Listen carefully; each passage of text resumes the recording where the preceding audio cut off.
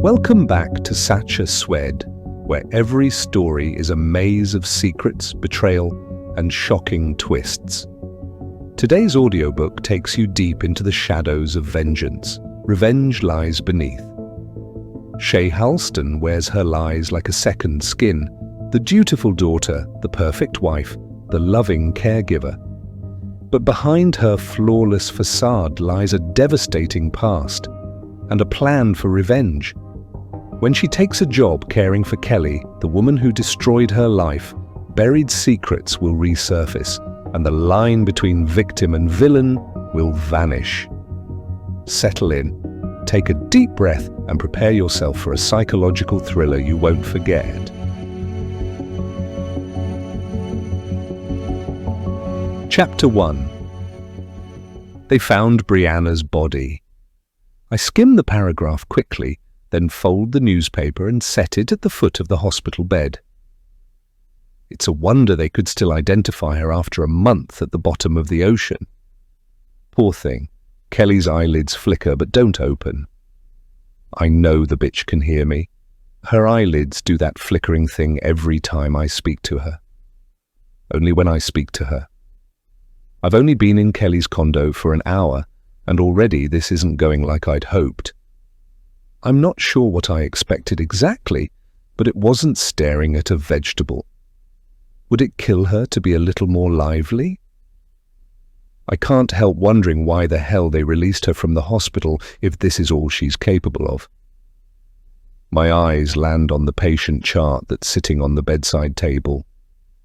I drop the newspaper at the foot of Kelly's bed and then lift the chart, scanning the first page for her list of medications.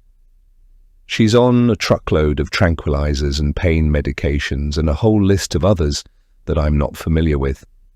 Kelly lies propped up in her hospital bed by the window, her disfigured face framed in soft afternoon light. How poetic. The ocean view she probably paid a fortune for mocks her now. She can't even turn her head to look at it. Not that she'd appreciate the irony. I'm here, her perfect revenge, in a space she can't escape. I still can't believe how easy it was to waltz into her life as her acting caregiver. It seems like there should be more safety procedures to prevent something like this happening. The healthcare system is so messed up. "Beautiful day, huh, Kelly?" I chirp, plucking a grape from the fruit bowl I set on her nightstand earlier. "You're so lucky to have me here." Fresh ocean breeze, great views, top-tier care. You've hit the jackpot, really. She blinks once, slow and deliberate. I'll give her credit. Her body may be broken, but her mind is sharp. Her one good eye follows me like a laser, filled with rage and helplessness. It's delicious. "Don't look at me like that," I say, popping the grape into my mouth. "This is all your fault, remember? You thought you could fix me, mold me into one of your success stories. How'd that work out for you, huh?" The answering silence is as satisfying as the crunch of the grape. I lean closer, my voice dropping to a whisper. "Oh, wait, you can't answer, can you?" My bad. Her breathing hitches, shallow and quick, the closest she can get to a retort. I laugh, the sound filling the sterile air. Touché.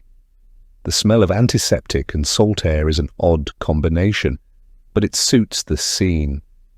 Pismo Beach, a postcard of serenity on the outside, while inside this condo, chaos festers like a raw wound. I adjust the throw pillow on the chair, the one with the pastel seashells, because appearances are everything. If anyone drops by, this place needs to scream caregiver of the year, not psychopath in progress. The landline rings, a relic in this day and age, but fitting for someone like Kelly. I let it ring twice, 3 times, before strolling over to answer. "Hello, Kelly Fraser's residence," I sing. "Oh, hi, this is Delia from Sunset Home Care." "Just checking in about Kelly's appointment with the nurse tomorrow morning." I grin at Kelly as I reply. "Oh, Delia? Thanks for calling, but we won't be needing that anymore. I'm her daughter. I've decided to handle her care personally. We're keeping things intimate." "Oh," Delia says, her voice faltering. "Are you sure?" It's quite a responsibility. Absolutely sure. No one understands her needs better than I do. My gaze locks onto Kelly's. She deserves someone who truly knows her inside and out. Well, if you're confident, please let us know if you change your mind. Will do. Thanks, Delia. I hang up and turn back to Kelly, clapping my hands. There! No more strangers poking and prodding you, just me, all the time. Her fingers twitch slightly, a pathetic attempt at rebellion. I smirk and grab the framed photo I've been carrying around for 2 decades, a snapshot of my little sister Sophie and me as kids at the wharf in Santa Cruz. Sophie's smile is wide and full of life. Mine, less so, even back then. Only 3 years younger, but a world apart. I prop the photo on Kelly's nightstand, right next to the untouched bowl of grapes. Remember her? I ask, tilting my head. Your other daughter? The one who didn't survive your brilliant parenting. The monitor beside her beeps faster, her chest rising and falling in uneven spurts. I lower myself into the chair by her bed, leaning in close enough to feel her shallow breaths. She died because of you. Because you couldn't keep it together long enough to be a decent mother. And now, look at us. Just you and me. One big happy family. Her eye glistens, a single tear trailing down her ruined cheek. I grab a tissue and dab it away with mock tenderness. Oh, don't cry. You'll ruin what's left of your face. And after all those expensive surgeries too. Such a waste. I hear the soft pad of Toby's paws behind me. Turning, I see the grey bulldog lounging by the patio door, his jowls drooping in that perpetually disinterested way. He's the one thing I took from Isaac. The man that took my virginity as a teenager, then left me to go back to his ex, Brianna. The man that I exacted revenge on just a few months ago by luring him into a relationship under the guise of being his therapist, Kelly, and then took everything he held dear from him and left him bleeding out on his basement floor. His drooling grey bulldog is the only thing that doesn't disgust me now. Loyal, silent, and blissfully unaware of the chaos around him. A perfect companion. Look who came to say hi, I say, scooping a dog treat from the bag in my tote. Toby wags his stubby tail as I toss the treat to him. He catches it mid-air, a rare burst of energy. See, Kelly? Even Toby likes me better than anyone else. You're really missing out. Her gaze flicks to the photo on the nightstand, then back to me. I can almost hear her screaming in her head, accusing me of using Sophie's memory as a weapon. Well, duh. That's exactly what I'm doing. You thought I didn't know, didn't you? I say, my voice low. About you being my mother. About how you abandoned us like trash on the side of the road. And then, oh, this is rich. You pretended to help me for 20 years. What a saint. Her monitor beeps faster, the machine betraying her inner panic. I stand and stretch, letting the tension build, like a symphony reaching its crescendo. Relax, Kelly. I'm not going to hurt you. Not physically, anyway. That would be too easy. Too quick. I pause by the window, looking out at the waves crashing against the shore. No, I want you to sit there and think about every single decision that led us here, every failure, every lie. That's the real torture, isn't it? The smell of bleach lingers in the air as I move to the kitchen, opening cabinets and drawers in search of something to entertain myself. I find a deck of cards, dusty but intact. Perfect. Let's play a game, I say, returning to her bedside. I'll deal and you... well, you can just watch. I'll even let you choose the game. Oh, wait, I grin. You can't. I shuffle the cards slowly, the sound crisp and deliberate. Kelly's good eye tracks my every move, her rage simmering just beneath the surface. It's exhilarating, this dance of power, this unspoken war. After a few rounds of solitaire, me narrating every move in excruciating detail. I tire of the game. Tossing the cards aside, I lean over her again, my tone suddenly serious. "Do you regret it?" I ask. "Leaving us? Pretending to be someone you're not? Because I regret a lot of things, Kelly, but not this. Never this." Her eye glistens again, but this time I don't bother with the tissue. Let her drown in it. Toby nudges my leg, breaking the moment. I bend down to scratch behind his ears, his warm fur grounding me in a way I didn't expect. "At least he gets me," I mutter. "You?" "Not so much." The sun dips lower, casting long shadows across the room.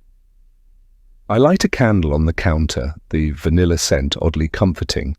It's almost cozy, this twisted little world I've built. As I settle into the armchair by the window, a strange calm washes over me. This is where I'm meant to be, with Kelly helpless and me in control. The perfect disguise, the perfect revenge. "Good night, Kelly," I say, my voice syrupy sweet. "Sleep tight." Don't let the guilt bite. Her eye closes, but I know she's not sleeping. Not really. The games are just beginning, and I'm the one holding all the cards. Chapter 2. The air smells of salt and sunscreen, the kind of beachy perfume that would probably make someone else feel calm. I, however, feel like I'm choking. The breeze is sharp, slicing through the palm trees that sway above Kelly's wheelchair. I grip the handles tightly, my knuckles whitening. She sits there, slumped, her head tilted slightly forward, as if the effort of holding it upright is too much. Her blanket, the one I picked, mind you, is slipping off her lap. She doesn't try to fix it, of course. Can't fix it. Her hands rest uselessly on the armrests, and a thin string of drool escapes from the corner of her mouth. Disgusting. "Let's take a little walk," I say brightly, pushing her down the boardwalk toward the beach. "It's such a beautiful day, Kelly." "You're so lucky. I'm generous enough to share it with you." She doesn't respond, obviously. Not that she could if she wanted to. Her body is a prison now, a fitting end for someone who spent 2 decades pretending to help people escape their own. I lean down close to her ear, my voice dropping to a conspiratorial whisper. "Do you even remember what the ocean sounds like, Kelly? Or does your brain rattle too much from all those drugs you're on?" "Courtesy of me, of course." Her head jerks slightly. A flinch, maybe? Or just a muscle spasm. Either way, it's good enough for me. I steer her toward a spot where the sand glows gold in the afternoon sun. A lone surfer cuts through the waves, his body slicing cleanly through the water. He looks so free. That pisses me off for some reason. "You see that guy, Kelly?" I point him out as if she can follow my hand. "That's what real freedom looks like." Not that you'd know much about it. Her breathing grows louder, more ragged. Probably trying to communicate something, though I'll never know what. Not that I care. I park her wheelchair near the edge of the boardwalk, where the sand gives way to wooden planks. The surfer catches a wave and rides it expertly to shore. For a second, I think about shoving Kelly's wheelchair forward, just enough to let the sand trap her there. The tide would do the rest, but then the surfer starts walking toward us and my blood runs cold. It's him, Taylor, my nosy neighbor from Carmel. I blink hard, hoping I'm wrong, but the closer he gets, the clearer it becomes. Same tan, same sun-bleached hair, same casual swagger. What the hell is he doing here? "Kelly?" His voice is warm, surprised. "Wow, is that you? Crap." I plaster on a smile, the kind that's just wide enough to seem genuine. "Taylor!" "What are the odds?" He laughs, brushing water off his chest. "Small world, huh? I didn't know you were down here. Pismo's one of my favorite beaches." "Mine too," I lie. I moved here recently to take care of my mother. He looks at Kelly, his expression softening. God, people like him make me sick with their sincerity. This is your mum? Yep, I say, popping the P. She's had some health issues, but I'm doing everything I can to make her comfortable. Kelly makes a low sound, almost like a groan, and I quickly grab a tissue to dab at her drool. My hands tremble slightly. I can't tell if it's from anger or fear. Taylor crouches down to Kelly's level, his eyes kind despite the horrifying scars stretching across her face. Hey there. I'm Taylor. It's nice to meet you. She doesn't move, doesn't even blink. Thank God for small mercies. She's nonverbal, I explain, forcing a note of sadness into my voice. The surgeries? They took a lot out of her. He straightens up, his gaze shifting back to me. That's tough. You must have a lot on your plate, I shrug, trying to look modest. I manage. It's worth it, you know. Family is everything. The words taste like ash in my mouth. Taylor doesn't seem to notice. I always knew you were strong, he says, his voice full of admiration. Even back in Carmel, you had this way about you. Like nothing could break you. My cheeks flush, and it's not just from the sun. Is he complimenting me? Kelly lets out another sound, louder this time, and I immediately grab her water bottle. Sorry, I say quickly. She gets agitated sometimes. Probably just thirsty. I tilt the bottle toward her lips, more aggressively than I intend to. Water dribbles down her chin, mixing with the drool. Taylor's watching me closely now, and I can feel the weight of his gaze. You're really good with her, he says after a moment. It's not easy to take care of someone in her condition. I let out a short laugh. Well, I wouldn't say I'm a professional. I've definitely made some mistakes. That's normal, he says reassuringly. Nobody's perfect. There's something about his tone that makes me want to believe him. That's dangerous. People like him, good people, are a weakness I can't afford. So what brings you to Pismo? I ask, desperate to steer the conversation away from myself. I come down here to surf a lot, he says, gesturing to the board tucked under his arm. It clears my head. What about you? How are you holding up after everything in Carmel? The question punches me in the gut. My smile falters for a split second before I recover. Oh, you know. New beginnings and all that, he nods, as if that's a perfectly reasonable answer. Well, if you ever need anything, I'm just a call away. Seriously, my mum lives a few blocks from here, so I spend time down this way a lot. The sincerity in his voice makes my chest tighten. Does he actually mean that? Could someone like him really care about someone like me? I force a laugh. Thanks, Taylor. I'll keep that in mind. He flashes me one last smile before heading back toward the waves. I watch him go, my thoughts a chaotic mess. Kelly makes another noise, this one almost like a laugh. I whip around to face her, my anger bubbling over. Shut up, I hiss. You think this is funny? You think I don't know how close I just came to being found out? Her eye glints with something that looks like triumph, and it's enough to push me over the edge. I grab the wheelchair handles and start pushing her back toward the condo, my steps fast and furious. By the time we're inside, my breath is ragged and my hands are shaking. I park her in the living room and collapse onto the couch, my mind racing. Taylor's kindness has left a crack in my armor, and I hate it. People like him are too good to be true. They always want something in the end. But what if just this once he doesn't? What if he actually likes me? The thought is as terrifying as it is intoxicating. Kelly makes another sound and I glare at her. Don't look so smug. This isn't over. She blinks slowly, her expression unreadable. I grab the remote and turn on the TV, the noise filling the silence. but no matter how loud I make it, I can't drown out the question swirling in my head. Could someone like Taylor really see me? The real me? And if he does, what happens next? Chapter 3. The sun filters through the gauzy curtains of Kelly's beachside condo the next morning, bathing the living room in golden light. The tranquil scene feels wrong, like a Hallmark card wrapped around a razor blade.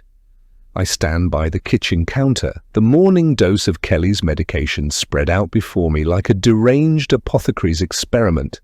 Pills, syringes, tiny bottles of viscous fluids, all of them carefully selected for their effects, or lack thereof. "You're so lucky, Kelly," I call over my shoulder, my tone sickly sweet. Most people don't get this level of personalized care. I'm practically a saint. She doesn't respond, obviously. She just stares at the ceiling, her face frozen in that half-melted, half-blank expression that's become her signature look. I shake a pill into my palm, considering it for a moment before slipping it back into the bottle. "Oops," I mutter. "Looks like someone's skipping their pain meds today. You don't mind, do you?" Thought so. I prepare the syringe next, flicking the needle with my finger for that dramatic movie effect. It's not strictly necessary, but it makes me feel like I'm in control. I walk over to her, my steps echoing on the hardwood floor. She's strapped into the reclining chair I set up for her in the living room. Easier access for me, harder escape for her. Not that she's going anywhere. "This might sting," I say, feigning a nurse's sympathy as I jab the needle into her thigh. Her body jerks slightly, the only movement she's capable of. I lean in close, brushing her matted hair away from her face. There, I whisper. "All better. Don't you just love our little morning routine?" Her eye flicks towards me, filled with something that might be hatred, or just primal fear. Either way, it's delicious. I grab a tissue and dab at the corner of her mouth, where a string of saliva glistens. "You really should work on your presentation, Kelly," I say, tossing the tissue into the trash. Drooling doesn't exactly scream put-together professional. Not that you've got clients to impress anymore. I settle onto the couch with my coffee, savouring the silence. Toby pads over, his grey bulldog frame solid and comforting. I scratch behind his ears, letting the rhythmic sound of his panting drown out the whispers in my own head. "You're the only one who gets me, you know that?" I tell him. "Loyal, quiet, and you don't ask stupid questions. Unlike your last owner, Toby tilts his head as if he understands." I laugh, the sound sharp and brittle. "Don't worry, buddy. You're better off with me." The doorbell rings, breaking the fragile quiet. My stomach twists. I haven't been expecting anyone. I glance at Kelly, who's as useless as ever, and set my coffee down. Toby barks once, his tail wagging like the oblivious idiot he is. I open the door and there he is, Taylor, holding a paper bag that smells unmistakably like tacos. His smile is easy, warm, and completely out of place in my meticulously controlled chaos. "Hey," he says, lifting the bag. "Thought I'd stop by and bring breakfast tacos." Hope that's okay. My mind races. Is this a trap? Is he here to dig into my past, my lies? But his eyes are so damn sincere that it disarms me. For a second, I forget how dangerous kindness can be. "Of course," I say, stepping aside to let him in. Tacos are kind of our thing. I think back to the afternoon he delivered tacos to my doorstep in Carmel. It feels like a lifetime ago now, but in reality it's been only a few months. He chuckles, setting the bag on the counter. "Tacos are the perfect food. Don't let anyone tell you otherwise." I glance at Kelly, making sure she's not drooling too obviously. "Well, you've got good timing." I was just about to take Toby for a walk. "Perfect," he says. "Mind if I join you?" "Not at all," I say, too quickly. The warmth in his smile makes my chest tighten. Damn him. I grab Toby's leash and we head outside. The air is cool, the ocean breeze carrying the scent of salt and seaweed. Taylor falls into step beside me, his presence steady and unassuming. "How's your mum doing?" he asks, glancing back at the condo. I shrug, keeping my tone light. "She's stable. It's a lot of work, but I manage. She's lucky to have me." He nods, his expression thoughtful. "Being a caregiver is no joke. You're doing an amazing thing." "Yeah, well, someone has to do it," I say, brushing off the compliment. The last thing I need is to start believing him. We walk in silence for a moment, Toby sniffing every blade of grass along the way. Taylor finally breaks the quiet. "Are you still seeing patients?" he asks. I hesitate, weighing my options. "Only on Zoom," I say. "It's hard to juggle everything, but I'm managing." "Barely." He smiles, his eyes soft with admiration. "That's impressive." "I don't know how you do it," I laugh, the sound hollow. "Pure stubbornness." "What about that couple you mentioned?" "Brianna and Isaac, right?" My heart skips a beat. Does he know? No, he can't. He doesn't strike me as the kind of guy that reads the newspaper, so I'm assuming he doesn't realize that Brianna's body was found in the bay. Or maybe he does, and this is just him testing me to see if I know. "Stay calm, Shae." "I'm not seeing them anymore," I say, keeping my tone even. "Isaac's been distant? Probably focusing on repairing things with his wife." Taylor says, his brow furrowing. "That's too bad." "Toby seems like a great dog. You'd think Isaac would want him back." "He's had my number this whole time," I say with a shrug, "but I haven't heard from him in weeks." "Guess he's moved on." Taylor nods, and I change the subject, steering the conversation away from dangerous territory. We talk about the weather, the beach, anything safe. By the time we circle back to the condo, I've almost convinced myself that I'm in control.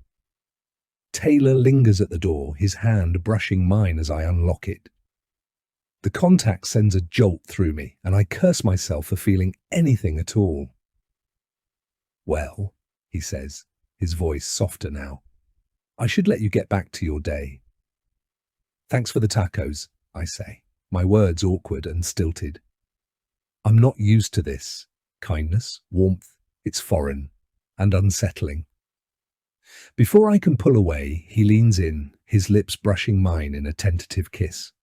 It's so soft, so gentle, that it takes me a moment to process what's happening. When he pulls back, his eyes search mine, waiting for a reaction. My heart pounds in my chest, a chaotic rhythm I can't control. "See you around, Shae," he says, his voice tinged with hope. I nod, unable to speak, and watch him walk away. As soon as he's out of sight, I slam the door and lean against it, my breath coming in short gasps. Damn him. Damn his kindness, his warmth, his stupid tacos. He's a crack in my armour, and I can't afford cracks. Not now, not ever. Chapter 4. I walk back into the kitchen with Toby at my heels, his nails clicking on the polished floor. The ocean air lingers on my skin, mingling with the faint medicinal tang that seems to cling to everything in this place. Kelly's still in the same spot where I left her, propped up in her hospital bed like a grotesque porcelain doll, her melted features a silent testament to my handiwork. I blink away the memory of the day I destroyed her face with hot coals at Pacific View Psychiatric Hospital. It's been almost a year since I took over Kelly's life, living in her house and seeing her clients.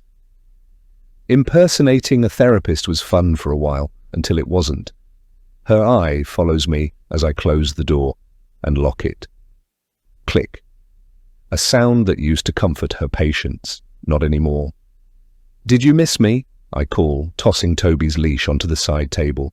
"Toby says hi, he's better company than you know, and he drools all over himself just like you do." Kelly's lips twitch. It could be pain, a weak attempt at expression, or just another involuntary spasm. I like to imagine it's a pathetic attempt at indignation. I stride to the kitchen and grab a glass of water, taking my time, letting the silence hang heavy. "You look restless," I say, walking back and setting the glass on the nightstand. "Should we chat? You've been so quiet lately, or is that just the muscle relaxants kicking in?" I lean closer, close enough to see the veins spidering under her skin, the way her pulse flutters in her neck. Weak, trapped, helpless, a work of art I've curated with precision. "I brought you something," I say, reaching into my bag.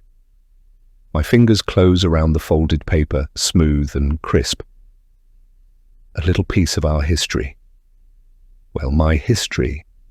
You've conveniently forgotten yours." Her eye narrows slightly. Good, she's paying attention.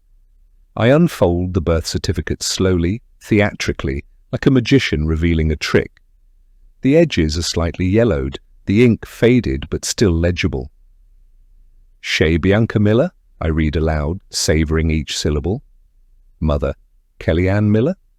Father, Robert Miller, born August 8th. You remember, don't you? Or is your memory as mangled as your face?" Kelly's chest rises and falls unevenly. Her eye darts to the notepad I left on the nightstand earlier. Oh, she's going to play along. How delightful. I grab the notepad and a pen, placing them in her trembling hand. "Go on," I say, my voice dripping with mock encouragement. "Write something profound. Let's see if that genius therapist brain of yours still works." Her fingers jerk against the pen, shaky and slow. It's almost painful to watch. Almost. She scrawls something, her breathing shallow and laboured. "Why are you doing this?" I laugh. It bubbles up, uncontrollably sharp and acidic. "Why?" "Oh, Kelly, that's rich. You really don't know, do you? Or maybe you've just blocked it out." "Convenient." I hold the birth certificate up again, shaking it for emphasis. "You forgot this little detail, didn't you? Or did you think I'd never find out? 20 years of therapy, 20 years of me spilling my guts while you sat there, pretending to care, pretending you weren't the woman who abandoned me. What was the plan? Keep me clueless forever?" Her eye closes briefly, a flicker of shame, or maybe just exhaustion. Either way, it's not enough. "Look at me," I snap. "You owe me that much." Her eye opens glassy and wide, fixed on mine. Good. She should see every ounce of my rage, my disgust. "You're not a mother," I say, my voice low and venomous. "You're a liar. A coward. You left me with him. Do you know what he did to us? To Sophie?" Her face contorts slightly, the closest she can get to an expression of anguish. I lean in, my voice dropping to a whisper. "She's dead because of you. Because you couldn't handle being a parent. Because you walked away and left us to rot." Kelly's breathing quickens, her chest heaving with effort. I step back, tossing the notepad onto her lap. "Go on," I say. "Admit it. Write it down. Tell me you knew. Tell me you sat there all those years, listening to me talk about my broken life, and said nothing." Her hand shakes as she picks up the pen again. The scrawl is even messier this time, the letters barely legible. I grab the pad and squint at the words. "I'm sorry. I wrote letters." I laugh again, the sound cold and hollow. "Sorry? That's it? That's all you've got? Pathetic." I crumple the paper and toss it onto the floor. "You're sorry? That doesn't bring Sophie back. That doesn't erase the nights we spent locked in a closet while he was out drinking. That doesn't undo the years of therapy I wasted thinking you were some kind of saviour." Her eye glistens with tears, but I don't let it soften me. Not now, not ever. "You don't get to cry," I say, my voice sharp as a blade. "You don't get to feel bad. You lost that right the day you walked out." I pace the room, my hands trembling with adrenaline. This isn't enough. Her apology, her tears, They're meaningless. I need her to suffer, to understand the depth of what she's done. You know what's funny? I say, turning back to her. I used to think you were perfect. I wanted to be you. I even took your name for a while, played the part of the perfect therapist. It was almost convincing.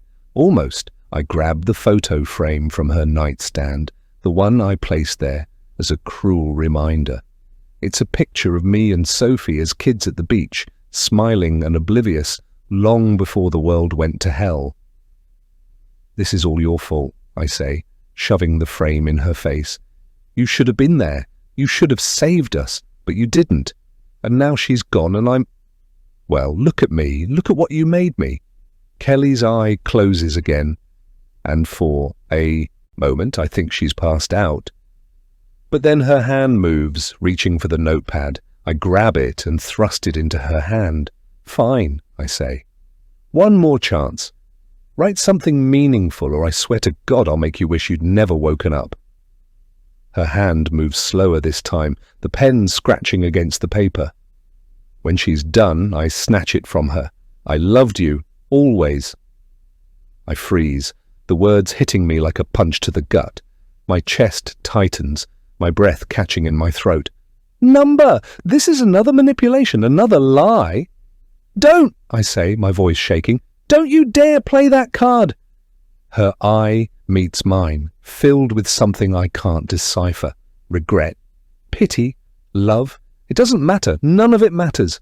I rip the page from the notepad and crumple it in my fist. You don't get to love me now, I say, my voice rising. You had your chance and you blew it. This is all on you. The room is silent, except for the sound of her laboured breathing. I throw the crumpled paper into the trash and storm out of the room, slamming the door behind me. In the hallway, I lean against the wall, my heart pounding in my chest.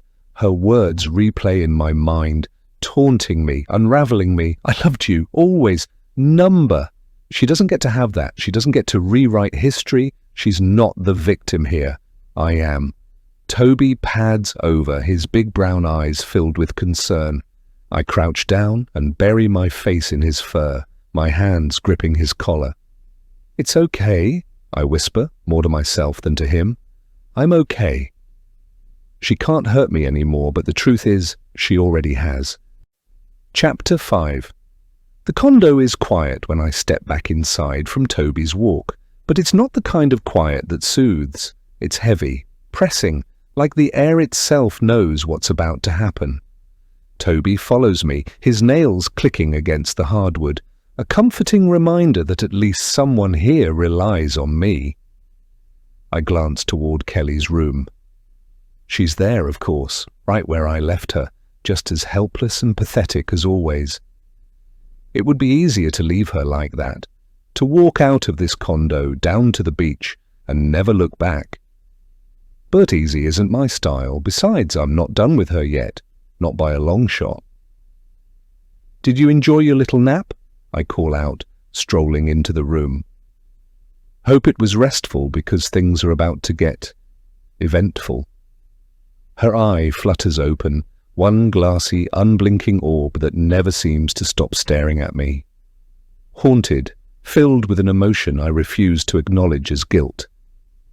No, she doesn't get to feel bad, not after everything she's done.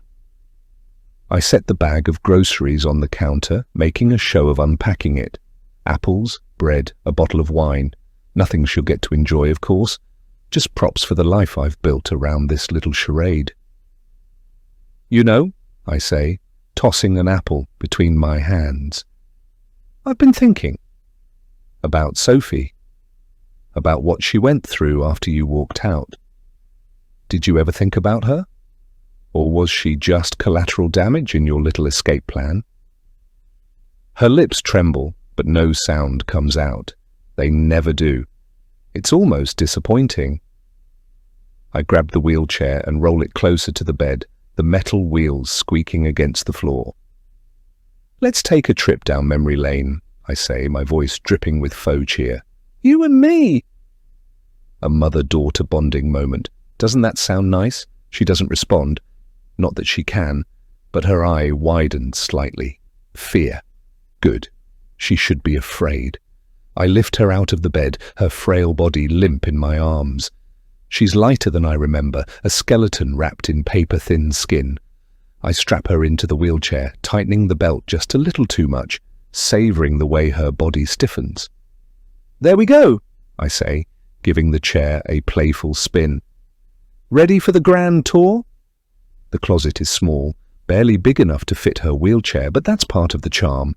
It's dark, claustrophobic, the perfect recreation of the place. Sophie and I spent so many nights locked away while our father drowned his sorrows in whiskey. "Does this look familiar?" I ask, wheeling her inside. "No." "Let me jog your memory." I grab the baby monitor from the kitchen counter, another prop, another piece of the puzzle, and place it on a shelf above her head.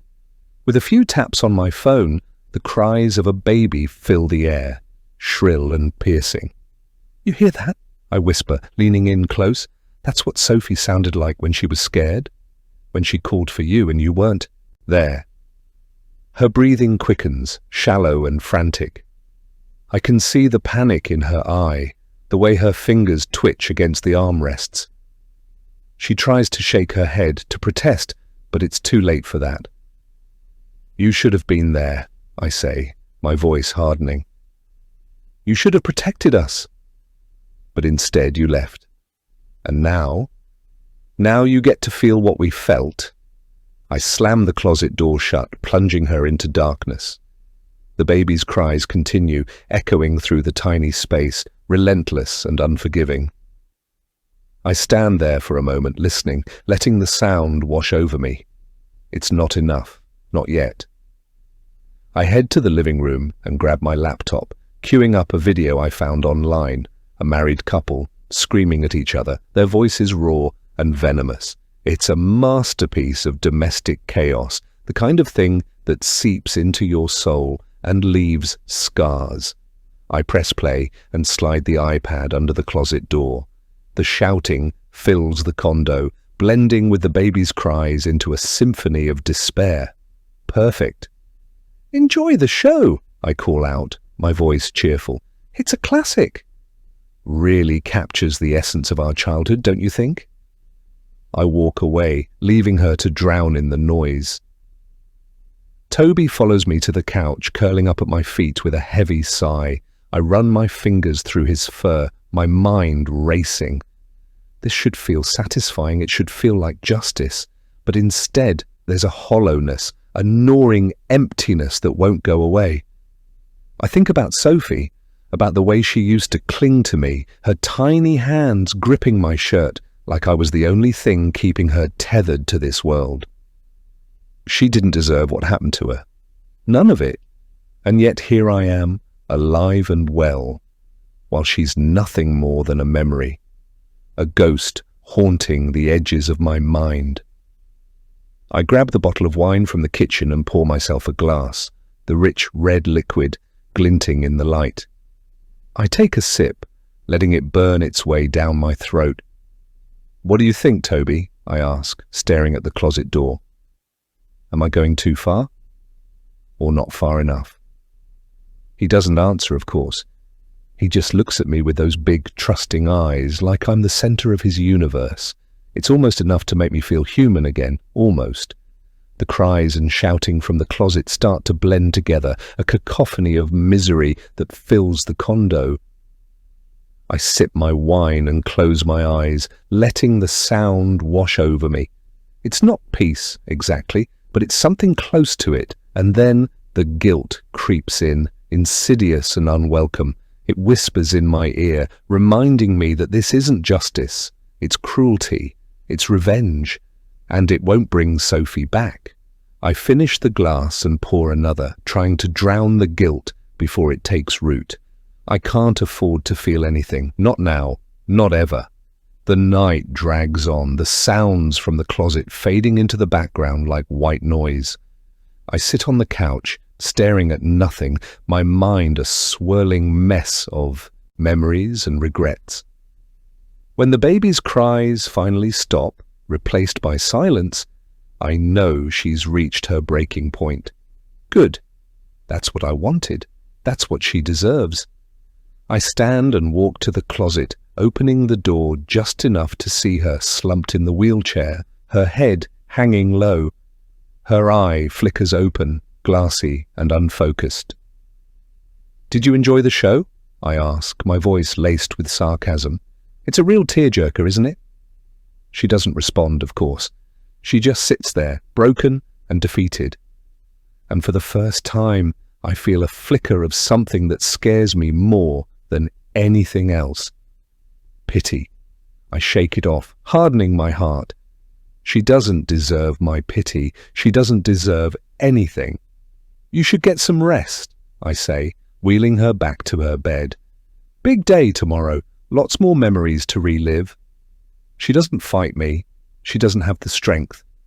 And as I tuck her in, I can't help but wonder if I've finally gone too far. But then I think about Sophie, about the life we could have had if Kelly had stayed. And I know deep down that I'll never stop. Not until she's felt every ounce of the pain she caused us. Not until she's as broken as I am. Chapter 6. The morning light seeps through the blinds, thin and watery, barely illuminating the wreckage I call my life. I'm perched at the kitchen counter, staring at the remains of a stale croissant, while Toby watches me like I'm the next meal. "Don't judge me," I mutter, breaking off a piece of pastry and tossing it his way. He snatches it mid-air, tail wagging in smug satisfaction. At least one of us is happy. I glance at the baby monitor on the counter. The feed from Kelly's room is silent now, save for the occasional beep of her heart monitor. The chaos I left her with last night, the crying, the screaming, must have finally pushed her into the only reprieve she has left. Unconsciousness, for now. But as I step into her room, her fingers twitch. A small movement, barely perceptible, but enough to send a jolt of electricity down my spine. Her eyelids flutter, a slow, laborious effort, and I feel the air thicken with something. Panic, maybe, or rage. She's waking up. "Well, look who's decided to join us," I say, forcing a grin. "Back from the land of Nod, are we?" Don't get too comfortable. Her eye cracks open, and for a moment I see something there. Recognition, maybe, or accusation. Both make my stomach churn. I can't have her regaining control. Not now, not ever. I stalk toward her, my steps deliberate, the heels of my boots echoing against the hardwood. "You know, you've got a lot of nerve," I say, leaning over her. "After everything you've done, you still think you deserve to come back from the brink? To be, what, forgiven?" Her lips part slightly, but no sound comes out. Her disfigured face is a patchwork of pink scars and glossy skin grafts, a grotesque reminder of my handiwork. I should feel triumphant looking at her like this. I should feel powerful. Instead, I feel a gnawing unease. I grab the notepad from her bedside table and shove it into her lap. "Go ahead," I snap. "Write your excuses. Tell me how it's all someone else's fault. That's what you do, isn't it? Manipulate, deflect, lie." Her fingers tremble as they clutch the pen. She scrawls something slowly, painfully. The scratching sound of the pen on paper feels like nails on a chalkboard.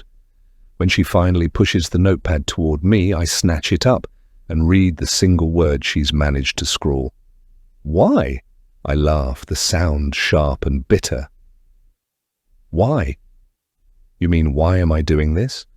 Or why did you abandon me and Sophie? Or why did you lie to me for 20 years pretending to be my therapist when you were really just the coward who gave birth to me?" Her eye widens slightly, and I lean in closer, close enough to see the tears pooling at the corners. "You don't get to ask questions," I hiss. "You lost that right the moment you walked out on us." She scribbles again, her movements slow but deliberate. I snatch the notepad before she's finished, reading her shaky handwriting. "Your father. He..." I freeze, the words twisting something deep inside me. "Oh, don't you dare," I whisper. "Don't you dare try to make this about him." I toss it back into her lap. She keeps writing, her letters uneven and jagged. "He was dangerous. I couldn't stop." I slam the notepad onto the bedside table, the sound reverberating through the room. Toby barks from the other room, startled by my outburst. I take a deep breath, forcing myself to calm down. "You don't get to rewrite history," I say, my voice low and venomous. "You don't get to play the victim. You left us, you left me, and now you're going to pay for it." I grab the wheelchair and push it toward the bathroom. "Time for a bath," I announce, my tone mockingly cheerful. "Can't have you stinking up the place now, can we?" The bathroom is cold, sterile, the tiles slick under my boots. I fill the tub with water, making sure it's just shy of scalding. Steam rises in thick clouds, curling around us like smoke. I strip her of the thin hospital gown she's wearing, ignoring the way her body shudders. "What's the matter?" I ask, my tone dripping with false concern. "Not used to being vulnerable?" Welcome to my world, I lower her into the tub, her body going rigid as the hot water engulfs her. She tries to move, to protest, but she's too weak, too broken.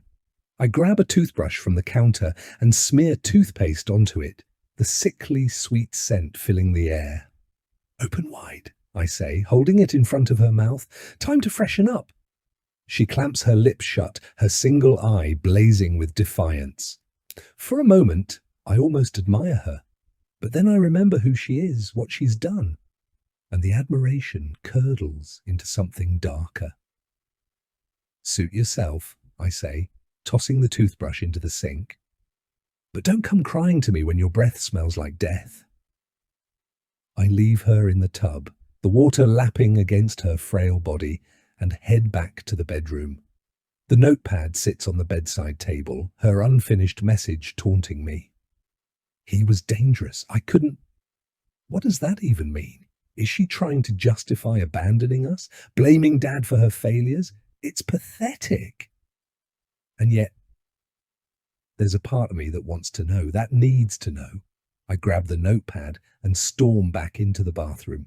She's slumped in the tub, her head tilted to the side, her breathing shallow. "Explain," I demand, shoving the notepad into her lap. "If you're going to play the victim, at least do it properly." She hesitates, her gaze flicking between me and the notepad. Finally, she starts to write, her movements slow and deliberate. When she pushes the notepad back to me, I read her words. "He hurt me. I couldn't stay. I thought you'd be safer without me." I laugh, the sound harsh and hollow. "Safer? You thought leaving me with that monster was safer? Do you have any idea what he did to us? To Sophie?" Her eye fills with tears, and for a moment I see something there. Regret, maybe. Or shame. It doesn't matter. It's too little, too late. "You're pathetic," I say, my voice trembling with rage. "You abandoned us. You left us to suffer. And now you want me to feel sorry for you?" It's not going to happen. I grab her by the arms and lift her out of the tub, ignoring the way her body shakes. I wrap her in a towel and dump her back into the wheelchair, her wet hair dripping onto the tiles. "You don't get to explain," I say, pushing her back into the bedroom. "You don't get to make excuses. You lost that right the day you walked out." I strap her into the bed and leave the room, slamming the door behind me. My hands are shaking, my mind racing. I thought this would be satisfying. I thought breaking her would make me feel whole again, but all it's done is open old wounds, wounds that refuse to heal. Toby nudges my leg, his big eyes full of concern. I sink to the floor and bury my face in his fur, the tears finally spilling over. "She doesn't deserve forgiveness," I whisper, my voice cracking. "She doesn't deserve anything." And yet, deep down, I can't shake the feeling that maybe, just maybe, I'm the one who's truly broken. Chapter 7. The wardrobe door creaks open, revealing a row of soft pastels I pulled from thrift stores earlier this week. Blouses with Peter Pan collars, floral skirts that sway just enough, even a pair of sensible flats. They're the antithesis of me, the real me, but that's the point. I choose a pale pink dress with tiny daisies dotting the fabric and hold it up to the light. "What do you think, Kelly?" I ask, turning to the bed where she lies motionless, her breath shallow. "Does it scream Sophie?" Her one working eye glares at me and I suppress a smile. "Oh, don't give me that look. You should be thanking me. Sophie's the good one, remember? Sweet, kind, everything you wanted in a daughter." I pause, leaning closer to her. And now, she's here. With us. In the room, her fingers twitch slightly, her only form of protest, and I laugh. "Don't worry, Mom. She forgives you, well, sort of." I slip into the dress, smoothing the fabric over my hips, and pin my hair back in a way that feels juvenile, almost saccharine. It's perfect. Sweet Sophie, the shining light, is alive and well. Except she's not. She's dead, and it's all Kelly's fault. I kneel beside the bed, staring into Kelly's disfigured face, the burns, the scars, the hollow shell of the woman who once held all the power. "Do you remember how she used to sing to herself when she thought no one was listening?" I whisper. "Her voice was so pure, so innocent. Not like mine. My voice is sharp, bitter. Yours is non-existent now, so I guess we know who wins." Her breathing quickens and I revel in the control. "She's watching you, you know. Sophie. She's here. She knows what you did to us." To her I lean closer, my lips nearly brushing her ear. "You ruined everything." The doorbell rings, shattering the moment. I straighten, smoothing my dress again as I head to the door, pulling it open to reveal Taylor standing there with his usual easy smile. "Hey," he says, holding up a bouquet of wildflowers. "Thought you might like these." They reminded me of you. I blink, momentarily thrown by the gesture. "Flowers? For me? Sophie would have loved this. Shae doesn't know what to do with it." "Wow," I manage, taking the bouquet and stepping aside to let him in. "You're full of surprises, aren't you?" "Only the good kind, I hope," he says, his gaze flicking to the soft colours of my dress. "You look different." "Good, but different." I force a laugh, twirling slightly to show off the dress. "Trying something new?" I say. "What do you think?" "Too much?" "No," he says quickly. It's perfect." His eyes soften and I feel the strange warmth of his approval settling over me like a second skin. "Let me put these in water," I say, retreating to the kitchen to compose myself. My hands tremble as I arrange the flowers in a vase, and I catch my reflection in the window above, the sink. Sophie stares back at me, her wide eyes and soft smile, her innocence that I've stolen for myself. I turn back to Taylor, who's leaning casually against the counter. "So what brings you by?" I ask, forcing brightness into my voice. "Not that I'm complaining." "I wanted to see you," he says simply. "And maybe take you out to dinner? If you're free dinner, a date, normalcy, Sophie would be thrilled." "I'd love to," I say, the words surprising even me. "Just give me a minute to grab my purse." As I pass Kelly's room, I glance inside. Her eye follows me, full of desperation, fury, and something else I can't quite place. "Don't wait up," I whisper, shutting the door firmly behind me. The restaurant is cozy, lit by soft candlelight that casts shadows on Taylor's face. He holds the door for me, pulls out my chair, and even orders a bottle of wine without hesitation. "You seem different tonight," he says after our appetizers arrive. "I like it." "Different how?" I ask, tilting my head in what I hope is a Sophie-like manner. "I don't know," he says, his smile soft. "Lighter. Happier Sophie. He likes Sophie. I sip my wine, letting the warmth spread through me. Maybe I'm just in a good mood, I say, keeping my voice light. It's been nice. Spending time with you. His gaze lingers on me, and I feel a flicker of something. Connection, vulnerability, danger. So what's it like? He asks suddenly.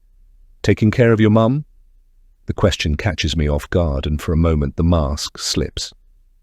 It's challenging, I say, carefully choosing my words. She's not who she used to be. Must be hard, he says, his voice full of genuine concern. You're doing something really amazing, you know that?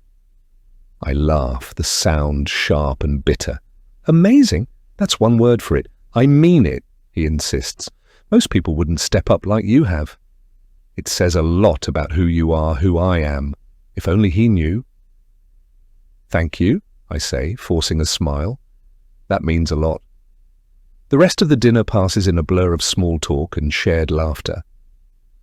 By the time he walks me to my door, the wine has softened the edges of my thoughts, and I find myself leaning closer to him. I had a great time tonight, he says, his voice low and warm. Me too, I whisper, the words barely audible. His hand brushes mine, tentative, and my heart skips a beat, and then he kisses me. Soft, gentle.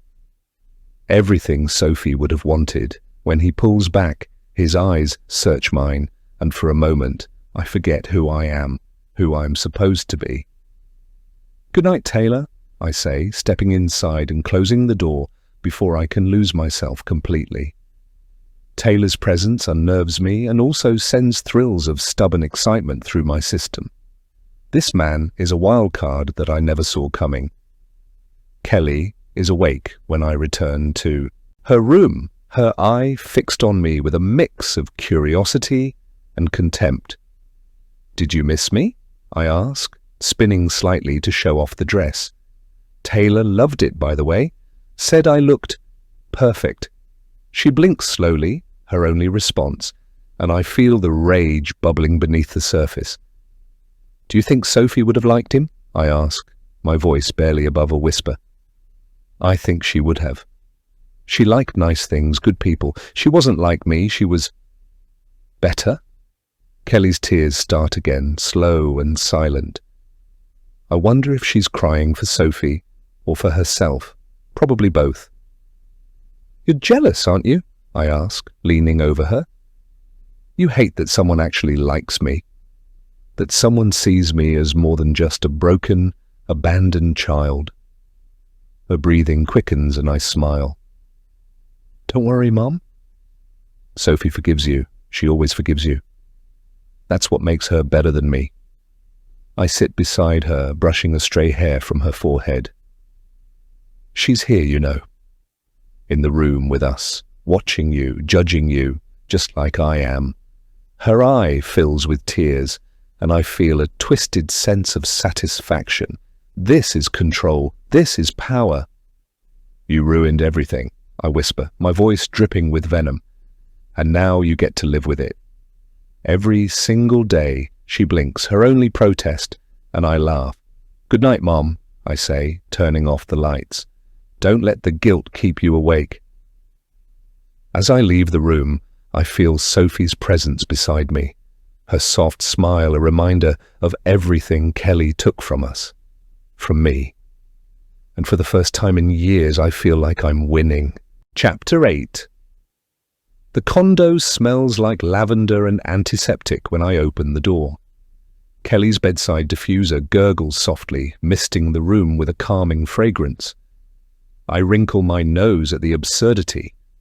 Lavender for peace, relaxation, serenity, all things she doesn't deserve. It's late, nearly midnight, and the only light in the room comes from the muted glow of her bedside lamp. I approach her bed slowly, my shoes tapping against the hardwood floor, each step punctuating my simmering irritation. There she is, sprawled on the pristine white sheets like a tragic work of art.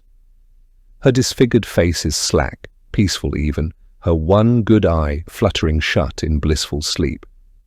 She's comfortable. My jaw clenches, heat rising to my cheeks. I hate it.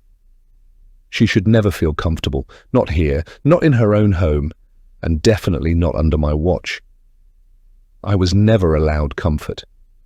Not as a kid locked in a closet for hours while my father got drunk. Not as a teenager scrounging for scraps because feeding us slipped his mind. Not even as an adult clawing my way through this world like an unwanted pest.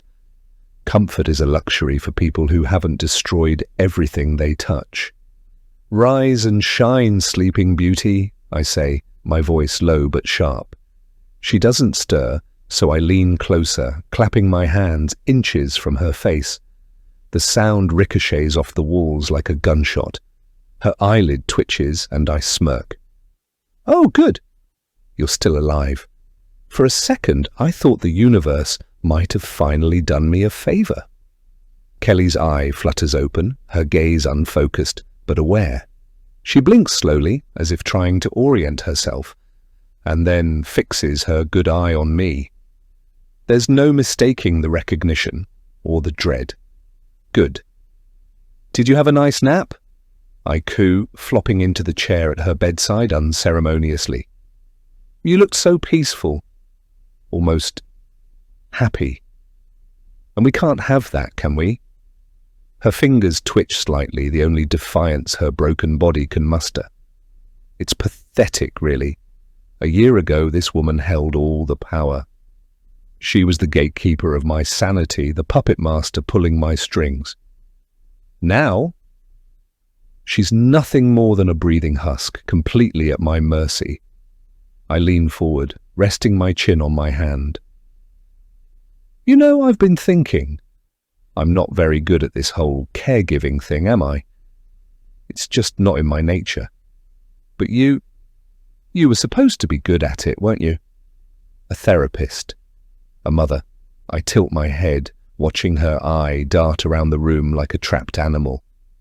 How's that working out for you? Her breathing quickens, a shallow, uneven rhythm that tells me she's panicking. Good. Let her feel it. Let her drown in it. You know what else I was thinking, I say, standing abruptly and pacing the room. You have a doctor's appointment tomorrow. Supposed to check your progress, make sure you're healing properly, all that jazz. I stop at the foot of her bed, grinning down at her. But here's the thing, I cancelled it. Her eye widens, the closest thing to a reaction she can give, and I revel in the flicker of fear. Why, you ask? I continue, my tone mockingly sweet.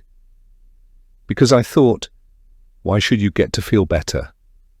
Why should you get to recover while I'm stuck here, dealing with the wreckage you left behind? I gesture wildly to the room, to the life I've taken over, my voice rising with every word. You ruined me, Kelly. You abandoned me. You let me rot while you played therapist and pretended to care. And now you think you're entitled to, what, a second chance? Redemption? I laugh, a bitter, hollow sound that fills the silence. No, you don't get that. What you get is me, all night, catching up. Isn't that what mothers and daughters are supposed to do? Her eye glistens, a tear escaping down her scarred cheek, and it fuels my fury. I grab a tissue from the bedside table and dab at her face roughly, my movements more cruel than kind. Oh, don't cry, I mock. You should be grateful. I'm giving you something I never had, a chance to bond with your child. I toss the tissue aside and sit back down, crossing my legs. So, where should we start? Childhood trauma, abandonment issues? Or maybe we can skip the therapy session and dive straight into the good stuff, like why you left. Why you walked away from me and Sophie and never looked back. Her eye blinks rapidly, her only means of communication, and it enrages me further. Blink once for yes, twice for no, I snap. Did you ever regret it? Leaving us? She blinks once, slow and deliberate, and it feels like a punch to the gut. I wasn't expecting honesty, even in its most basic form. "Wow," I say, leaning back in my chair. "I don't even know if I believe you. But hey, let's roll with it. Did you regret it before or after Sophie died? Blink once for before, twice for after." She doesn't blink, and I slam my hand down on the bedside table, making her flinch. "Answer me!" I shout, my voice cracking with rage. Her eye fills with tears again, and she blinks once. Before. I laugh, a manic, unhinged sound that echoes in the small room. "Of course. Regret's a lot easier when you don't have to face the consequences, isn't it? When you can just pack up your guilt and shove it into the back of your mind, like the rest of us never existed." She blinks rapidly, a silent plea, and I wave her off. "Save it!" "You don't get to play the victim here, not after everything you've done," I stand, my hands shaking with adrenaline, and start pacing again. "You know what the worst part is? I spent 20 years trying to be good enough for you, trying to prove that I wasn't just some throwaway kid, that I mattered. And you just sat there, week after week, letting me pour my heart out to you, pretending to care." I turn to her, my voice low and venomous. "Was it fun watching me unravel? Did it make you feel powerful?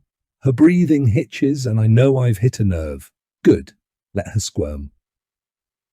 "You going to stay up with me tonight?" I say, my tone shifting to something almost playful. "We're going to talk, and you're going to listen. Really listen. For once in your miserable life, you're going to hear me." I sit down in the chair near her bed and cross my arms. "Let's start with the basics, shall we? Why did you leave? And don't give me that 'it was complicated' crap. I deserve the truth." She blinks slowly, and I lean in, watching her intently. "Come on, Kelly. You can do it. Blink once for 'I'm a selfish coward,' and twice for 'I'm an even bigger selfish coward.'" Her eye narrows, a faint spark of defiance, and I grin. There she is. The woman who abandoned her kids to chase, what? Freedom? A better life? Was it worth it? Her eyelid flutters, an involuntary movement that I interpret as guilt, and it only fuels my rage. "You know what I think?" I say, my voice dropping to a whisper. "I think you're scared." "Not of me. Oh no, that would be too easy. You're scared because you know you've lost. You're trapped here, in this bed, in this house, with nothing but your regrets to keep you company." I lean closer, my lips inches from her ear. "And I'm not going anywhere. So get comfortable, Mum. We've got all night." Her breathing quickens, and for a brief moment, I feel a flicker of something. Satisfaction? Triumph? Control? I push it aside, focusing on the task at hand. Kelly may have broken me, but I'll be damned if I don't return the favour. Tonight is just the beginning. Chapter 9. The guest bedroom smells faintly of mothballs, so cloying it feels as if it's trying to smother me. I wrinkle my nose and glance around the cluttered room. Kelly's boxes are stacked haphazardly, a monument to years of avoidance and secrets. For someone who has spent decades mastering the art of deception, she isn't great at organizing her own mess. The sight of the chaos stirs something dark and familiar in my chest. "Nothing ever changes," I mutter under my breath. The bitter truth of it echoes around the silent room. The box on top is taped shut, a half-hearted attempt at keeping the skeletons inside.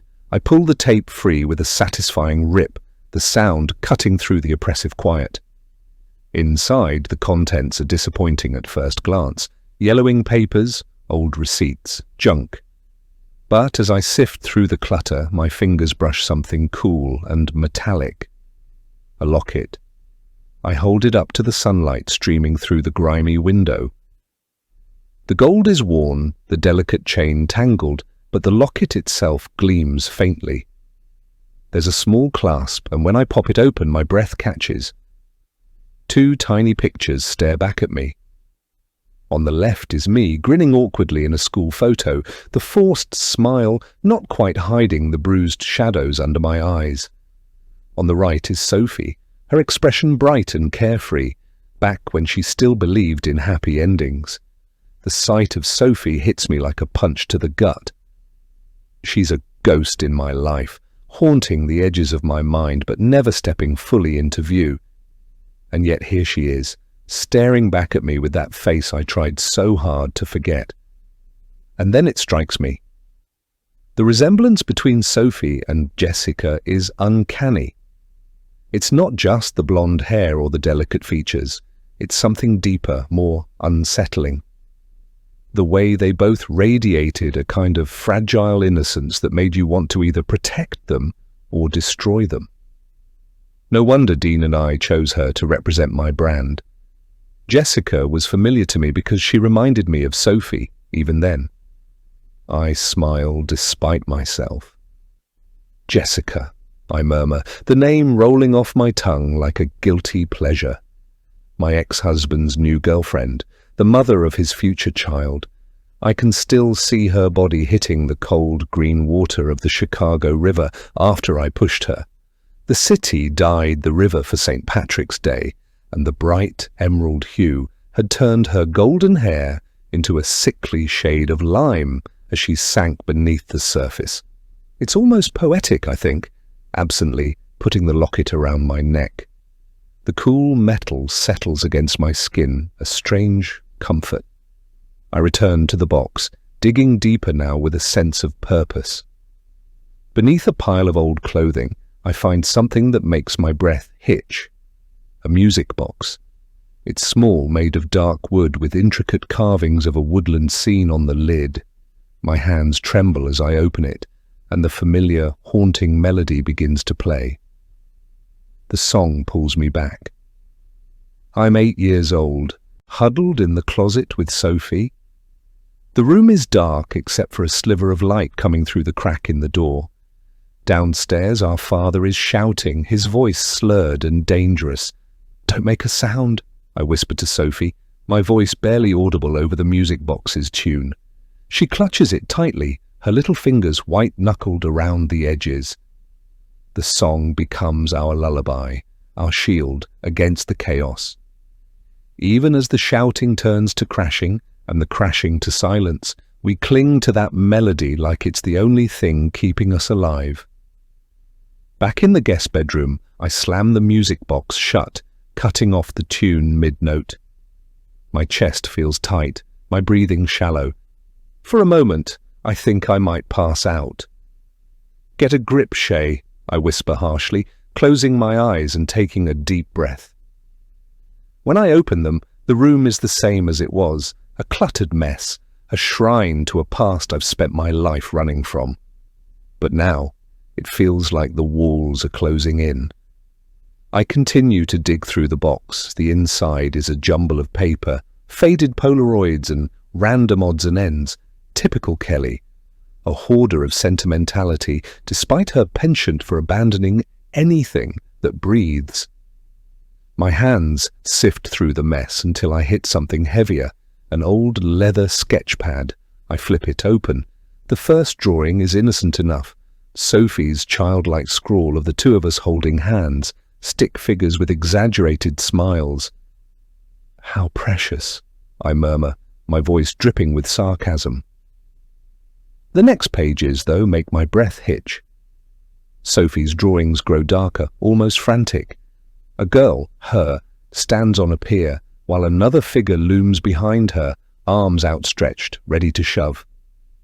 The images repeat, variations on a theme. Sophie falling, her hair wild as she tumbles into black water. The pier above her, stark and empty. My chest tightens, my heart pounding in my ears. The sketches feel like an accusation, a finger pointed straight at me.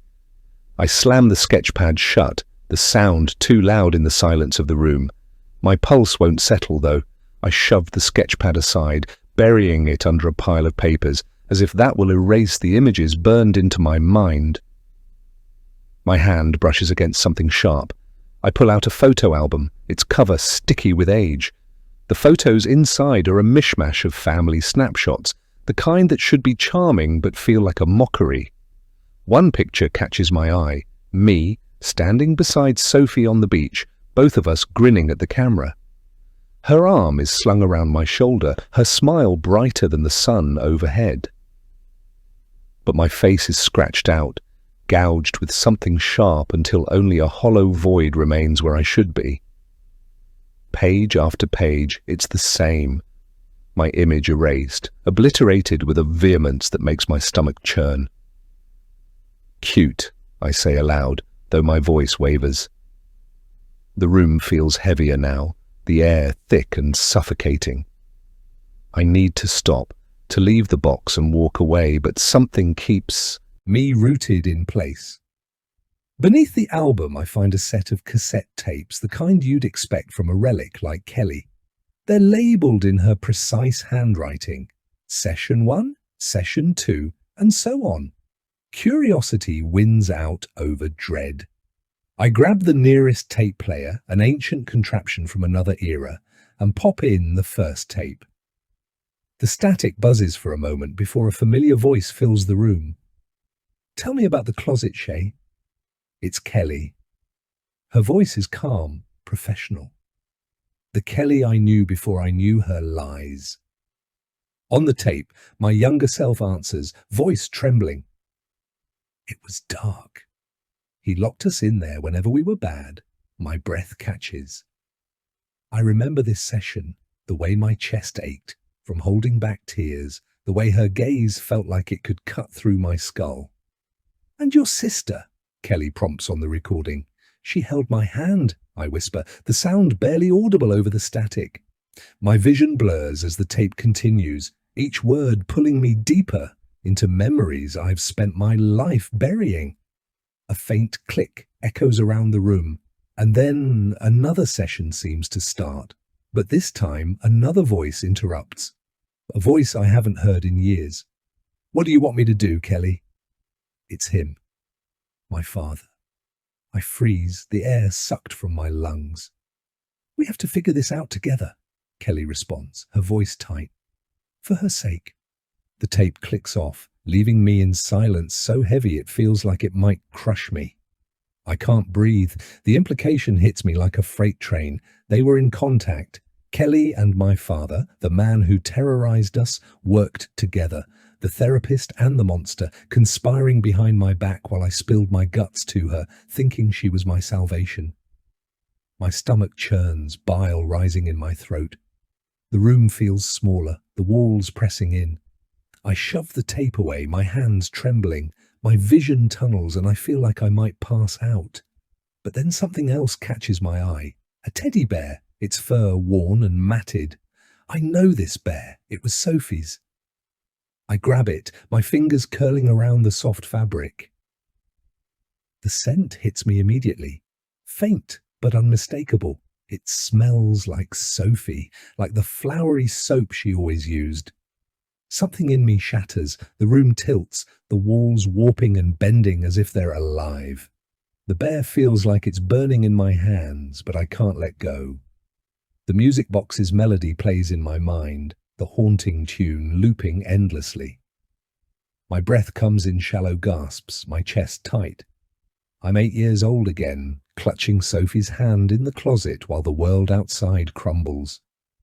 I'm standing on the pier, the water below dark and endless. I'm sitting in Kelly's office, pouring out my soul to a woman who was never on my side. The weight of it all crushes me, and I sink to the floor, the bear still clutched in my hands. "Get a grip," I whisper, but my voice is weak, trembling. The room spins, the artifacts around me blurring into a kaleidoscope of memories and betrayal.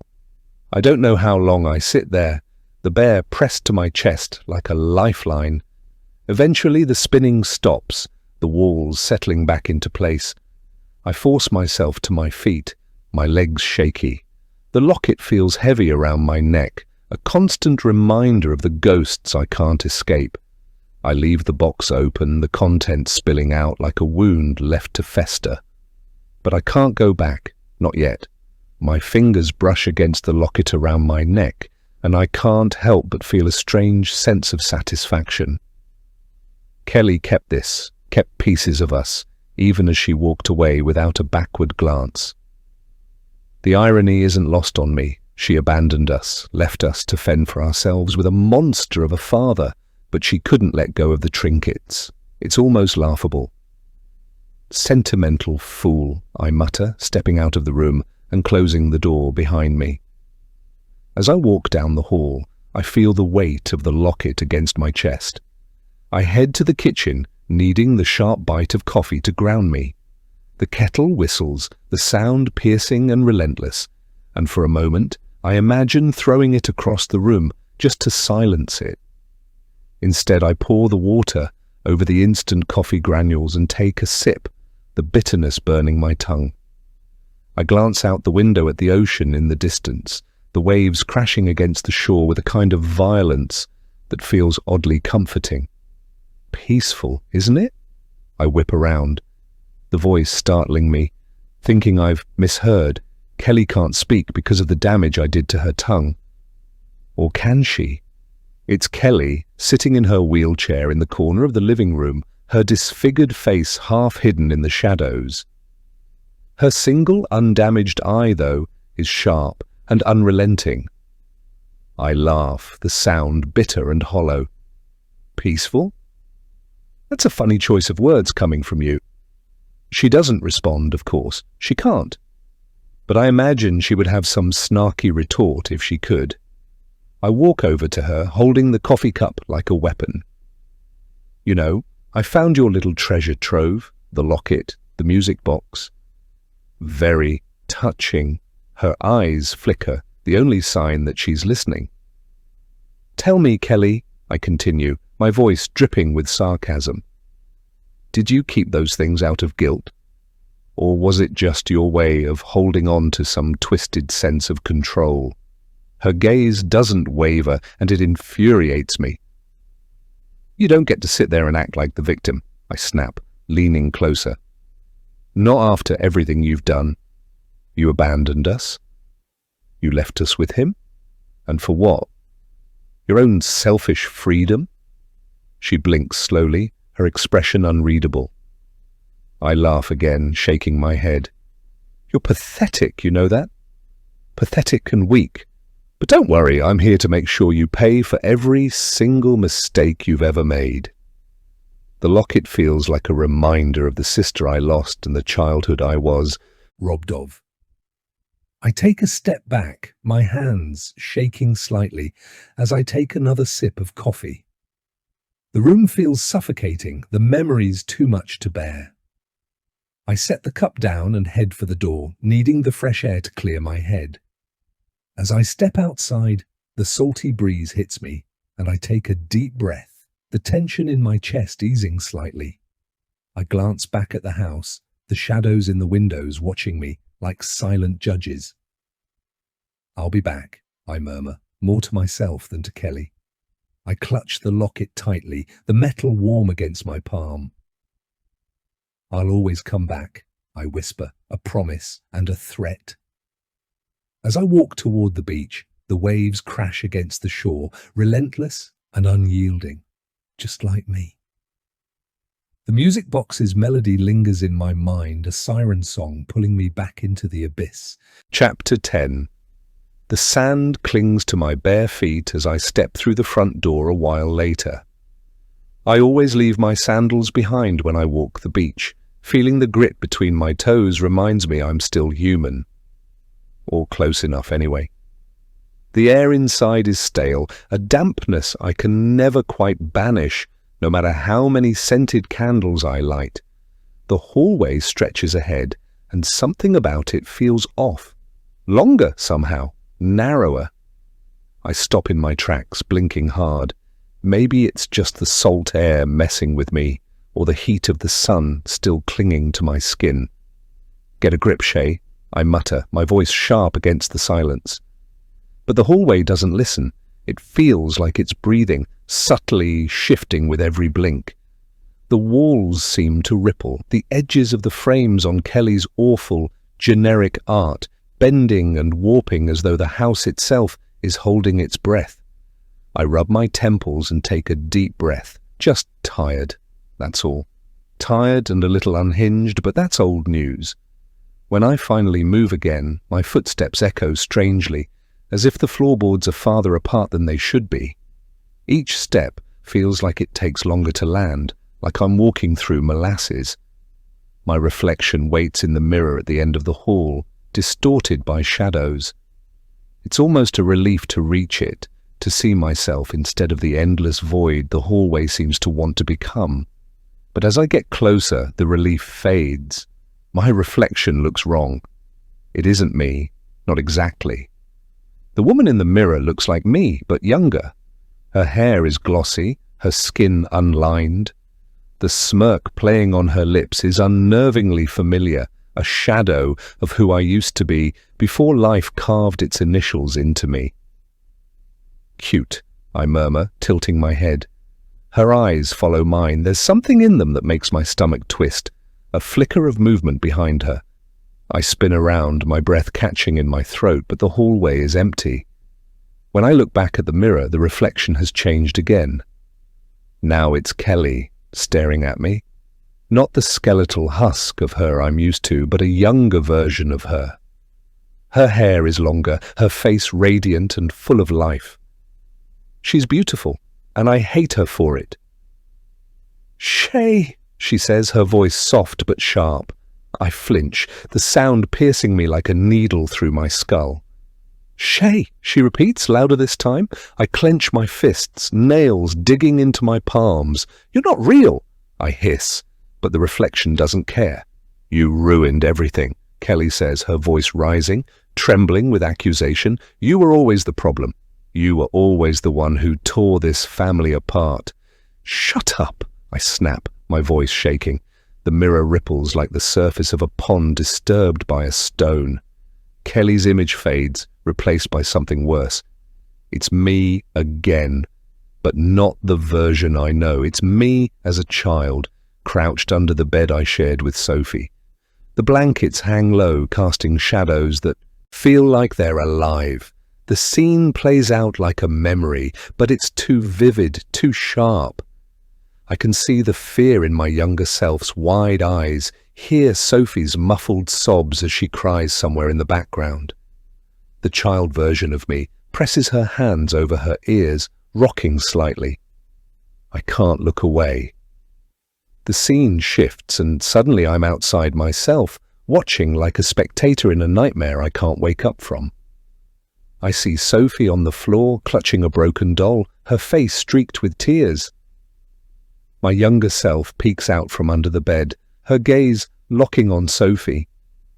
Her lips move, but I can't hear the words. The shadows around Sophie deepen and she looks up, straight at me. Her eyes widen and she scrambles to her feet, dropping the doll. "Help me!" she screams, her voice echoing like a bomb going off in my head. I stagger back, clutching my ears, but the sound doesn't stop. The scene shifts again, the mirror morphing into a new memory. This time, it's the pier. The water is dark, churning below like a living thing. Sophie stands at the edge, her back to me. "Don't," I whisper, but the word feels hollow, meaningless. She turns, her face pale, her eyes wide with fear.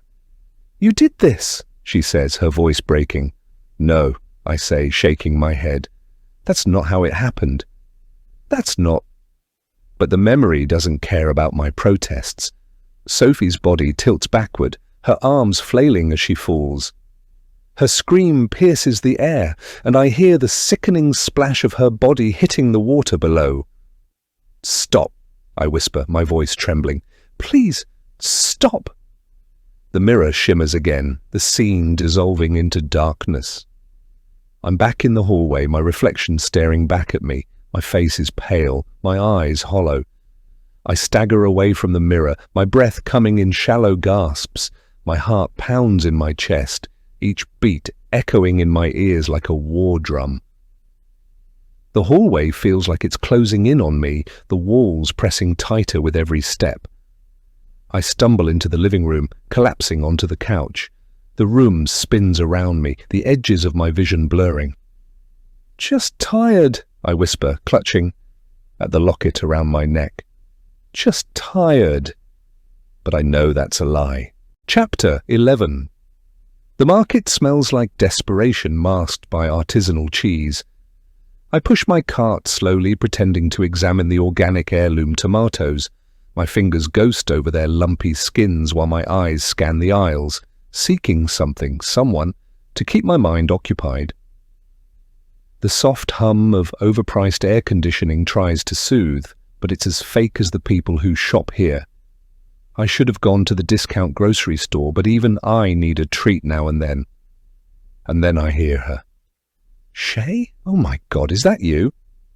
The voice is syrupy sweet and a cringe crosses my face on instinct. It's Marissa Mathers, one of Brianna's posse. Her laugh used to echo through the high school hallways like nails on a chalkboard, especially when it was aimed at me. Back then, Marissa was a picture-perfect cheerleader, always in a pleated skirt, ponytail bouncing like a cruel metronome. And now here she is, clutching a Louis Vuitton tote bag and wearing designer yoga pants that cost more than my rent. I turn, plastering on a smile that barely creases my face. "Marissa!" Wow, it's been ages, she beams, her teeth too white and too big for her mouth. "It has been ages. You look different." Her eyes do a quick scan of my outfit, clearly judging the thrift store chic. I let the comment hang. If I respond, I might say something regrettable, and I'm trying to blend in these days. "So, what have you been up to?" Marissa asks, tilting her head like we're old friends catching up over coffee instead of former enemies meeting in the overpriced produce section. "Oh, you know," I say with a shrug, my tone deliberately casual. "This and that. Mostly caregiving these days." "Caregiving?" She blinks, her heavily mascaraed lashes fluttering. "That's unexpected." I fight the urge to roll my eyes. Life takes you in weird directions. She nods, and for a moment I think the conversation might end there. But, of course, Marissa Mathers doesn't know how to leave well enough alone. "Hey, you heard about Brianna, right?" Her voice drops to a conspiratorial whisper, like we're swapping gossip instead of discussing a dead woman. "The drowning? It's just so tragic." There it is. The name. Brianna. The ghost that refuses to stay buried. My grip tightens on the cart handle, but I force my face into an expression of mild concern. "Yeah, I heard," I say. "Awful. It's just so weird, you know? Brianna was always such a strong swimmer. The whole thing doesn't make sense." Marissa leans in, her perfume, a cloying chemical mix of vanilla and something vaguely floral, assaulting my nose. I mean, they say it was an accident, but I don't know. I shrug again, feigning indifference. Inside, my brain is buzzing like a hive of angry bees. Does she suspect something? Surely not. Brianna's drowning was a masterpiece. "Well, accidents happen," I say, my voice even. "It's sad, but that's life." Marissa studies me for a moment, and I wonder if she can hear my heart pounding. Then she smiles again, wide and fake, her perfect teeth gleaming under the fluorescent lights. "You're right," she says. "Anyway, it's good to see you." "We should catch up more, actually." She digs into her tote bag and pulls out her phone. "A few of us girls are getting together for brunch this week." You should come brunch. The word hangs in the air like a bad joke. The idea of sitting around a table with Marissa and whoever else she's managed to drag along, sipping mimosas and pretending to care about their vapid lives, makes my stomach churn. But refusing might look suspicious. Besides, what's a little self-inflicted torture compared to what I've survived? "That sounds fun," I lie through my teeth. "Count me in." "Great," Marissa chirps, typing my number into her phone. "I'll text you the details." She hugs me before I can stop her, and I freeze as her arms wrap around me. It's brief, but in that moment I feel like I'm being suffocated by the weight of every insult, every whispered comment, every sneer from high school. When she pulls back, her smile falters, just for a second. I'm really sorry, you know. For how we treated you back then. We were just kids, but still. It wasn't right. I stare at her, caught off guard. Is this some kind of trap? Does she genuinely mean it? Or is this just another performance, like everything else in her life? Thanks, I say finally, my voice flat. I appreciate that. Marissa nods, her expression earnest. Okay, we'll see you soon. And then she's gone, her ponytail swishing as she heads for the checkout. I watch her go, my mind racing. Sorry, she's sorry. As if an apology could erase years of torment, as if it could bring Sophie back, as if it could change anything. I finish my shopping in a haze, my thoughts looping back to Marissa's words. By the time I leave the store, the sun is glaring and my cart is full, but I can barely remember what I bought. On the drive home, I replay the conversation over and over, dissecting every word, every glance. Marissa might think she's in control, but she doesn't know who she's dealing with. Brunch with the girls. Fine, let's see how they like me now. Chapter 12. Kelly lies in her bed, a shadow of the woman she used to be, though I suppose that's being generous. A real woman wouldn't have walked away from her own children, would she? I tap my fingernails on the edge of the nightstand, my jaw tight as I watch her eyelid flutter. She's awake. Her one functional eye follows me, though she blinks sluggishly from the medications. Or maybe the truth weighs heavier than the Ativan. Good evening, Kellyanne, I say, and the name tastes bitter, acrid. Or do you prefer Kelly? Or maybe Mother Dearest? You've got so many names, don't you? So many lives. It's a wonder you remember who you're supposed to be. Her eye twitches, the closest thing she can muster, to a flinch. That one tiny movement sends a thrill up my spine. Oh, don't look so surprised. You thought I wouldn't dig, didn't you? Thought I wouldn't find the skeleton stuffed in your closet. I lean forward, lowering my voice to a conspiratorial whisper. Spoiler alert! You're bad at hiding them. I grab the birth certificate from the table and wave it like a winning lottery ticket. It was all here. Kellyanne Miller. That's your real name, isn't it? It's even cute, in a tragic, small-town way. I bet you thought changing it would erase all that messy history. Kelly Fraser sounds so polished, so accomplished, but guess what? It doesn't erase me. Her breathing grows faster, shallower, a mix of fear and the weight of my words. Good. Let her stew in it. I drop the paper on the nightstand and cross my arms, staring her down. You know, you could have stayed gone. Could have disappeared forever and left me to wonder. But no. You had to come back, didn't you? Couldn't help yourself. All those letters you claim you sent. What? Did you think I'd read them and fall into your arms like some Hallmark reunion special? Her eye narrows, sharp with a defiance that's almost laughable. I grab the notepad from her bedside and toss it onto her lap. Go on. Explain yourself.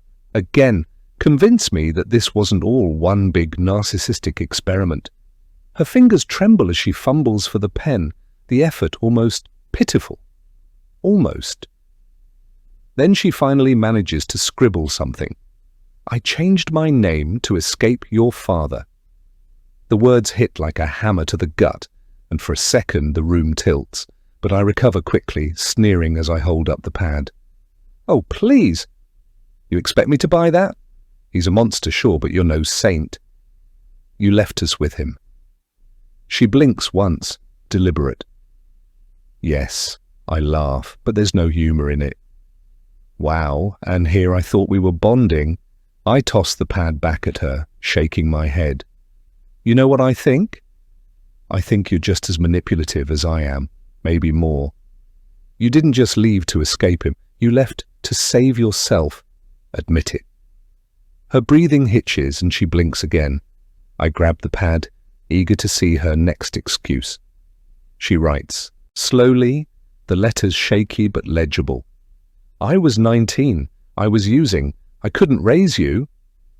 The words sit heavy in my hands. For a moment, I just stare at them, my mind racing. The image of her as a scared, strung-out teenager doesn't fit the woman I knew, the therapist who always had the answers, the mother who never was. So what? You got clean, went to college, and decided to reinvent yourself? I snarl. You thought, hey, maybe I'll play therapist to the daughter I abandoned. That'll make up for it. Is that it? She blinks twice, a tiny spark of defiance. Number. Don't lie to me. I slam the notepad down, the sound sharp in the still room.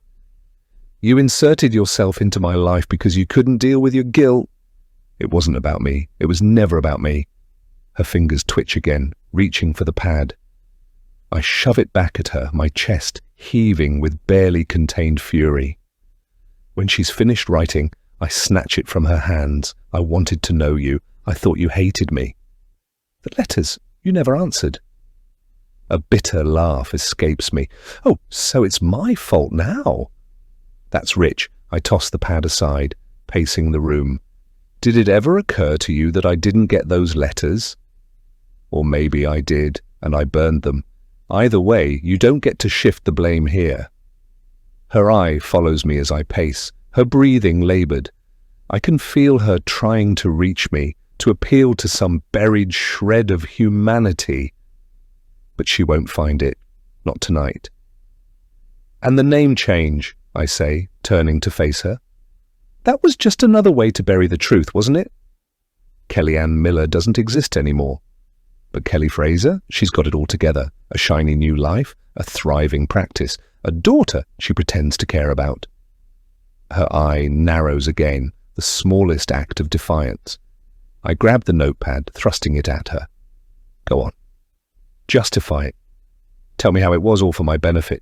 She hesitates, her fingers trembling as she writes. The letters are sloppier now, her strength waning. When she's done, I snatch the pad from her hands. I was scared. I didn't know how to face you. I stare at the words, my grip tightening on the edges of the pad. Scared? I echo, my voice a low growl. You think I wasn't scared? Do you have any idea what he put us through? What I went through? Her breathing quickens, her one good eye glistening with unshed tears. I grab the birth certificate from the nightstand and hold it up. This is all I had of you, I hiss. A name that wasn't even real. And now you sit here, pretending to be some martyr. You don't get to rewrite history, Kelly. Not with me. I toss the certificate onto the floor, the paper fluttering like a dying bird. Kelly's eye locks onto mine, and for a moment, we're both silent, the weight of everything unsaid pressing down on us.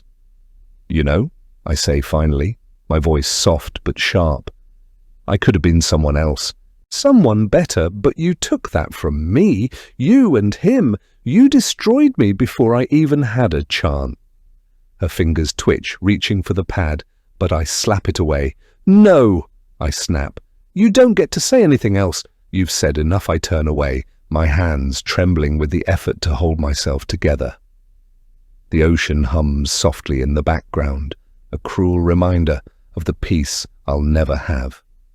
Behind me, Kelly lets out a shaky breath, her silence more damning than any words could be. Tonight, I'm not just her caregiver. I'm her judge, her jury, and her executioner, and I'm just getting started. Chapter 13. The ocean murmurs softly outside, its steady rhythm an insult to the chaos swirling in my head. The salt breeze wafts through the cracked window, failing to cleanse the rot in this room.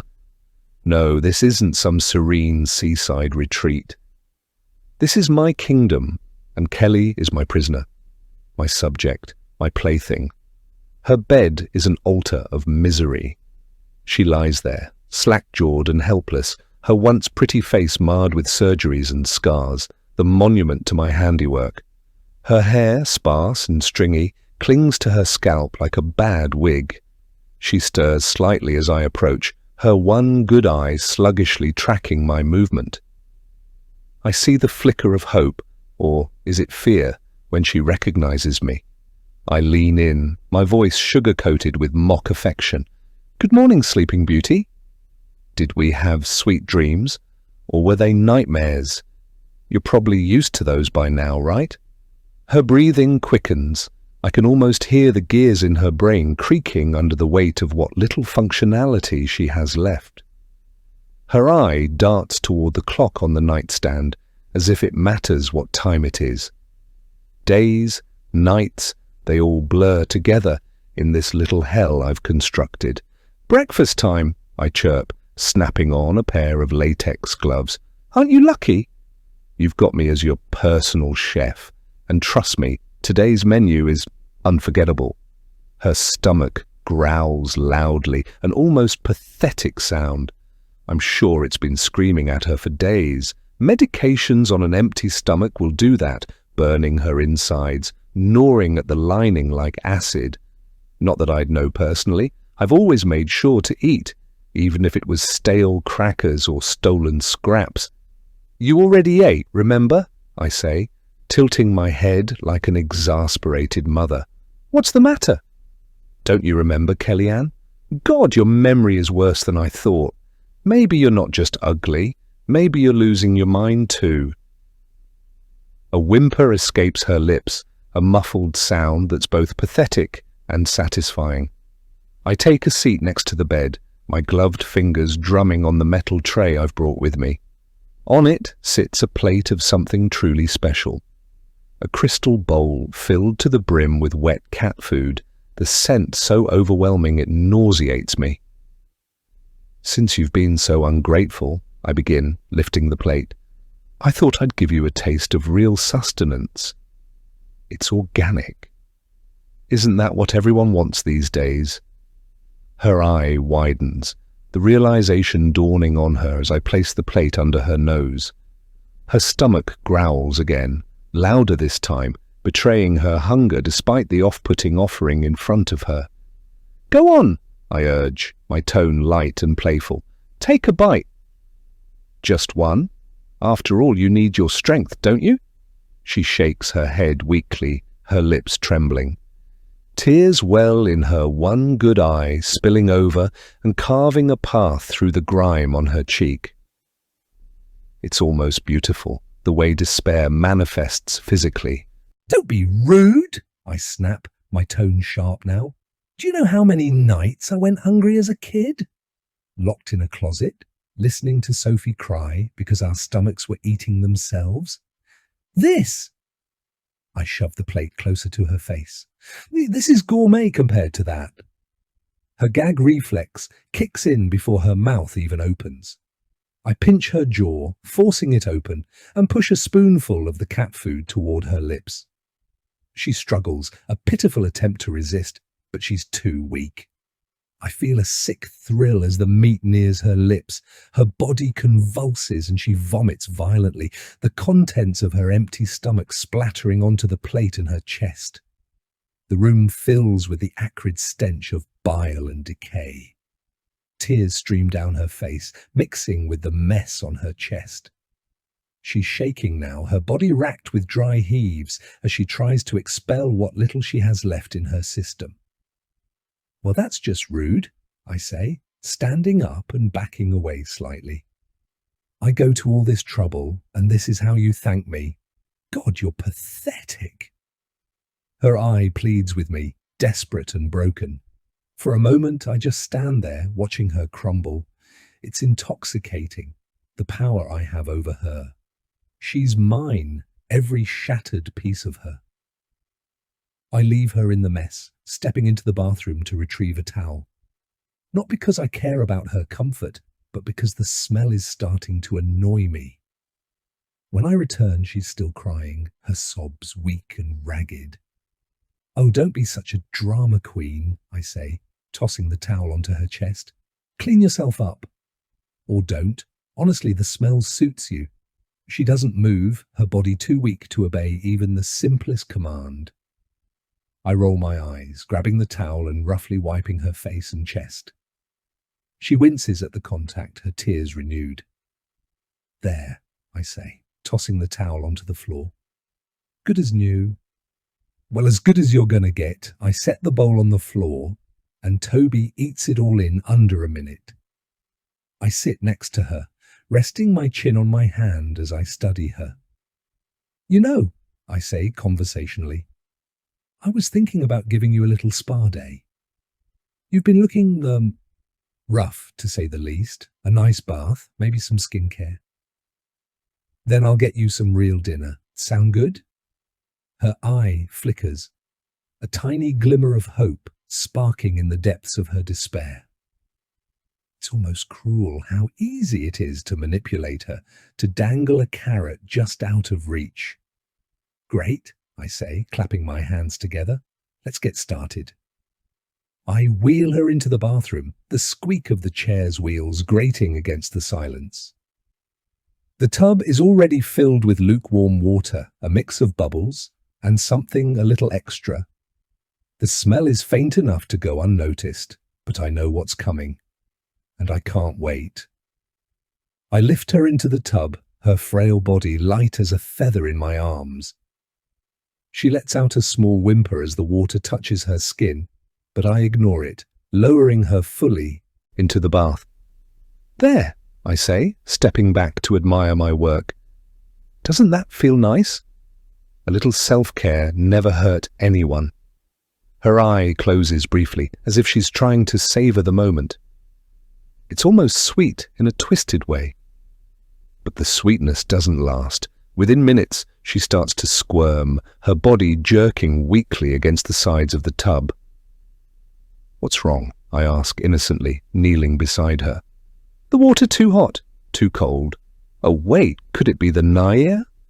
Her eyes snaps open, wide with panic, as the realization hits that I've emptied a bottle of hair removal cream into the bath water. I lean in close, my voice a whisper. "Oops, guess I should have read the label." She thrashes weakly, her movements frantic as the Naya starts to work its magic. Her sparse hair clumps together, falling out in chunks and sticking to her hands and the edges of the tub. The water turns murky, a sickly mix of soap and her disintegrating dignity. "Relax," I say, smirking. "It's just hair." You didn't have much left anyway. Her silent screams echo in the bathroom, her body shaking with a combination of pain and humiliation. I sit back, crossing my arms and watching the scene unfold. It's poetic, in a way, her losing what little she had left piece by piece. When it's over, I drain the tub and wrap her in a towel, carrying her back to bed. She's trembling, her one good eye glassy with tears and defeat. I lay her down gently, almost tenderly, as if I care. "See?" I say, brushing a hand over her now bald scalp.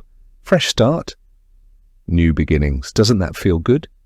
She doesn't respond, her body too broken to react.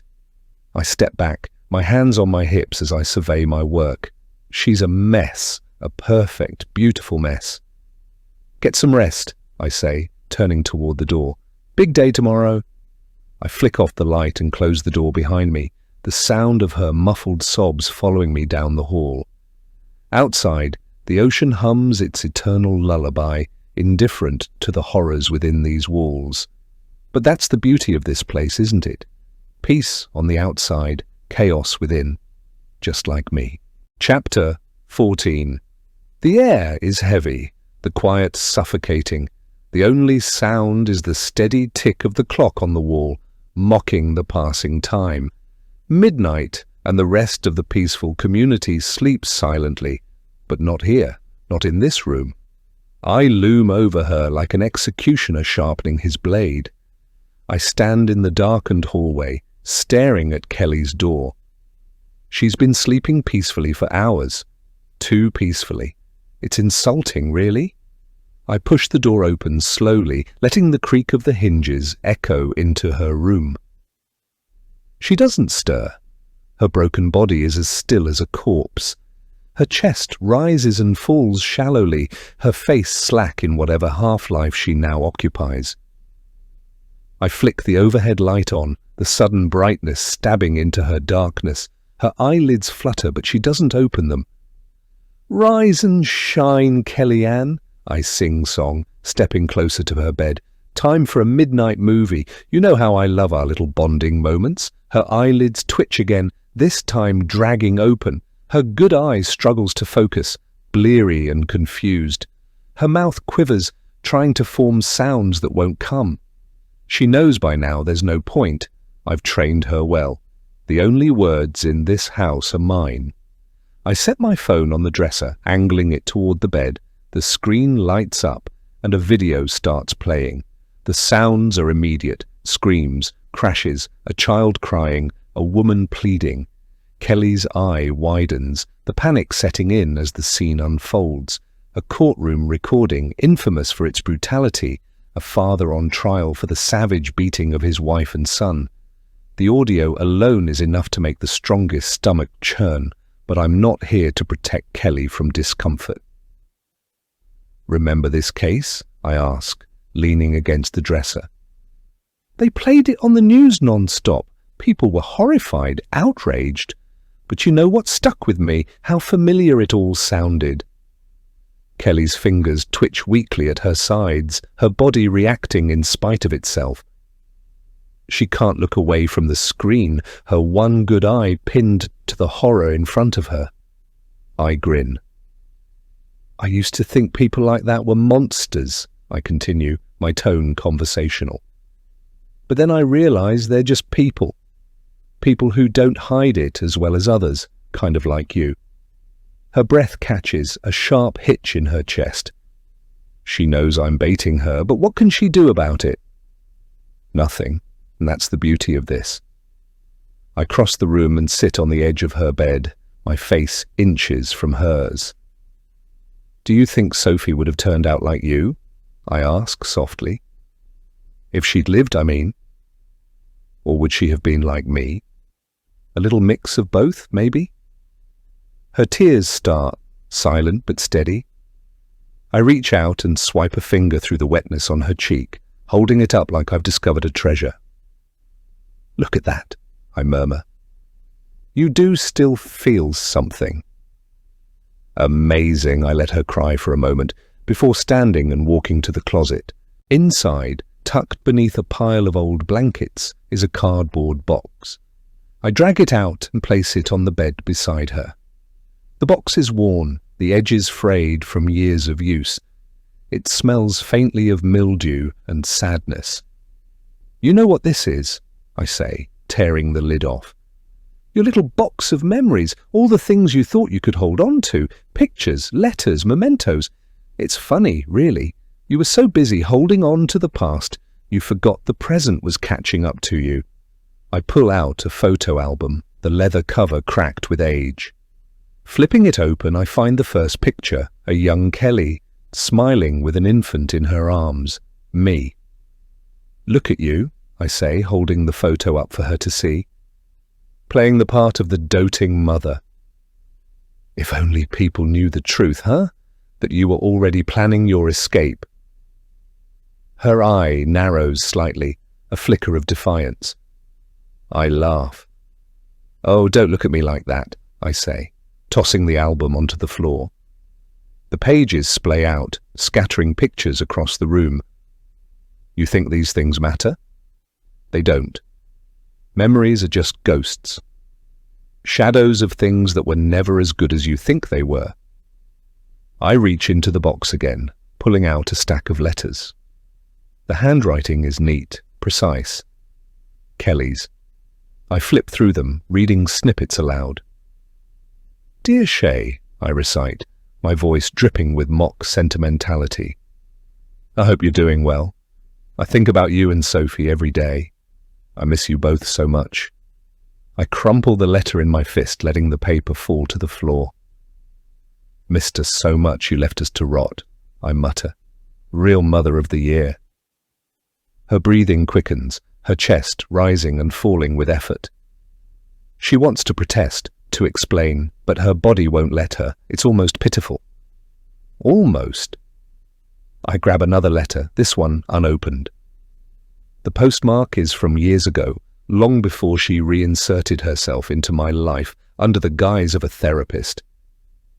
I tear it open and skim the contents, my eyes narrowing. "You know what's funny?" I say, holding the letter up. "You wrote all these words, but you never actually said anything. Just the same empty platitudes over and over. I love you. I'm sorry. Blah, blah, blah. Do you even know what those words mean?" She turns her head away, her good eye staring at the wall. I grab her chin, forcing her to face me. "Don't look away," I snap. "You wanted this, didn't you? To know me? To be part of my life? Well, here I am, and here you are. So look at me." Her tears fall faster now, soaking into the pillow beneath her head. I let go of her chin and step back, surveying the mess I've made. The room is littered with photos, letters, and pieces of her past. It's fitting, really. A life in shambles, just like her. "I think we're done for tonight," I say, turning off the video on my phone. The sudden silence is deafening, the absence of screams almost worse than the sound itself. I walk to the door, pausing to look back at her. She's broken, defeated, her body a shell of the person she used to be. And yet there's something in her eye, a spark, a flicker of defiance that refuses to die. It annoys me. "Good night, Kellyanne," I say, flicking off the light. "Sweet dreams." As I close the door, the darkness swallows her whole. Chapter 15. The flowers are nice. Too nice. They're an insult, really, wrapped in pink tissue paper with a cheerful little bow. The kind of thing you see in a rom-com where the girl next door finally gets her happy ending. Taylor stands there on the doorstep, his surfer boy smile wide, his hand outstretched, as if he hasn't just stepped into the lair of a woman who killed her ex's wife not so long ago. I take the bouquet because that's what Sophie would do. Sophie would gush and smell the blooms, her cheeks pink with genuine joy, and maybe she'd say something sweet like, "You didn't have to, but I'm so glad you did." Me, I'm not Sophie, but tonight I am. "Oh my God, Taylor," I say, forcing a lightness into my voice that tastes foreign in my mouth. "You're really spoiling me." "First tacos, now flowers. What's next? A pony?" He laughs. It's the kind of laugh that lights up a room, or so I imagine. I'm too busy keeping my Sophie mask in place to care. He steps in closer, leaning against the doorframe, and I catch a whiff of his cologne, something woodsy and clean, too wholesome for the swamp I call my soul. "You deserve it," he says simply, his eyes scanning my face like I'm some rare treasure he can't quite believe he's holding. The line is sweet. Sickly sweet. It makes my stomach churn, but I keep the smile plastered on my face. Sophie would blush right about now, maybe tilt her head coyly. So I do, tucking a strand of hair behind my ear for good measure. "I'll just put these in water," I say, turning toward the kitchen before he can notice the cracks in my performance. The vase I pull from the cabinet is cracked too, a jagged line running down the side like the life I've tried to cobble together. I fill it halfway, jamming the flowers in like they're weeds, and set it on the counter. From the other room, I hear Taylor making small talk with Toby. Toby growls softly but lets Taylor scratch his ears. Traitor! When I come back, Taylor is crouched on the floor, one hand still on Toby's head, the other holding the bouquet's plastic wrap I'd left discarded. He straightens when he sees me, smiling, like nothing in the world could be wrong. "Ready to go?" he asks. I grab my coat and the Sophie smile. Always. The movie is some generic rom-com, the kind Sophie would have loved. Two impossibly attractive people bicker their way through predictable misunderstandings, only to fall madly in love during the third act. The theatre smells like popcorn and bad decisions. Couples sit huddled together, sharing whispered jokes and candy. Taylor leans close, his shoulder brushing mine, and offers me a handful of peanut M&Ms. "Thanks," I whisper, taking a few, even though the sweetness makes my teeth ache. I hate candy, but Sophie would accept them. The actors on the screen kiss for the first time, and the audience lets out a collective sigh, as if they've all been waiting for this moment to validate their own hopes and dreams. I feel Taylor watching me out of the corner of his eye, probably waiting for me to sigh too, or smile, or swoon. Instead, I stare straight ahead, the scene blurring into nothingness as my mind takes me somewhere else entirely. To Sophie, she would have been happy here, sitting in this theatre with a boy who liked her, eating candy, and letting herself believe in a world where love conquers all. She wouldn't have spent the whole time analysing every move, every word, every breath, trying to figure out if it was real or just another lie. A tear slips down my cheek before I can stop it, hot and heavy with things I'll never say. I swipe at it quickly, pretending it's nothing, but Taylor notices. Of course, he notices. "Hey," he whispers, his voice soft and concerned. "You okay?" I nod, forcing a shaky laugh. "Yeah, sorry, it's just the movie. You know how these things get to me." He smiles, and it's so understanding, so kind, that it makes me hate him a little. How can anyone be this good, this genuine? Doesn't he know the world isn't like this, that people like me exist, that I exist? He takes my hand, his thumb brushing lightly over my knuckles, and I let him. I let him because Sophie would, because Sophie deserved this kind of care, even if it's wasted on me. The movie ends with a predictable happy ending, the couple kissing in the rain as triumphant music swells. The lights come up, and people start filing out, chatting about how cute or funny it was.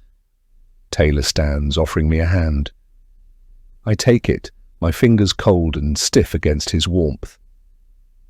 As we walk out of the theatre, he talks about the film, how it reminded him of his favourite rom-com from years ago.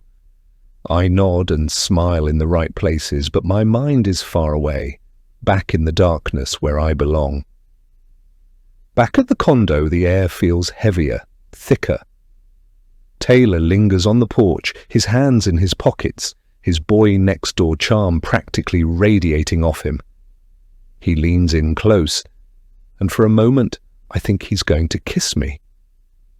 My heart stutters, a mix of anticipation and dread, but he doesn't.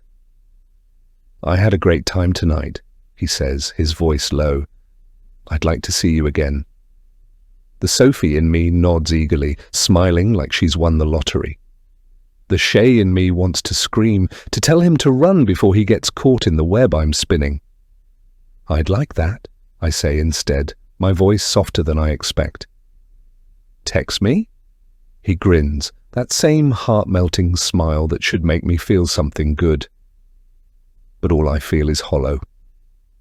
As he walks away, I close the door and lean against it, letting out a shaky breath.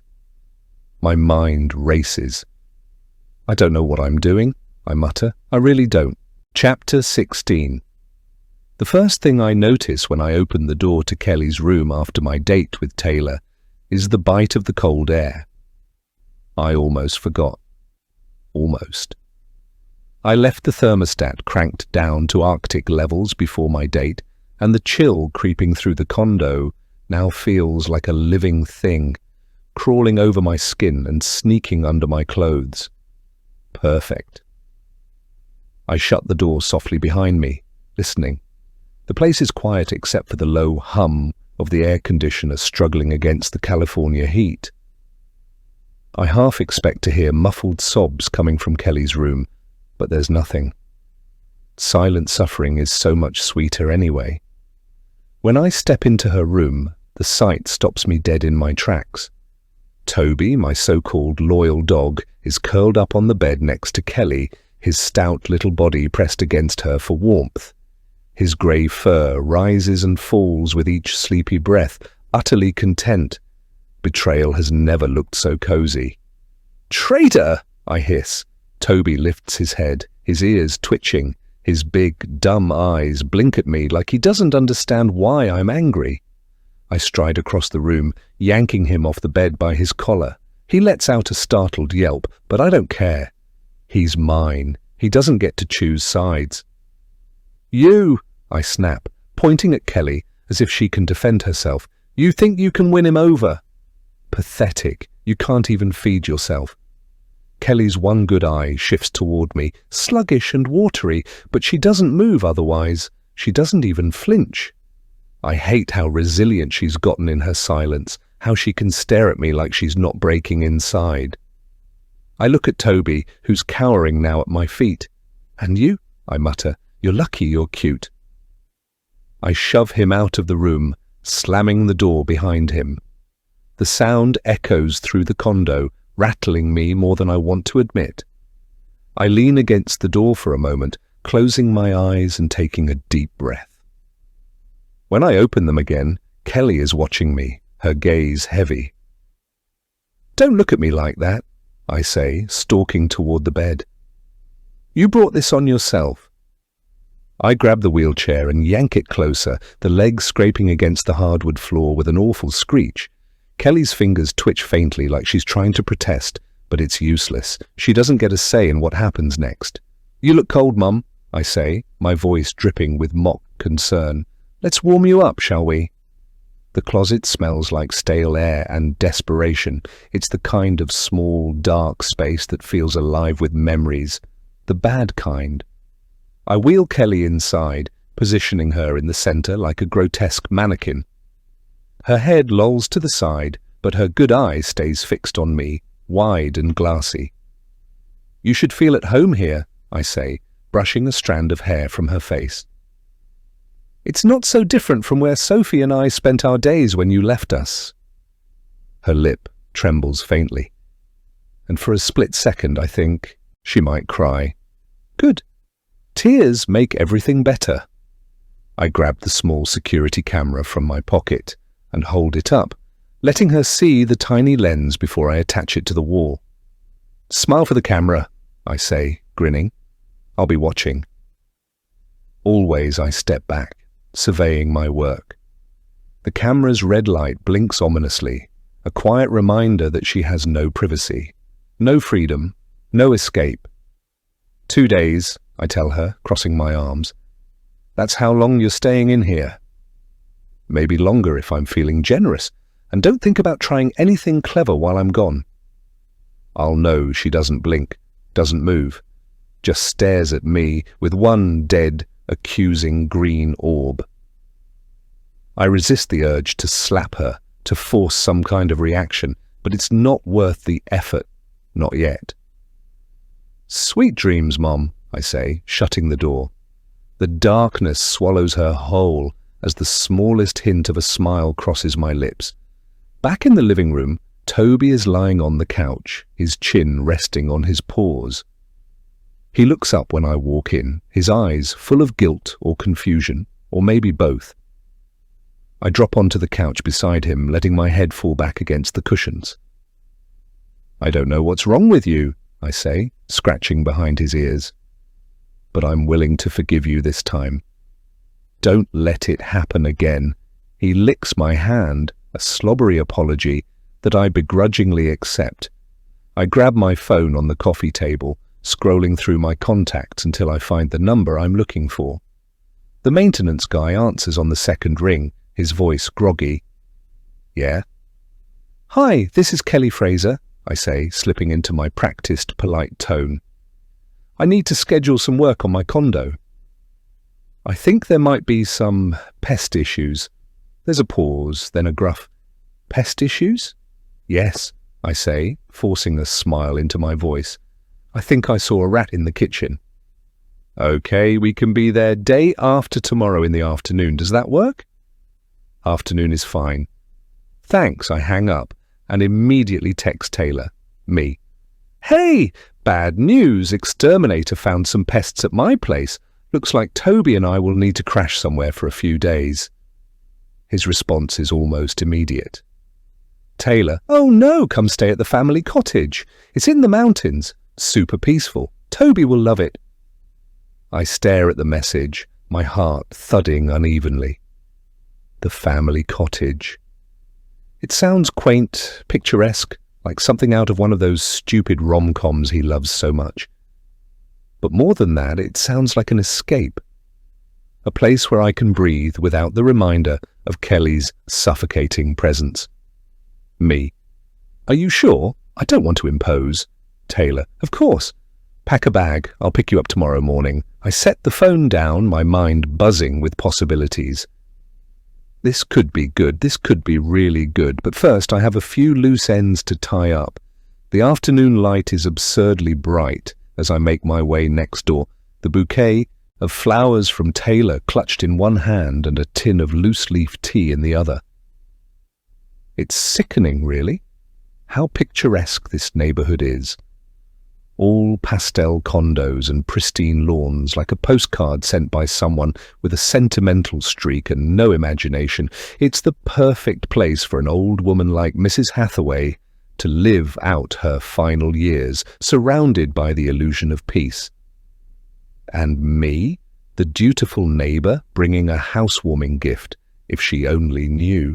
Toby lumbers along beside me, his tongue lolling out like he's auditioning for a greeting card. Try to behave yourself, I mutter, though his presence here is calculated. If Mrs. Hathaway is going to be a good little ally, or at least blissfully unaware, I need her to be on board with everything about me, even the dog. The door swings open before I can knock, and there she is, all warmth and wrinkles. Hello. Her voice is saccharine and fragile, like spun sugar on the verge of collapse. Hi, I'm Kelly. I catch myself before revealing my real name. Your neighbor next door.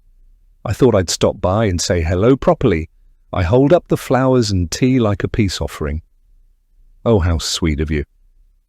It's so nice to meet you. I'm Virginia Hathaway. She takes the bundle of flowers. You're such a sweet girl. Come in, come in. And who's this handsome fellow? She gestures to Toby, who responds by wagging his entire rear end like a freight train. This is Toby. He might look intimidating, but he's really just a big baby, I say with a practiced smile. I wanted to introduce him so you wouldn't be startled if you hear him barking. He's just a little vocal sometimes. Mrs. Hathaway waves a dismissive hand. Oh, I'm hard of hearing these days, dear. I take my hearing aids out at night, and I sleep like the dead.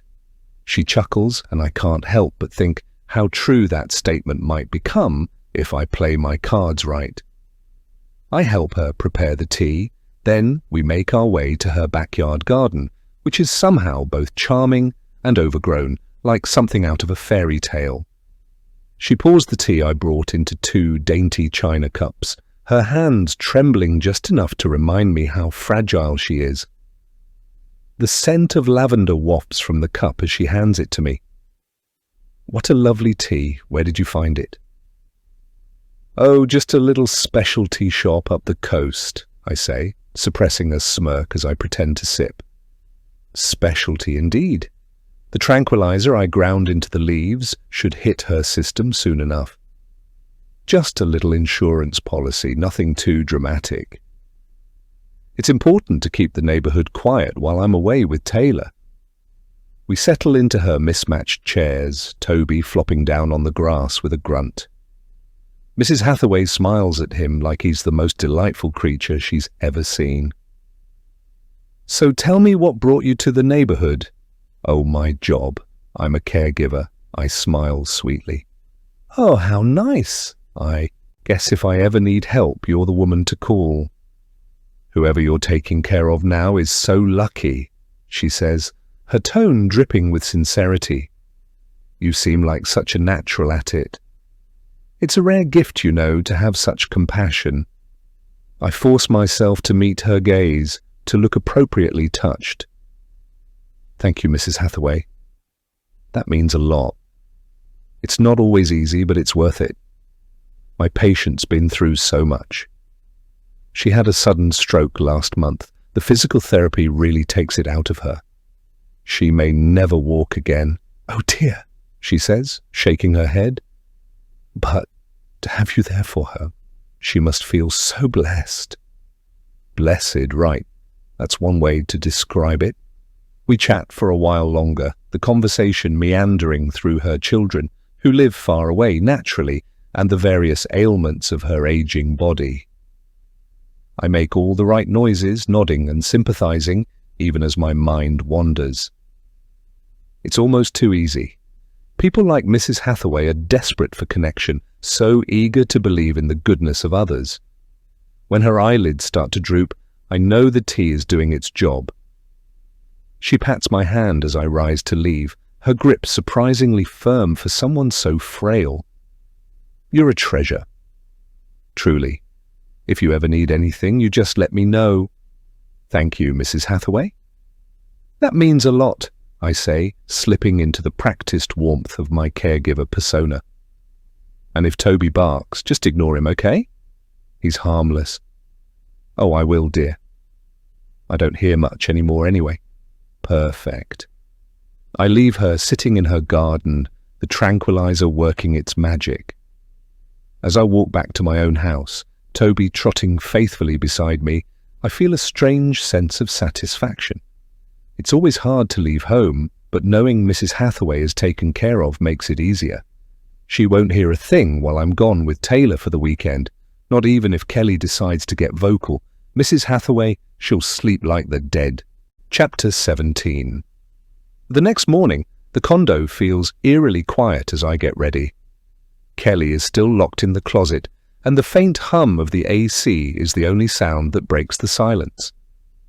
I pack a small bag, throwing in just enough clothes for a few days. Toby watches me from the corner, his tail wagging lazily. You better behave yourself while you're away this weekend, I tell him, zipping up the bag. You're lucky I didn't kill you after I found you snuggling with the enemy. He barks softly, and I roll my eyes. Traitor. Before I leave, I check the camera feed on my phone. The image of Kelly locked in the dark closet fills the screen, her head slumped forward.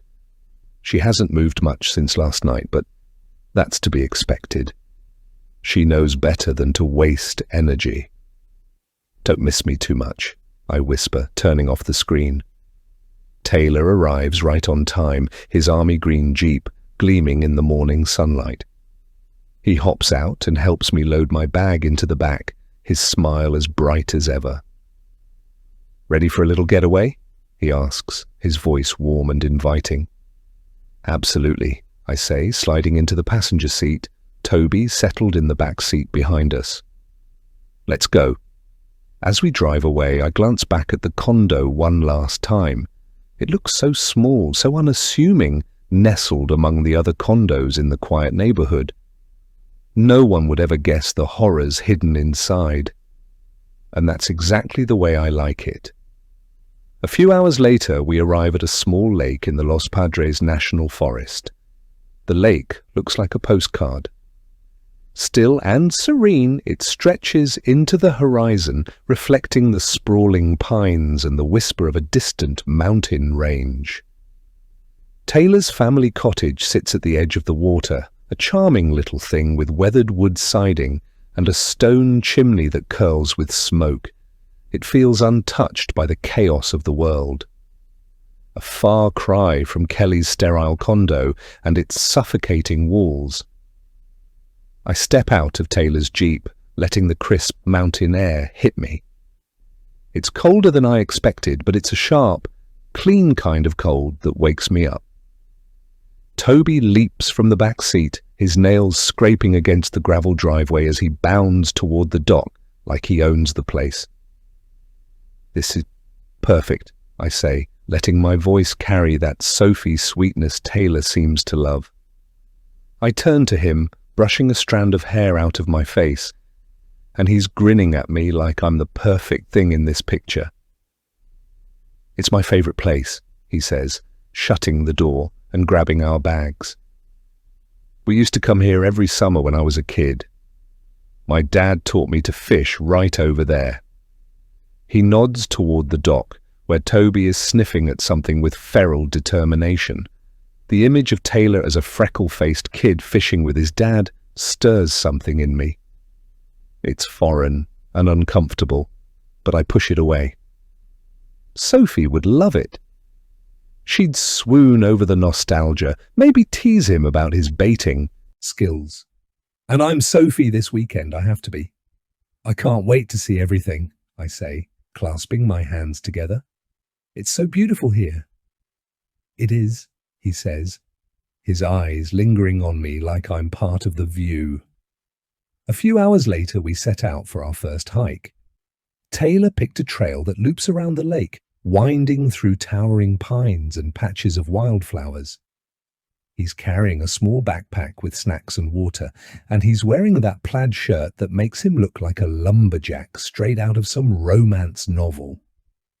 I play the part perfectly, gasping at the views, laughing at his jokes, brushing his hand with mine every so often, like it's an accident. It's not. It's never an accident. We stop at a rocky overlook halfway through, and Taylor pulls out a thermos of coffee. He pours 2 cups, handing one to me, and we sit side by side, staring out at the water below. The water is so clear it looks like glass, reflecting the surrounding trees and sky as though it's trying too hard to impress. "This is nice, huh?" he says, stretching his arms over his head. "Yeah," I manage, trying to match his carefree tone. It's a pathetic attempt, like a dog playing fetch without understanding the rules. I stand awkwardly at the edge of the lake, staring at the ripples forming from a stray breeze. It reminds me too much of another body of water years ago. My stomach tightens, and I feel the weight of Taylor's eyes on me. "Hey," he says softly, stepping closer. "You okay?" I let out a laugh, sharp and hollow. "Yeah, just thinking." "You've been quiet today," he presses. "Not that I mind, but it feels like there's something on your mind." "Of course there is," I think bitterly. "There always is. The trick is to filter the chaos into something digestible, something human. I guess. I've been thinking about my sister," I say, my voice quieter than I expect. It feels like dragging words through mud. Taylor's face softens, his curiosity tempered with caution. "You never talk about her?" I nod, eyes fixed on the lake. "She died when she was 13. Sophie. It was an accident. She drowned." The words hang in the air, heavy and sharp like shattered glass. Taylor doesn't rush to fill the silence, which makes it both easier and harder to keep talking. "After that," I continue, "life wasn't the same. My dad..." I pause, swallowing against the lump forming in my throat. It's a practiced pause, calibrated to appear just emotional enough. He couldn't handle it. He just fell apart, drowned himself in vodka instead of, well, you know. Taylor nods, his expression solemn. "That must have been so hard for you." Hard isn't the word, but I don't correct him. "I had to keep everything together," I say instead. "Pay the bills, keep the fridge stocked, make sure he didn't drink himself into oblivion." All while trying to keep up with school. It wasn't exactly the idyllic teenage experience. Tears prick the corners of my eyes. I let them fall, slowly, delicately. Taylor shifts closer, his hand hovering near mine before finally settling on top of it. His touch is warm, grounding, too grounding. "What about your mum?" he asks gently. "She left," I say, my tone clipped. "The tears are real now, hot and stinging. When I was a kid, I didn't see her again until recently. That's why it's been so fulfilling, you know, taking care of her now, reconnecting. It's like I've finally gotten back a piece of what I lost." The lie slips out so smoothly I almost believe it myself. Taylor's hand tightens over mine. He pulls me into a hug, his arm wrapping around my shoulders. His chin rests on the top of my head as he murmurs, "You've been through so much. It's time someone took care of you for a change." The sincerity in his voice is unbearable. I let out a shaky breath and pull back just enough to look at him. "Someone like who?" I ask, my voice barely above a whisper. "Someone like me," he says, wiping a tear from my cheek with his thumb. His eyes lock onto mine, and for a moment I think he might actually mean it. He leans in and kisses me softly, his lips warm and gentle against mine. It's the kind of kiss I imagine normal people would find comforting. But for me, it's like a foreign object pressing against my skin, uninvited and unwelcome. I resist the shudder threatening to ripple through my body, forcing myself to lean into it instead. When he pulls back, his arms wrap around me in another hug. I let him hold me, my face buried against his chest, and force myself to match his steady breathing. Inside, though, my thoughts churn like a storm. Triumph swells in my chest. I've got him.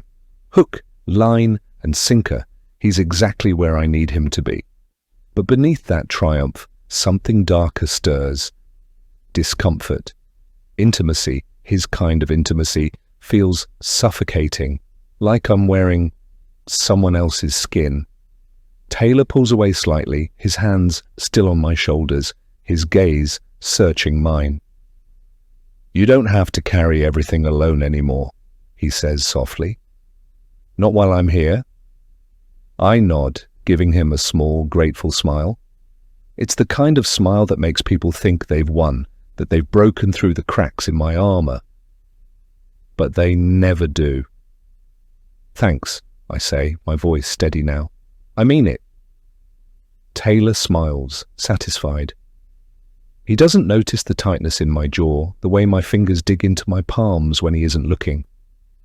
He doesn't see the storm behind my eyes. He doesn't know that love isn't a safety net for people like me. It's a weapon. And I'm always the one holding the blade. A comfortable silence hangs between us for a while, and then Taylor shifts topic. "You ever think about how people snap?" he muses, interrupting my thoughts. My grip on the coffee cup tightens. "Snap?" "Yeah." He leans forward, resting his elbows on his knees. "I mean, most people carry these enormous burdens. Trauma, regret, guilt, stuff that would crush anyone.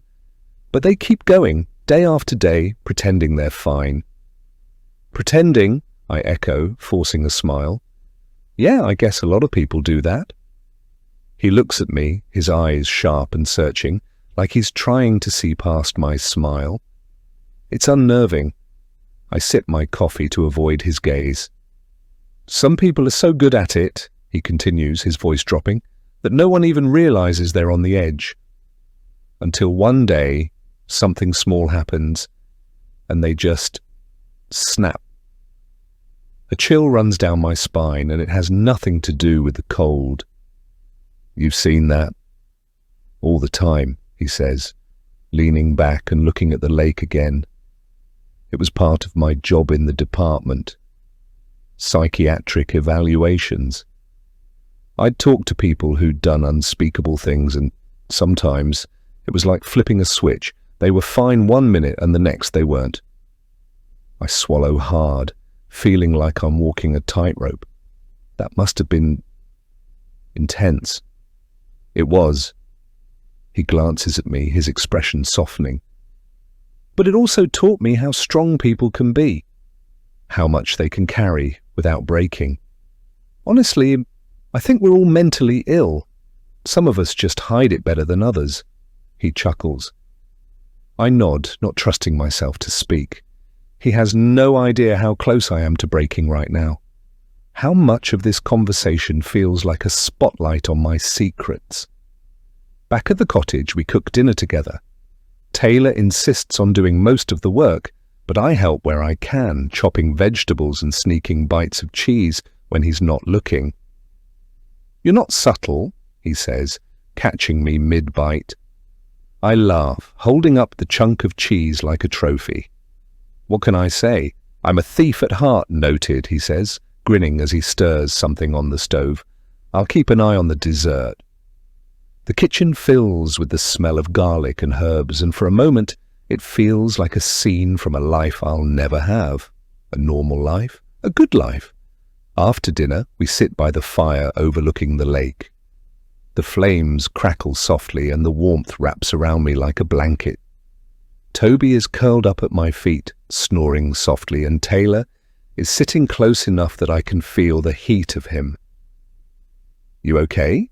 he asks, his voice low. "Yeah," I say, nodding. "I was just thinking, this is nice." "It is," he agrees, reaching for my hand.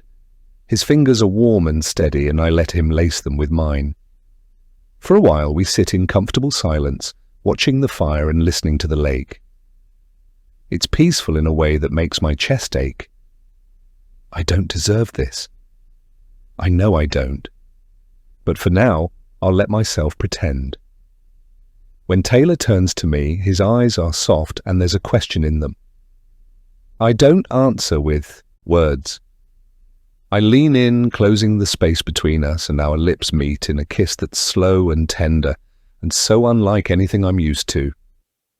He pulls me closer, his hand resting on my cheek, and for the first time in a long time, I let myself feel. It's terrifying and exhilarating, like standing on the edge of a cliff and looking down. When we break apart, his forehead rests against mine and he smiles. "You're amazing, you know that?" I laugh softly, hiding my face against his shoulder. "You're biased." "Maybe," he says, pressing another kiss to my temple, "but I'm okay with that." Later, when we're tangled together under the sheets, his breath warm against my neck, I feel something I haven't felt in years, loved, cherished. It's a dangerous feeling, one that threatens to unravel everything I've built. He's a perfect gentleman and doesn't even try to make a move. He doesn't do anything more than hold me, but maybe after everything that's all I need. As Taylor drifts off to sleep, his arm draped over my waist, I stare at the ceiling, my mind racing. This can't last. It's too fragile, too good. And I'm not Sophie. I'm not the girl he thinks I am. But for now, I'll let him believe. And maybe, just maybe, I'll believe it too. Chapter 18. The morning sun streaks through the forest, scattering golden light over the deck as I sit with my coffee. It's too early for most people to be awake, but Taylor left for his run an hour ago, all boundless energy and optimism. I watch the steam curl off my mug, savouring the quiet as Toby naps at my feet. Silence is underrated, I think, until it's gone. Or until it becomes deafening. I swipe open my phone and pull up the Nest app, scrolling through the cameras I've strategically placed throughout the condo. Kelly, dear old mother, is safely tucked away in her frozen little purgatory. Last night's thermostat manipulation left her shivering so hard I thought she might rattle out of the wheelchair.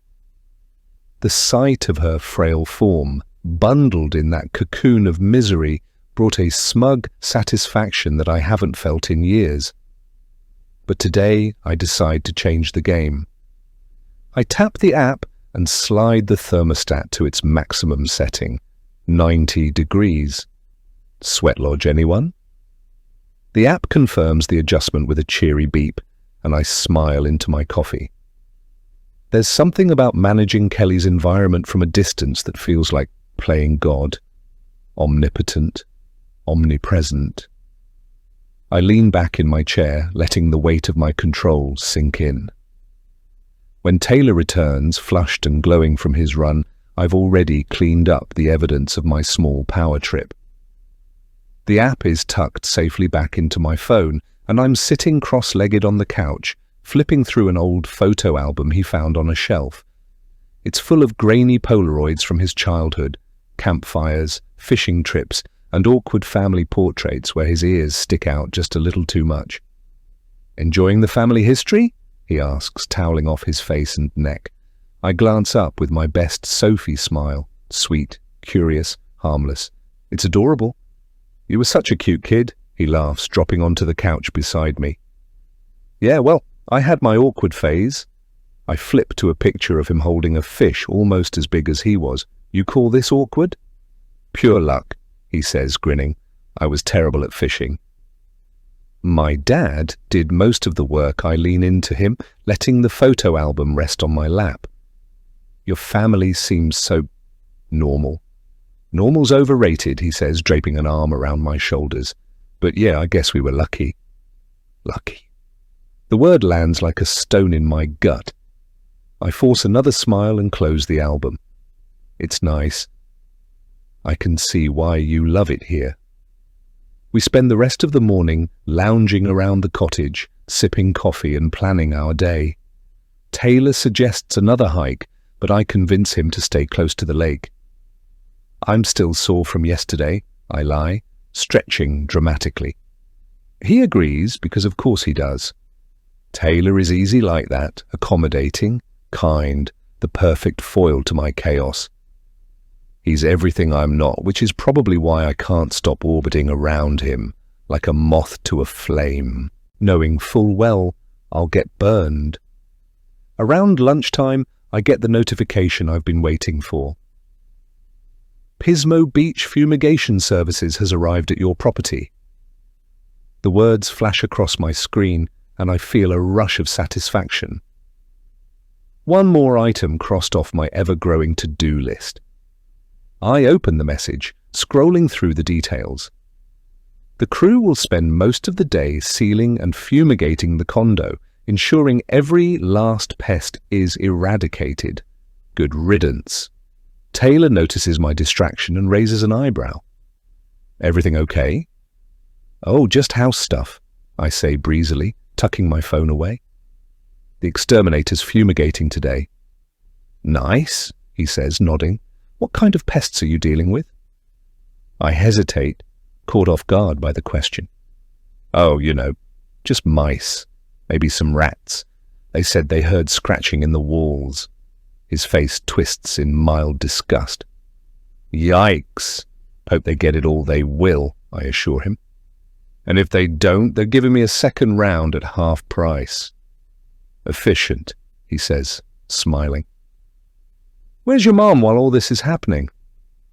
I pause, forcing myself to think fast. "Oh, she's with her sister in Catalina for the weekend. Living the dream." Taylor seems satisfied with the answer, and I silently thank the universe for throwing me a lifeline.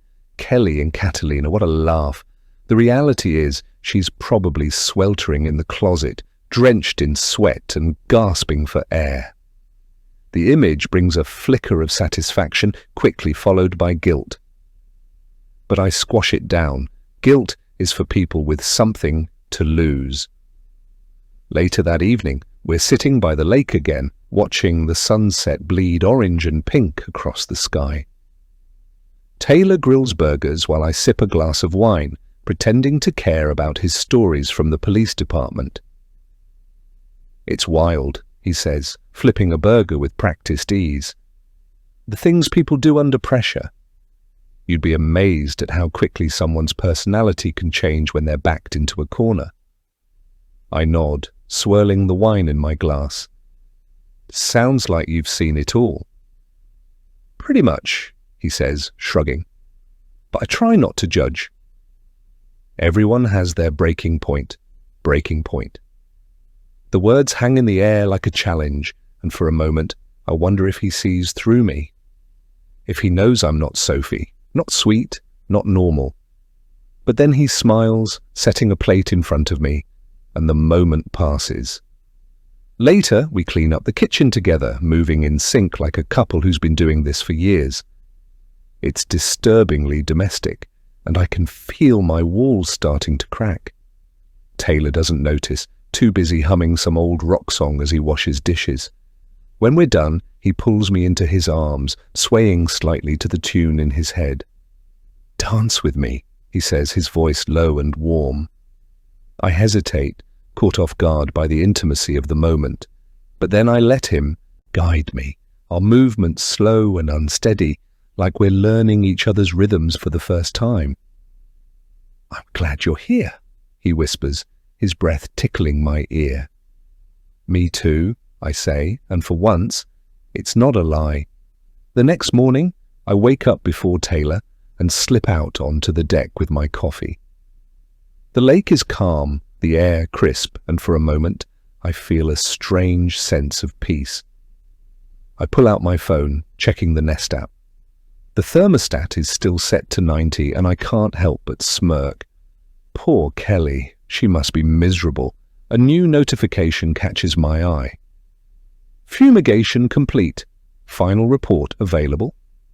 I tap the message, scrolling through the notes. The crew heard scratching in the walls, likely rats or mice as suspected. The fumigation should kill them, but a second round might be necessary. The thought of those little pests scrambling for survival, only to meet their end in a cloud of poison, brings a dark satisfaction. I close the app, feeling a strange sense of accomplishment. Everything is falling into place. Taylor joins me a few minutes later, wrapping his arms around my waist as we watch the sun rise over the lake. For a moment, I let myself lean into him, savouring the warmth of his embrace. But in the back of my mind, I know it's only a matter of time before the facade crumbles, before Sophie disappears, and all that's left is me. Chapter 19. I step into the condo, the smell of chemicals still faintly lingering in the air. The lights are dim, casting long shadows across the walls. Perfect. Shadows have a way of amplifying paranoia, turning harmless corners into lurking monsters. I close the door quietly, locking it behind me with a soft click, and pause to listen. Kelly's laboured breathing greets me before I even see her. A jagged wheeze like a rusted gate creaking open. I smile. The fumigation did its job, though not in the way the exterminators intended. They were ridding the house of pests, but the real infestation is right where I left her. "Kelly!" I call out, my voice dripping with faux concern. "I'm home!" I smirk, thinking that I've only been Kelly's caregiver for a little over a week, and yet something about this place already feels like home, like I was always meant to be here. No response, not that I expected one. I make my way down the hall, taking my time, the heels of my boots clicking against the hardwood. With every step, I let my presence echo through the house like a death knell. She needs to know I'm here, that her tormentor has returned. When I reach her room, I stop in the doorway. Kelly is exactly where I left her, propped up in her wheelchair in the closet, blankets tangled around her frail body. She looks smaller, as if the fumigation sucked the life out of her, along with the supposed pests. Her eye darts to me, wide and glassy, a feral glint of panic shimmering just beneath the surface. "Good evening," I say, leaning against the doorframe. "How was your weekend?" Her gaze shifts, trying to focus, but her body betrays her. A weak tremor runs through her hands. She's dehydrated, disoriented, and deliciously helpless. I saunter over to the side of the bed, kicking the chair nearer to her. The sound grates against the floor, and Kelly flinches. "Relax," I say, settling into the chair and crossing my legs. "It's just me." No need to be dramatic. Her lips part slightly, but no sound comes out. Not that it matters. Her silence is part of the charm. I lean forward, resting my elbows on my knees. "You look rough. Did you have a bad dream? Or maybe—" I pause, tilting my head. "Maybe it was the fumigation. That stuff can really mess with your head." Her eye narrows slightly, a flicker of defiance. Good. She's still got some fight in her. It makes breaking her down so much more satisfying. "Oh, come on, don't look at me like that," I say, reaching out to adjust the blanket around her shoulders. "I told you about the fumigation before I left. Don't you remember?" Her gaze sharpens, confusion mingling with suspicion. She's trying to piece it together, trying to claw her way out of the fog that settled over her brain. I sit back, letting the weight of my words sink in. I even left your phone in the pocket of your wheelchair. I continue, my tone light, almost cheerful. You could have called for help any time, but you didn't. Why is that, Kelly? Were you too busy enjoying the peace and quiet? A strangled sound escapes her throat, halfway between a gasp and a whimper, when I pull the phone from the wheelchair pocket. Her hands twitch again, clutching at the blanket like it's the only thing tethering her to reality. I lean closer, my voice dropping to a whisper. The house doesn't feel safe anymore, does it? I ask, my breath hot against her ear. It's like it's turning against you? Like it's alive, watching you, waiting for you to make a mistake. She stiffens, her gaze darting around the room as if the shadows are about to leap out and swallow her whole. I smile, satisfied. Paranoia is such a beautiful thing. It feeds on itself, spiraling out of control until you don't know what's real and what's imagined. Honestly, Kelly, I say, standing up and pacing the room, I'm worried about you. Your memory's slipping, your nerves are shot. It's almost like I trail off, feigning thoughtfulness. Early dementia. Her eye snaps back to me, wide with fear. The accusation hangs in the air, heavy and suffocating. It happens, you know, I continue, turning to face her. Especially after trauma. The brain can only take so much before it starts to deteriorate. Maybe that's what's happening to you, I watch, as the words take root, her breathing growing more erratic. She's trying to fight it, trying to convince herself that I'm lying, but the seed has already been planted. Doubt is a powerful weapon, and I wield it with precision. I mean, think about it, I say, sitting back down. You couldn't even remember the fumigation. Or the phone. Who knows what else you've forgotten? Maybe? I pause, letting the suspense build. Maybe you're losing your mind. Her head shakes weakly, a feeble attempt to deny the inevitable. I reach out and place a hand on her shoulder, squeezing gently. Don't worry, I say, my tone dripping with mock sympathy. I'll take care of you. Even if you can't take care of yourself, the uncertainty in her gaze is intoxicating. She doesn't know what's real anymore, and that's exactly where I want her. The unpredictable threats, the constant state of anxiety, it's a delicate balance, but one I've mastered. The uncertainty of when or if something bad will happen is often more terrifying than the threat itself. I stand, smoothing out the wrinkles in my dress. Well, it's getting late, I say, glancing at the clock. You should get some rest. Big day tomorrow. Her gaze follows me as I move toward the door, her eye pleading for something, mercy, understanding, a shred of humanity, but I have none to give, not to her. I stop in the doorway, turning back to face her. Oh, and Kelly, I say, my voice soft but laced with menace. I'm watching at all times, even when you think you're alone. Her eye widens, the unspoken threat hanging heavy in the air. I smile one last time before closing the door behind me, leaving her alone with her thoughts, and the shadows, and the scratching in the walls that may or may not be real. Later that night I lie in my bed scrolling through the Nest app again. The camera in Kelly's room shows her tossing and turning, her frail body writhing under the covers. She's trying to sleep, but the paranoia won't let her.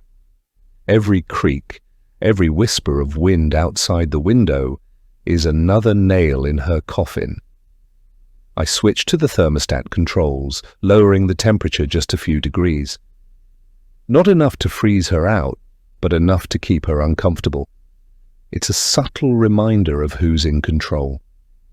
Satisfied, I set my phone down and close my eyes. Sleep comes easily, the sound of Kelly's suffering echoing in my mind like a lullaby. Chapter 20. The ocean breeze dances lightly as I step into the sunny chaos of the cafe. It's the kind of place that screams, we take ourselves way too seriously. Exposed brick walls, mismatched chairs that probably cost a fortune to look this cheap, and little chalkboard menus with names like Avo Luxury, Toast, and Farmhouse Daydream Latte.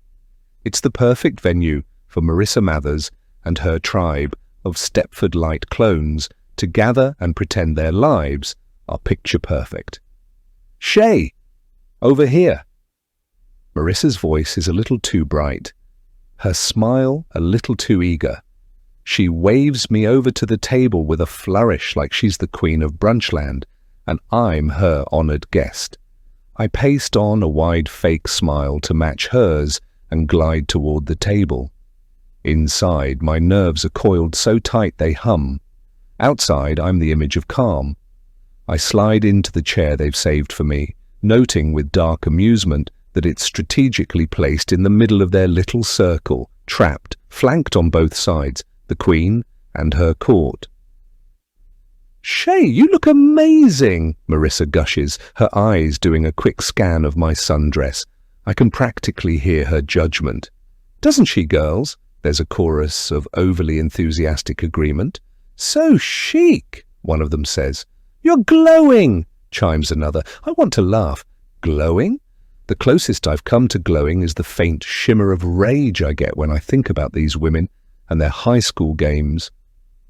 But I smile and nod, playing the part. Let them think I'm glowing. Let them think I care. "So, Shae," Marissa begins, leaning in slightly, her tone syrupy sweet. "What have you been up to?" It's been forever. It's been long enough for me to become someone unrecognizable, Marissa. But I keep the snark to myself and give her the answer she wants to hear. "Oh, you know," I say, swirling my coffee with a tiny spoon. "Life's been busy. I've been caregiving mostly. It's rewarding but challenging." Their heads nod in unison, like bobbleheads on a dashboard. "That's so noble," one of them says, her voice oozing condescension.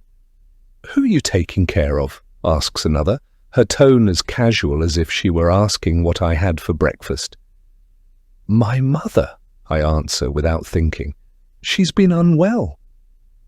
"Oh, that's so sad," Marissa says, her hand fluttering to her chest in mock concern.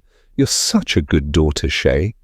"My mum is crazy. I don't think I could do it. Caregiving is such a selfless act."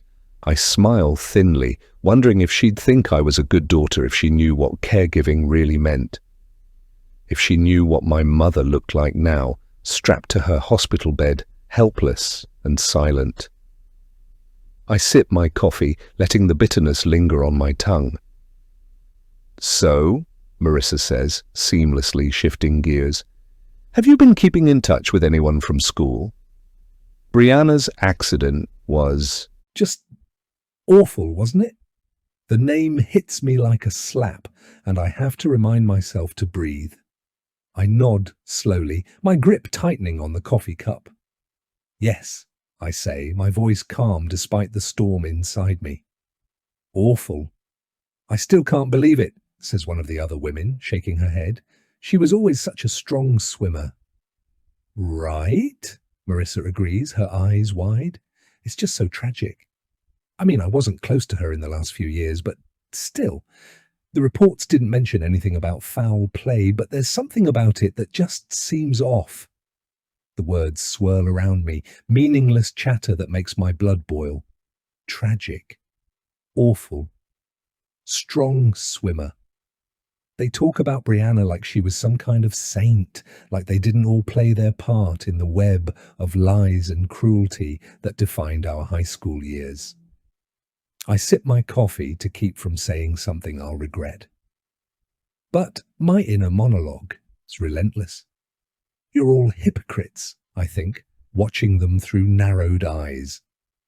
You sit here in your pearls and Chanel, pretending your lives are perfect, but you're just as broken as the rest of us. You just hide it better. They keep talking, their voices blending into a sickly, sweet symphony of gossip and platitudes. I nod and smile in all the right places, but inside, I'm seething. Do you remember that time in gym class? One of them asks, laughing. When Brianna totally wiped out during the relay race? She was so embarrassed. The table erupts in laughter, and I grip my cup so hard I'm surprised it doesn't shatter. My mind flashes to Brianna's face that day, red with humiliation, her eyes darting around to see who was laughing at her. And then another memory surfaces, unbidden. Brianna's face in the water, pale and lifeless. I set my cup down carefully, afraid I might throw it across the room if I hold on to it any longer. "Excuse me," I say, my voice tight. "I need to use the restroom." Marissa looks up, concern flickering across her face. "Are you okay?" "I'm fine," I say, forcing a smile. "Be right back." I walk away from the table, my steps measured and deliberate. In the restroom, I lean against the sink, staring at my reflection. My face is calm, composed, but my eyes betray the chaos inside me. Why did I agree to this, I wonder? Why did I let Marissa rope me into this circus? I take a deep breath, splashing cold water on my face. When I return to the table, they're talking about weddings and vacations, their voices light and carefree. I slide back into my seat, determined to get through the rest of this brunch without losing my cool. But then Marissa turns to me, her smile warm and inviting. "Shae, you should come to our book club next week. It's at my house, and we'd love to have you." Book club, I can't think of anything I'd rather do less. But I force a smile and nod. That sounds great, I lie. The conversation continues, but I've had enough. My patience is wearing thin, and the urge to say something cutting and cruel is becoming harder to resist. Finally, I can't take it anymore. "You know," I say, my tone light but laced with sarcasm, "it's so nice to see how everyone's lives have turned out. All this talk about vacations and weddings and book clubs. It's just so inspiring." They laugh, oblivious to the venom in my words. Marissa tilts her head, her smile faltering just slightly. "We'd love to hear more about your life, Shae." I smile back, my teeth clenched. "Oh, my life isn't nearly as interesting as yours." I mean, caregiving doesn't leave much time for brunch. They laugh again, and I push my chair back, the sound scraping against the floor. "Well, this has been lovely, but I should get going." "Things to do, you know," Marissa looks concerned. "Are you sure?" "We were just about to order mimosas." "I'm sure," I say, grabbing my bag. "Thanks for the invitation." Really, as I walk away from the table, I can feel their eyes on me, their whispers following me out of the cafe. Outside, the sun is blinding, the air heavy with the smell of salt and sunscreen. I take a deep breath, trying to calm the storm inside me. Things to do, I think, my mind already drifting to the hospital bed, waiting for me at home. Wrongs to right, justice to deliver. And as I walk to my car, a small, satisfied smile creeps across my face. Let them have their brunches and their book clubs. I have more important things to do. Chapter 21. The spare room is a time capsule. It smells of stale air and forgotten regrets, boxes stacked to the ceiling, each labelled with a word or two that means nothing to me.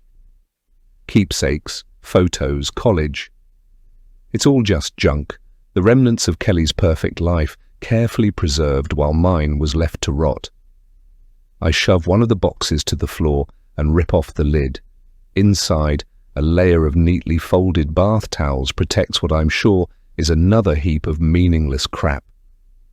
I pull back the towels, and the first thing I see is another locket, tarnished, delicate and older looking than the last, as if it hasn't seen daylight in decades. It flips open easily, revealing two faded photos, Kelly as a girl, and a woman I assume is her mother, both smiling, both blissfully unaware that one day they'd raise daughters doomed to hate them. "Oh, this is rich," I mutter, tossing the locket onto the bed. a family tradition of dysfunction. Underneath the locket is a stack of journals, each one bound in cheap leather with the years scribbled on the covers. I grabbed the oldest one, dated the year Kelly turned 16, and sit cross-legged on the floor. The room is dim, the single overhead bulb casting long shadows across the boxes. It feels like the right atmosphere for uncovering ghosts. The first page is a diary entry, scrawled in rushed teenage handwriting. May 3rd, 1985. He hit her again. I told her to leave, but she just shook her head and said, "It's not that simple." What's not simple about packing a bag and walking out the door? I hate him. I hate that she won't fight back. I hate that I'm too small to make him stop. Sometimes I think about running away, but I can't leave her. She's all I have. I stop reading, my chest tightening. The anger in those words feels familiar, almost comforting. It's the same anger I carried for years, aimed at the father who treated Sophie and me like unwanted pets, barely worthy of scraps or kindness. Kelly knew that rage long before I did. She lived it. But does that excuse her? I flipped to the next entry, looking for more answers. June 10th, 1985. He came home drunk again. She burned the roast and he called her stupid and threw the plate against the wall. I picked up the pieces while she cried in the bathroom. I told her we should leave, but she just stared at me like I'd said something impossible. "Where would we go?" she asked. "Anywhere," I wanted to scream. "Anywhere but here." The pages blur as I read on, the entries becoming darker, more desperate. Kelly's life was a carbon copy of mine, a cycle of fear and helplessness, punctuated by fleeting moments of hope that were always crushed underfoot. She didn't just abandon me and Sophie, she abandoned herself long before we were even born. "Poor little Kelly," I whisper, the words dripping with mock pity. Trapped in her own tragedy. But the sarcasm feels hollow. I toss the journal aside and grab another, the leather cracked and worn from years of handling. This one picks up a few years later after Kelly had left home. The tone is different, less angry, more detached. Like she was trying to convince herself that running away had fixed everything. March 15th, 1989. I found a room to rent near campus. It's tiny, and the radiator only works half the time, but it's mine. I started therapy last week. The doctor says it's normal to feel guilty, but I don't know. How do you forgive yourself for leaving someone behind? My fingers tighten around the edges of the journal. Therapy. Of course. The great Kelly Fraser, always trying to fix herself, even as she left destruction in her wake. You forgave yourself plenty, I mutter, flipping to another page. It's the rest of us you forgot. May 22nd, 1991. I met someone. His name is Robert, and he's kind. He doesn't yell, he doesn't hit. He listens. He says he wants to build a life together, but I don't know if I can trust it. Every time he touches me, I flinch. I don't think I know how to love without being afraid. Robert, my father, the man who destroyed what little remained of her. Did she flinch when he touched her because of her past, or because she already knew what he was capable of? The thought makes my stomach churn, and I slam the journal shut. I sit there for a moment, staring at the pile of boxes, the weight of what I've read settling over me like a heavy blanket. Kelly's life wasn't a clean escape. It was a series of compromises and mistakes, each one dragging her further from the person she wanted to be. And somehow, I was the final compromise, the one she couldn't handle. Was it worth it? I ask aloud, my voice echoing in the empty room. Did running away make it better, or did it just make you weak? The silence is deafening. I return to Kelly's room, the journals still clutched in my hands. She's lying in bed, her frail body barely a lump under the blankets. The strobe light has stopped, but the after effects linger. Her eye half closed, her breathing shallow. She looks like a ghost. "Did you think leaving would save you?" I ask, my voice low and sharp. "Did you think it would save us?" Her gaze flutters open, but she doesn't respond. She can't, and that infuriates me.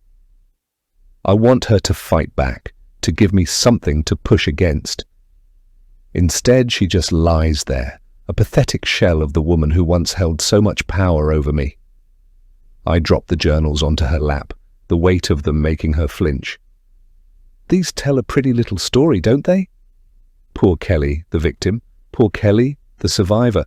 But where's the part where you abandoned your kids? Where's the part where you let him destroy us?" Her eye fills with tears. "But I don't let up."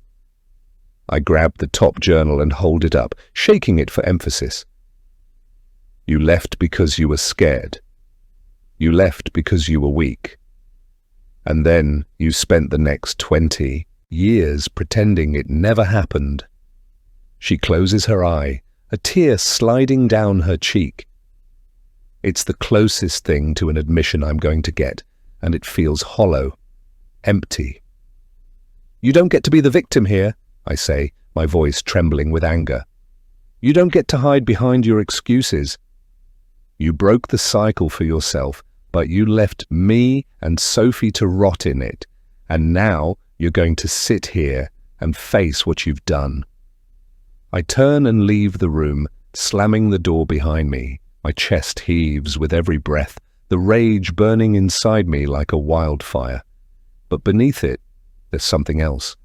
I spend the rest of the night pacing the house, my mind a whirlwind of anger and confusion. Kelly's journals have opened a wound I didn't know I had, and I don't know how to close it. I stop in the kitchen, staring out the window at the darkened street. The quiet neighborhood feels oppressive, like the world has shrunk down to this house and the ghosts it holds. I want to leave, to run away like Kelly did, but I can't. Not yet. Because as much as I hate her, as much as I want to destroy her, I can't ignore the truth. Kelly wasn't just a coward, she was a victim, trapped in a cycle she didn't know how to break. And in some twisted way, that makes us the same. The thought makes me sick. I grab a bottle of wine from the counter and pour myself a glass, the liquid sloshing over the edge. I don't bother cleaning it up. I just sit there, staring into the glass, trying to make sense of the mess Kelly has left behind. For the first time in years, I feel something other than rage. It's faint, almost imperceptible, but it's there. A flicker of understanding, of pity. But I push it down, burying it under the weight of everything she's done. Because if I let it in, if I let myself feel sorry for her, I lose. And I can't afford to lose. Not now. Not ever. Chapter 22. The delivery guy leaves a brown paper bag at the front door, accompanied by a small envelope with my name on it. It's late, and the porch light buzzes faintly in the otherwise silent night. My first thought is that someone made a mistake. I carry the bag inside, the weight of it warming my hands. Toby sniffs eagerly at my feet, his tail wagging in anticipation, his traitorous heart always ready to love the bringer of food. I settle the bag on the kitchen counter, ripping open the envelope first. "Kelly, just thought you might need a pick-me-up. Hope you like Thai food. Thinking of you. Taylor." The simplicity of it punches me in the gut. It's not flowers or jewelry or some grand gesture that reeks of obligation. It's thoughtful, genuine, the kind of thing someone does when they actually care about you.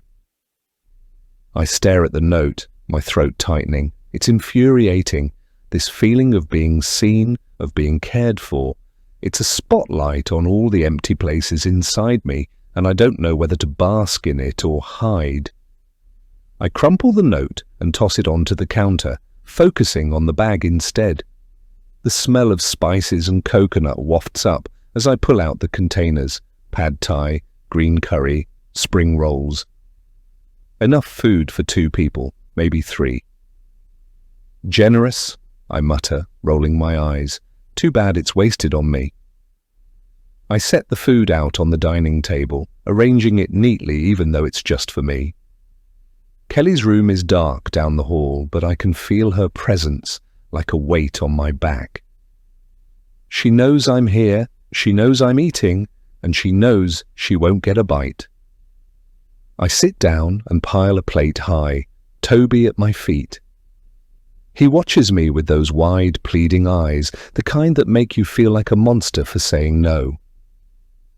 I toss him a spring roll, and he catches it mid-air, chomping happily. Traitor, I mutter, but my tone is soft. He doesn't care who I am, what I've done, he just wants to be close.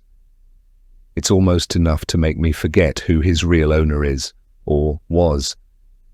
I think of Isaac bleeding out on the basement floor, his fingers severed. I wonder if he made it. I imagine I'd hear about it if he did, but then maybe not. I take a bite of the curry, and the flavors explode on my tongue. It's good, really good, better than I deserve, probably. The thought sours the food in my mouth, and I force it down with a gulp of water. My gaze drifts to the picture on the side table. Sophie and me, arms wrapped around each other, smiles so wide they look painted on. It's a lie, of course. Even then we were already broken, already clawing our way through a childhood that didn't want us. I pick up the frame, tracing Sophie's face with my finger. She was so good. Too good. The kind of person who could find beauty in a world that chewed her up and spat her out. And I was me, the angry one, the survivor, the one who always had to clean up the mess, even when it wasn't mine. Maybe I should have gone instead of you, I whisper, my voice trembling. Maybe that would have been fair. Toby whines at my feet, nudging my leg with his nose. I drop my hand to his head, scratching absently behind his ears. His warmth is comforting, grounding. But it's not enough to stop the tears that spill over, hot and unwelcome. I don't know how long I sit there crying into my half-eaten dinner, but by the time I pull myself together, the food is cold and Toby is curled up at my feet, asleep. I push the plate away, the smell suddenly nauseating. The hallway is dark as I make my way to Kelly's room, the floorboards creaking under my bare feet. I open the door slowly, the soft hum of her machines filling the silence. She's lying there, eye closed, her chest rising and falling in shallow breaths. For a moment, I just watch her. Her face is pale, gaunt, the scars from the surgeries twisting her features into something almost unrecognizable. She looks small, helpless, and for a brief, fleeting second, I feel something like pity. Maybe I've been too hard on you, I say softly, though I know she can't respond. Maybe if I want a future with Taylor, I should try to be better. The words taste foreign, unnatural. Better. What does that even mean? Sophie was better. She was good, and it got her nothing but a grave. What's the point in pretending I can be like her? I sigh and lean against the doorframe, crossing my arms. You know, Taylor sent me food tonight. Nice guy, huh? Thoughtful, kind, everything I'm not. Her eyelids flutter, just barely, and for a moment I think she's awake. But then she stills again, her body sinking deeper into the bed. I take a step closer, my voice lowering. He doesn't know who I really am, what I've done, what I'm capable of. And he can't ever find out, because if he does, I trail off, the weight of the thought pressing down on me. If he knew the truth, he'd run. They always do. No one stays when they see the monster behind the mask. Good night, Kelly, I whisper, turning to leave. Sweet dreams. Back in the living room, I sink onto the couch, pulling Toby into my lap. He resists at first, but eventually settles, his head resting against my chest. The picture of Sophie and me is still on the table, and I pick it up again, staring at it like it holds some kind of answer. I think about Isaac, about the way he used me, discarded me like I was nothing, about the nights I spent crying over him, wondering what I'd done wrong. And then I think about Sophie, about the way she tried to comfort me, even when she was hurting just as much. "Do you think he'd like me better if I was more like you?" I ask the photo, my voice barely a whisper. "Do you think anyone would?" The tears come again, and this time I don't fight them. I let them fall, soaking into Toby's fur as he nuzzles against me. I cry for Sophie, for the life she never got to live. I cry for myself, for the person I'll never be. And I cry for Taylor, for the moment he inevitably realizes that I'm not worth saving. When the tears finally stop, I'm exhausted, my body heavy and numb. I curl up on the couch, pulling Toby close and let sleep take me. The next time I open my eyes, morning light streams through the windows, stabbing through my eyelids. Toby is still curled up next to me, his tail wagging as I stir. I scratch behind his ears, offering him a small smile. "Good morning, traitor," I say, my voice hoarse. "Sleep well?" He licks my hand in response, and I can't help but laugh. It's a small, fleeting sound, but it feels good, almost human. I stretch and sit up, the picture of Sophie and me still on the table. I pick it up, holding it close as I take a deep breath. Today I decide I'll try to be better, for her, for Taylor, for myself. But as I set the photo back down, a familiar bitterness creeps in. Better? What does that even mean? How do you fix something that's been broken for so long? I don't have an answer, but as I get up and start the day, I tell myself I'll try. Even if it's just for today, I'll try. Chapter 23. The cemetery is still a pocket of serenity that feels almost obscene. The sun, too cheerful for my liking, spills golden light over the gravestones and the manicured grass.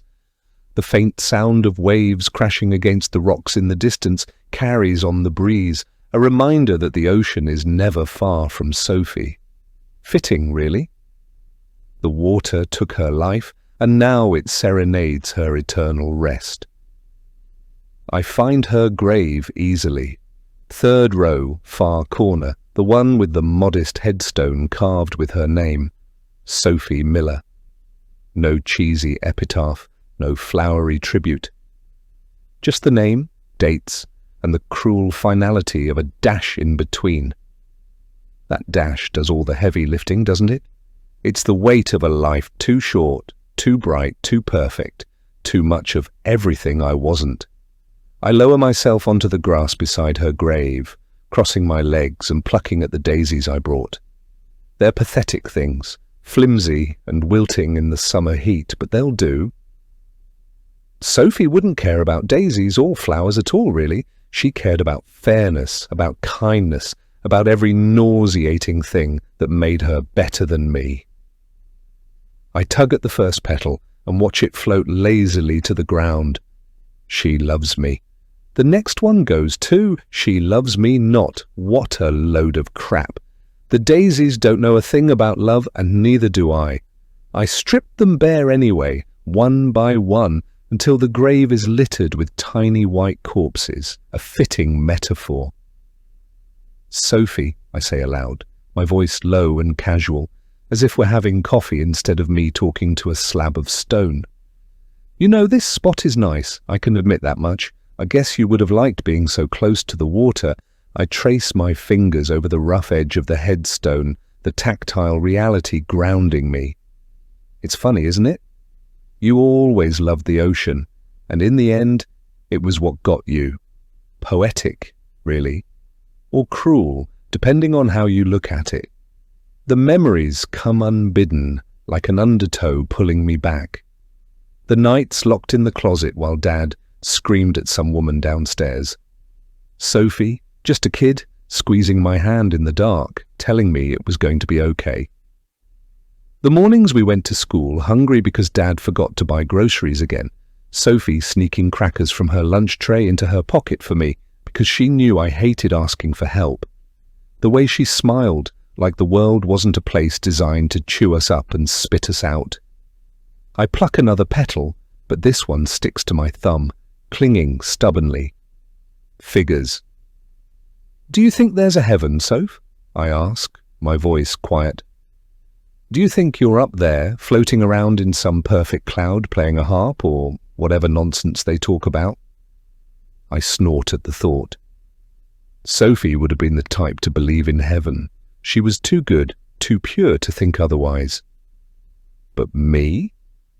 I don't get to entertain such naive fantasies.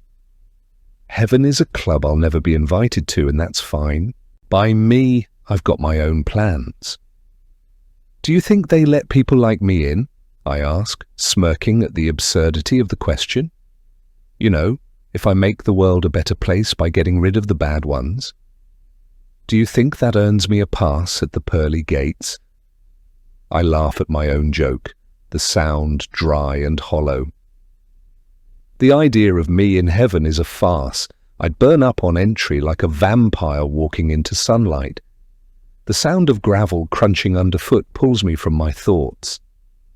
I glance up to see an old woman shuffling along the path, her hunched frame moving with the slow determination of someone who's been alive too long. She's wearing a cardigan despite the heat, and her cane taps rhythmically against the ground as she approaches.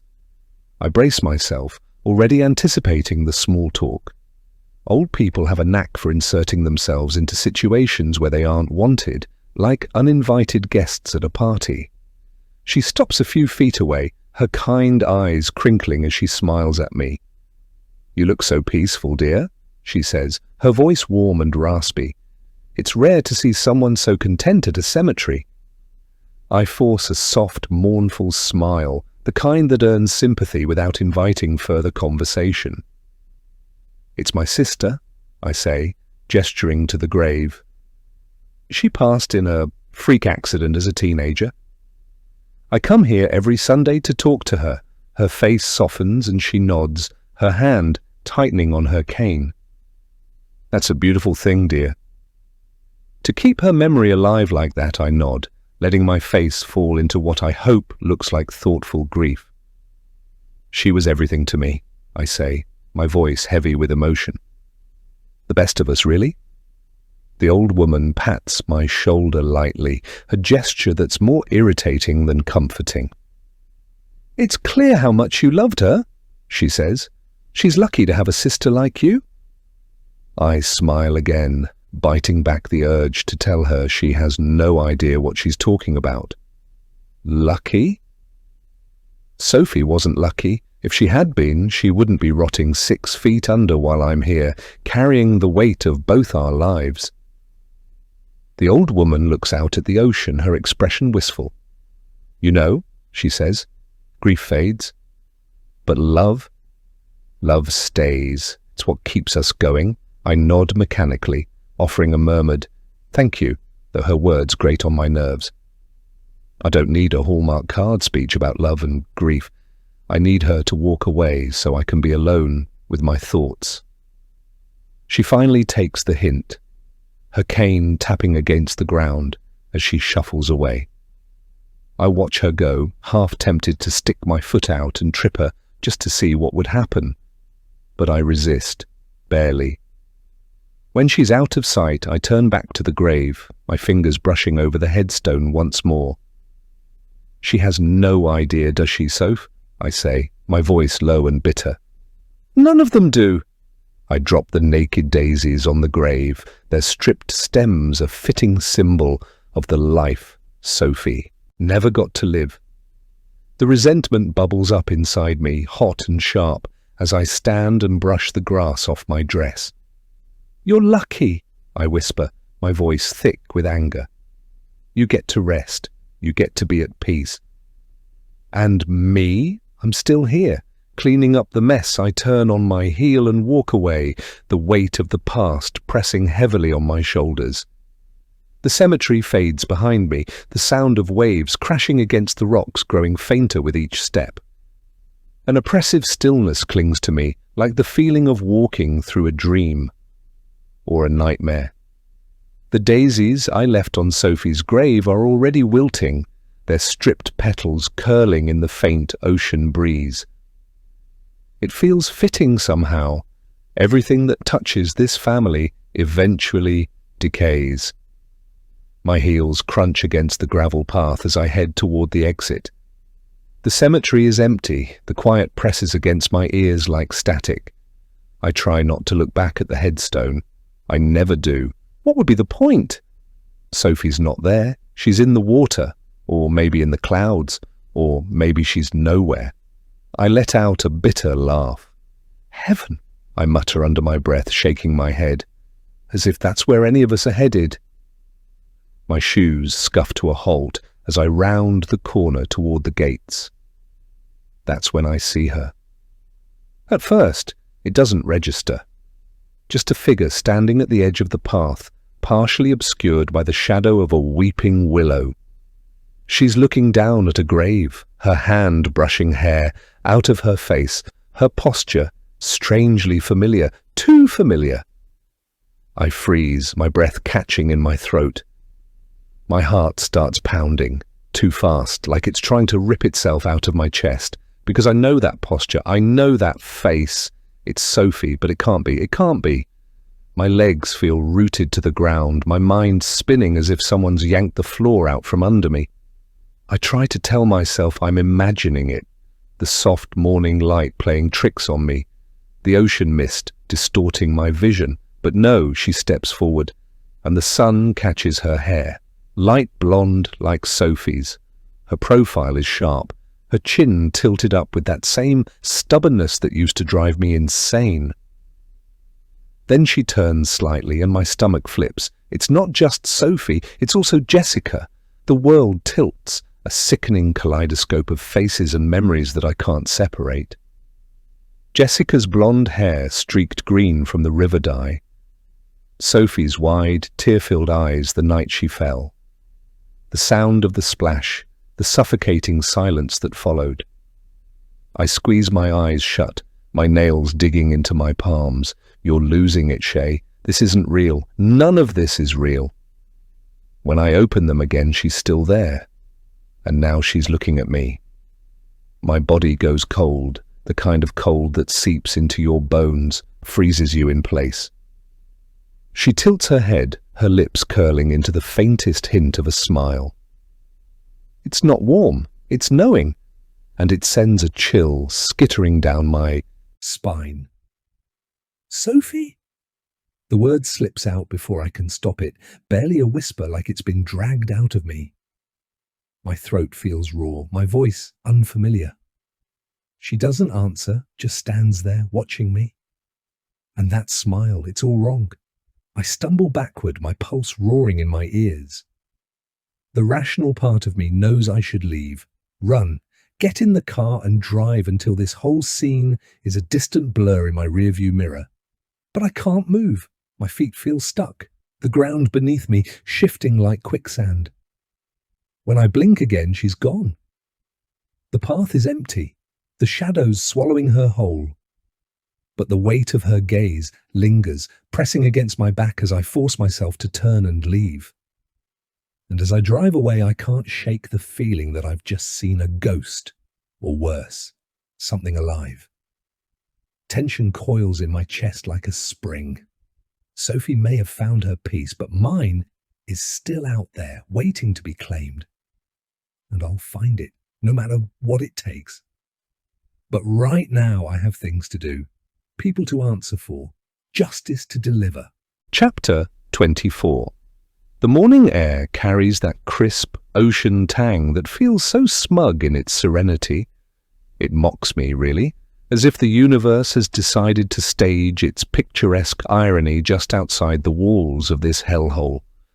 I sip my coffee on the balcony, watching joggers who are too happy for their own good, pound the pavement with their overly whitened smiles.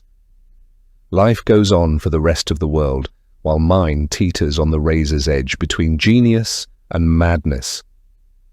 Inside, Kelly's mechanical breath hums through the baby monitor I keep propped on the table next to my cup.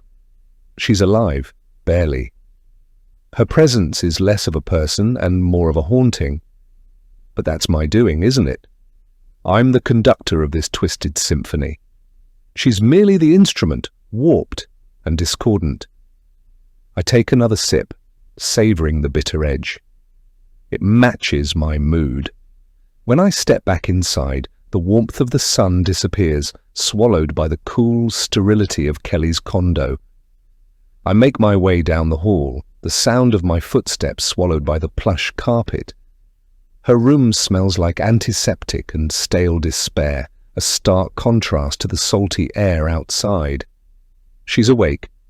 Her eye flickers open when I push the door open with my hip, a breakfast tray balanced in my hands.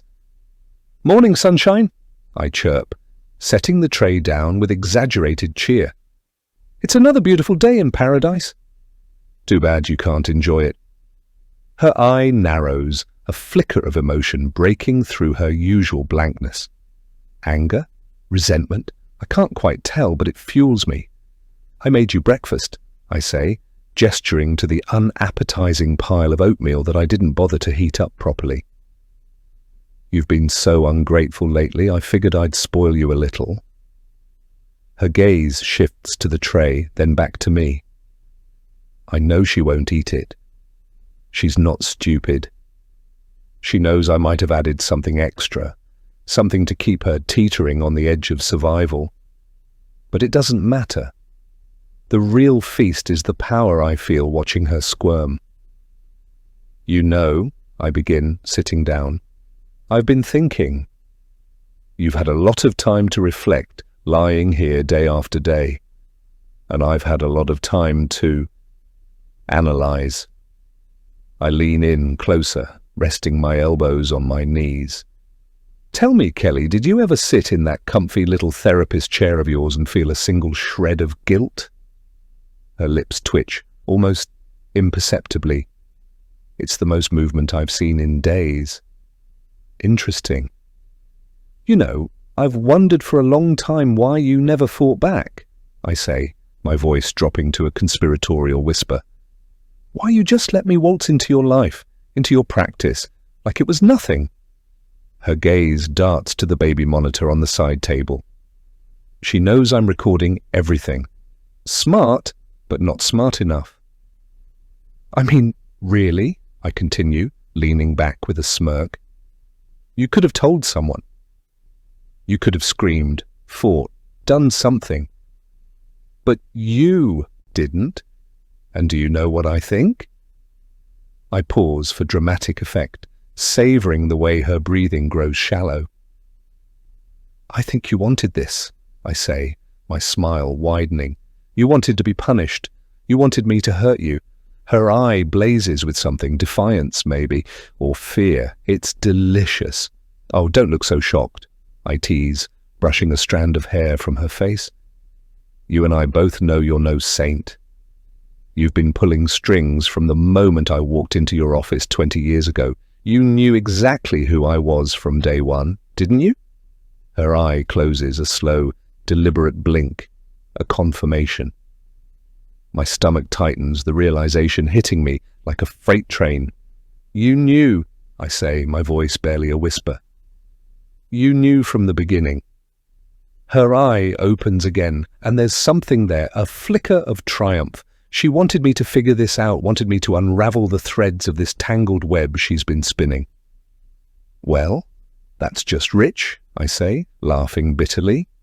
"You played the long game, didn't you? All those years of therapy, all those lies, and for what? To see how far I'd go, to push me to this." Her gaze remains steady, unflinching. It's infuriating. "You're sick," I snap, standing up and pacing the room. "You're just as twisted as I am, maybe more. You could have stopped this. You could have ended it all before it even started, but you didn't. And do you know why? I whirl around, pointing a finger at her. Because you wanted this. You wanted me to hurt you. You thought it would make up for what you did, didn't you? For leaving me, for abandoning Sophie. This is your penance, isn't it? Her silence is deafening, her expression a mask of controlled defiance. But I see the cracks. I see the truth. Well, congratulations, I say, my voice dripping with venom. You got what you wanted. But don't think for a second that this changes anything. You're still mine, Kelly, and I'm not done with you. I reach into my pocket and pull out the small vial of paralytic, holding it up for her to see. Her gaze widens, her breaths quickening. Oh, don't look so surprised, I say, smirking. You didn't think I'd let you off that easily, did you? I draw the syringe, the clear liquid catching the light. Her body stiffens, a futile attempt to resist what's coming. This is going to feel interesting, I say, injecting the solution into her IV. Your heart's going to start racing, then it'll slow down, and you'll feel like you can't breathe. But don't worry, I'll make sure you wake up. This time her stare is wild now, her chest heaving as the paralytic takes hold. I lean in close, my voice a whisper in her ear. No one will ever hear you scream, I say, grinning as her body goes still, her good eye rolling back in her head. Sweet dreams, Kelly. I stand there for a moment, watching as her body succumbs to the drug. It's a satisfying sight, the culmination of years of rage and betrayal boiling to the surface. But as I turn to leave, a strange sensation washes over me. It's not regret exactly, but something close. A flicker of doubt, a question I can't quite shake. Did she win? I shake my head, dismissing the thought. No, this isn't about her. It's about me. It's always been about me. I close the door behind me, the sound of her shallow breaths fading into the silence. And as I walk down the hall, the weight of my own darkness pressing down on me, I can't help but wonder if I'll ever be free of her, or if she'll haunt me forever. Chapter 25. The soft rustle of the ocean outside my window is almost soothing, almost convincing enough to make me believe the world is normal. But then normal is relative, isn't it? For someone like me, normal is a cracked mirror reflecting 1,000 tiny lies. I step outside to collect the mail. The neighborhood is quiet, the kind of eerie silence that settles when everyone's busy, pretending their lives are perfect. I pause by the mailbox, the metal cool against my fingers, and savor the moment. The world feels suspended, like I'm on the edge of something thrilling and terrible. The envelope is small, pale blue, and addressed to me in a child's handwriting. My name curls across the surface, each letter painstakingly crafted, as if written by a hand unfamiliar with control. I glance up and down the street, searching for a sign, a clue, but all I see are empty driveways and closed blinds. My neighbors live in their bubbles, oblivious to the storm brewing in mine. Inside, I settle onto the couch, the envelope clutched in my hand. Something about it feels wrong. The handwriting is too neat, too deliberate, and yet it tugs at the edge of memory, a faint echo of my childhood. When I slide my nail under the flap and pull out the note, my breath catches. It's written in Sophie's handwriting, my dead sister's childish scrawl, complete with the little loops she always added to her whys. My hands tremble, but I tell myself it's just a coincidence, a prank, some sick joke, except no one alive could know what's written here. I know what you did to Brianna. The words stab me, sharp and accusing. My vision blurs for a moment, memories crashing into me like waves against the rocks. Brianna's face flashes in my mind, her mouth opening in shock when I hit her over the head with the rock. The way her body went limp, the fisherman's anchor dragging her into the depths of the bay. I force a laugh, sharp and bitter, and toss the note onto the coffee table. Cute, I say aloud, my voice echoing in the empty room. But my stomach churns. Who would know? Who could possibly know? I open the next envelope, my fingers moving faster now, driven by a mix of dread and curiosity. You always hated me, didn't you? My breath catches. The handwriting is the same, eerily precise, as if Sophie's ghost sat down to pen me a letter from beyond the grave. My mind flickers to the closet in our childhood bedroom, where I used to hide from our father's drunken rages. Sophie's tiny body curled against mine, her whispers in the dark, promising me that one day we'd escape. I shove the note into the pile with the first, my chest tightening. It's just a prank, I tell myself, someone trying to mess with me, but how would anyone know? The next letter answers the unspoken question. Remember Isaac's blood on your hands? You made him do it, Shae. You made him cut off his fingers. My pulse pounds in my ears as the memory surfaces, vivid and grotesque. Isaac tied to his workbench, his eyes wide with fear and disbelief. The hammer in his trembling hand as I stood over him, my voice cold and commanding. Take off your ring finger and I'll let you keep it. If you think you can drive yourself to the emergency room, they'll sew it right back on for you. Like brand new, mostly. Hard to play golf without fingers, right? The letters fall from my hands, scattering across the floor. My breathing is shallow, my vision narrowing. I close my eyes, trying to block out the images, but they only grow stronger, more vivid. Get a grip, I mutter, my voice shaking. But the next envelope taunts me from the pile, daring me to open it. My fingers move before I can stop them. You always blamed me for everything. But who's the real monster, Shae? Who pushed me off the pier? The words hit me like a punch to the gut. My hand trembles, the letter slipping from my grasp as I stagger to my feet.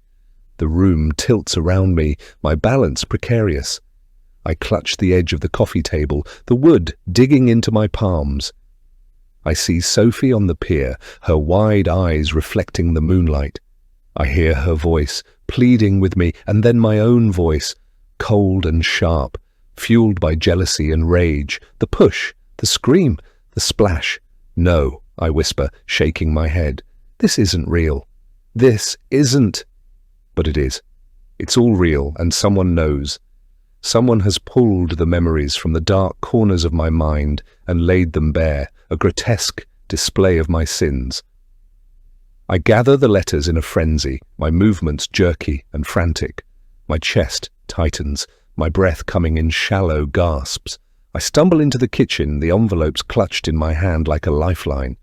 The stovetop burner flicks to life with a hiss, the blue flame dancing before me. One by one, I feed the letters to the fire, watching as the paper curls and blackens, the words consumed by the flames. Smoke rises acrid and sharp, filling my lungs with a bitter satisfaction. The last letter lingers in my hand, the edges singed but the words still visible. Brianna said she forgives you. Do you forgive yourself? I laugh, a sharp, humorless sound, and toss it into the fire. The flame consumes it with a final hiss, leaving only ash and the faint scent of smoke. The room is silent, the letters reduced to nothing. But the weight in my chest doesn't lift. The memories remain, clawing at the edges of my mind, refusing to be burned away. I sink into a chair, the locket around my neck feeling heavier than ever. My fingers trace the edge of it, the metal cool against my skin. The photo inside, the one of Sophie, feels like a mockery now, a reminder of everything I've done, everything I've lost. The sound of footsteps outside jolts me from my thoughts. I stiffen, my eyes darting to the window. The blinds are drawn, but I can see the shadow of someone moving past the house, their figure obscured by the fading light. I rise slowly, my heart pounding. The letters are gone, but the questions remain. Who sent them? And how much do they know? As the shadow moves on, disappearing down the street, I tell myself it's just a neighbour, just someone out for an evening walk. But the unease lingers, a knot in my stomach that refuses to be untied. The house feels too quiet, too still. The walls seem to close in, the air heavy with the weight of unseen eyes. I lock the door, double-check the windows, and retreat to my room, the locket still clutched in my hand. As I lie in bed, the events of the day replay in my mind, the letters, the fire, the shadow outside. Sleep doesn't come easily, and when it does, it's filled with nightmares. Sophie's face haunts me, her voice echoing in the darkness. Do you forgive yourself? Do you forgive yourself? Do you forgive yourself? Chapter 26. The park is too green, too idyllic, as if it's mocking me with its picturesque serenity. The kind of place where normal people stroll with their normal dogs, enjoying their normal lives. Taylor walks beside me, his hand grazing mine occasionally, but I pretend not to notice. Toby trots ahead, his tail wagging. Taylor is mid-sentence, talking about some fishing trip he took as a kid. His words wash over me like the lapping waves I can hear in the distance. I'm not listening. I'm too busy fighting the knot in my stomach. His kindness is a dagger, twisting deeper with every glance, every smile. "So what about you?" Taylor asks suddenly, his voice pulling me from the undertow of my thoughts. Any fond childhood memories? A favourite vacation spot? I let out a snort before I can stop myself. Vacation? Oh, sure. My dad used to pack us up and take us to the Ritz-Carlton, first class all the way. Taylor chuckles, oblivious to the venom coiling behind my sarcasm. You're funny, you know that? Funny. That's what they all say until the cracks start to show. My hand tightens around Toby's leash. The sun filters through the trees, dappling the pavement with soft light, but all I can see is the dim, mouldy closet of my childhood. My father's voice echoes in my head, sharp and slurred. You can't do anything right, Shae. Can't even feed your sister. I blink hard, shaking the memory loose. Taylor's still looking at me, waiting for a real answer. I summon my best Sophie smile, the one I've perfected for moments like this. Sweet, shy, harmless. Not much to tell, I say, my voice light. I guess you could say I had, unique upbringing. His brow furrows, concern flickering across his face. Unique how? God, why is he always so interested? It feels like being under a microscope, his gaze peeling back, layers I didn't know I still had. Oh, you know, I say breezily, deflecting, quirky family dynamics. Nothing Hallmark would make a movie about he doesn't push, thank God. Instead, he reaches for my hand, threading his fingers through mine. It's such a simple gesture, but it sets off a cascade of memories I can't stop. Isaac's basement smelled like oil and sawdust. The cold metal of the wrench pressed against my palm as I handed it to him. He looked up, his face half hidden under the brim of his baseball cap. Good girl, he'd said, grinning at me. 16 years old and desperate for approval, I'd soaked it up like a dry sponge. Years later, tied to his workbench, his screams filled the room as I handed him the hammer to remove his fingers instead of the wrench. Take off your ring finger, I'd whispered, my voice dripping with venom. It's not like you know what it means to be faithful anyway. Taylor squeezes my hand, grounding me in the present. I glance at him, and the sincerity in his eyes makes my stomach churn. It's too much, too raw. I'm not Sophie. I'll never be Sophie. I think Toby's found something, Taylor says, nodding toward the dog, who's sniffing furiously at a patch of grass. His tail wags like he's found gold. I force a laugh, the sound brittle. Probably just another squirrel. He's obsessed with them. Taylor kneels to pet Toby, his kindness radiating in a way that makes my chest ache. He's too good, too patient. I can't help but wonder what he sees in me. He doesn't know, can't know, that every kind word and soft smile is a chisel chipping away at the walls I've spent years building. The police officer's face was grim when he came to the door.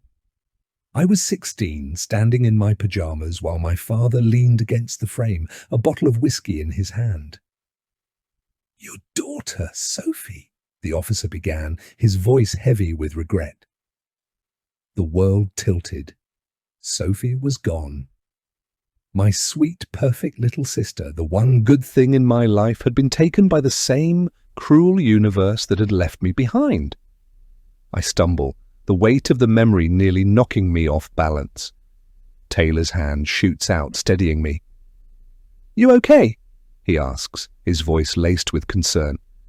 "Yeah," I manage, forcing a smile. "Just tripped. I'm fine, but I'm not fine. My head is a whirlwind of ghosts and whispers, each memory clawing at me with jagged nails. We reach a bench, and Taylor motions for me to sit. I do, grateful for the reprieve. Toby jumps up beside me, his warm body a small comfort against the chill in my bones. Taylor sits next to me, his knee brushing mine. He doesn't say anything, just lets the silence stretch between us. It's unsettling how comfortable he seems in the quiet. Most people would fill it with chatter, but not him. He's waiting, giving me space to speak if I want to. "I'm not good at this," I blurt out, surprising myself. "At what?" he asks, his voice gentle. "This." I gesture vaguely between us. Whatever this is? Being normal. He smiles, but it's tinged with sadness. "You don't have to be normal, Kelly. Just be you." The words are like a punch to the gut. Be me? He has no idea what he's asking. And silly me, I'd forgotten that he doesn't even know my real name. To him, I am Kelly Fraser, the therapist. In some weird twist of fate to him, I am her, the woman that ruined my life. "I should get home," I say abruptly, standing up. It's almost dinner time. Taylor doesn't argue. He stands and takes my hand again, his grip warm and steady. "I'll walk you back." The condo looms ahead, its sterile walls a sharp contrast to the warm glow of Taylor's presence as we walk. My stomach twists as we approach, the weight of my double life pressing down on me. We stop at the door, and Taylor turns to me, his eyes searching mine. "I meant what I said earlier," he says, softly. "I can see a future with you, Kelly." The words hang in the air, heavy and suffocating. My heart races, torn between the part of me that wants to believe him and the part that knows better. I force another smile, the Sophie smile. "That's sweet of you." He leans in, his lips brushing mine in a kiss that's too tender, too real.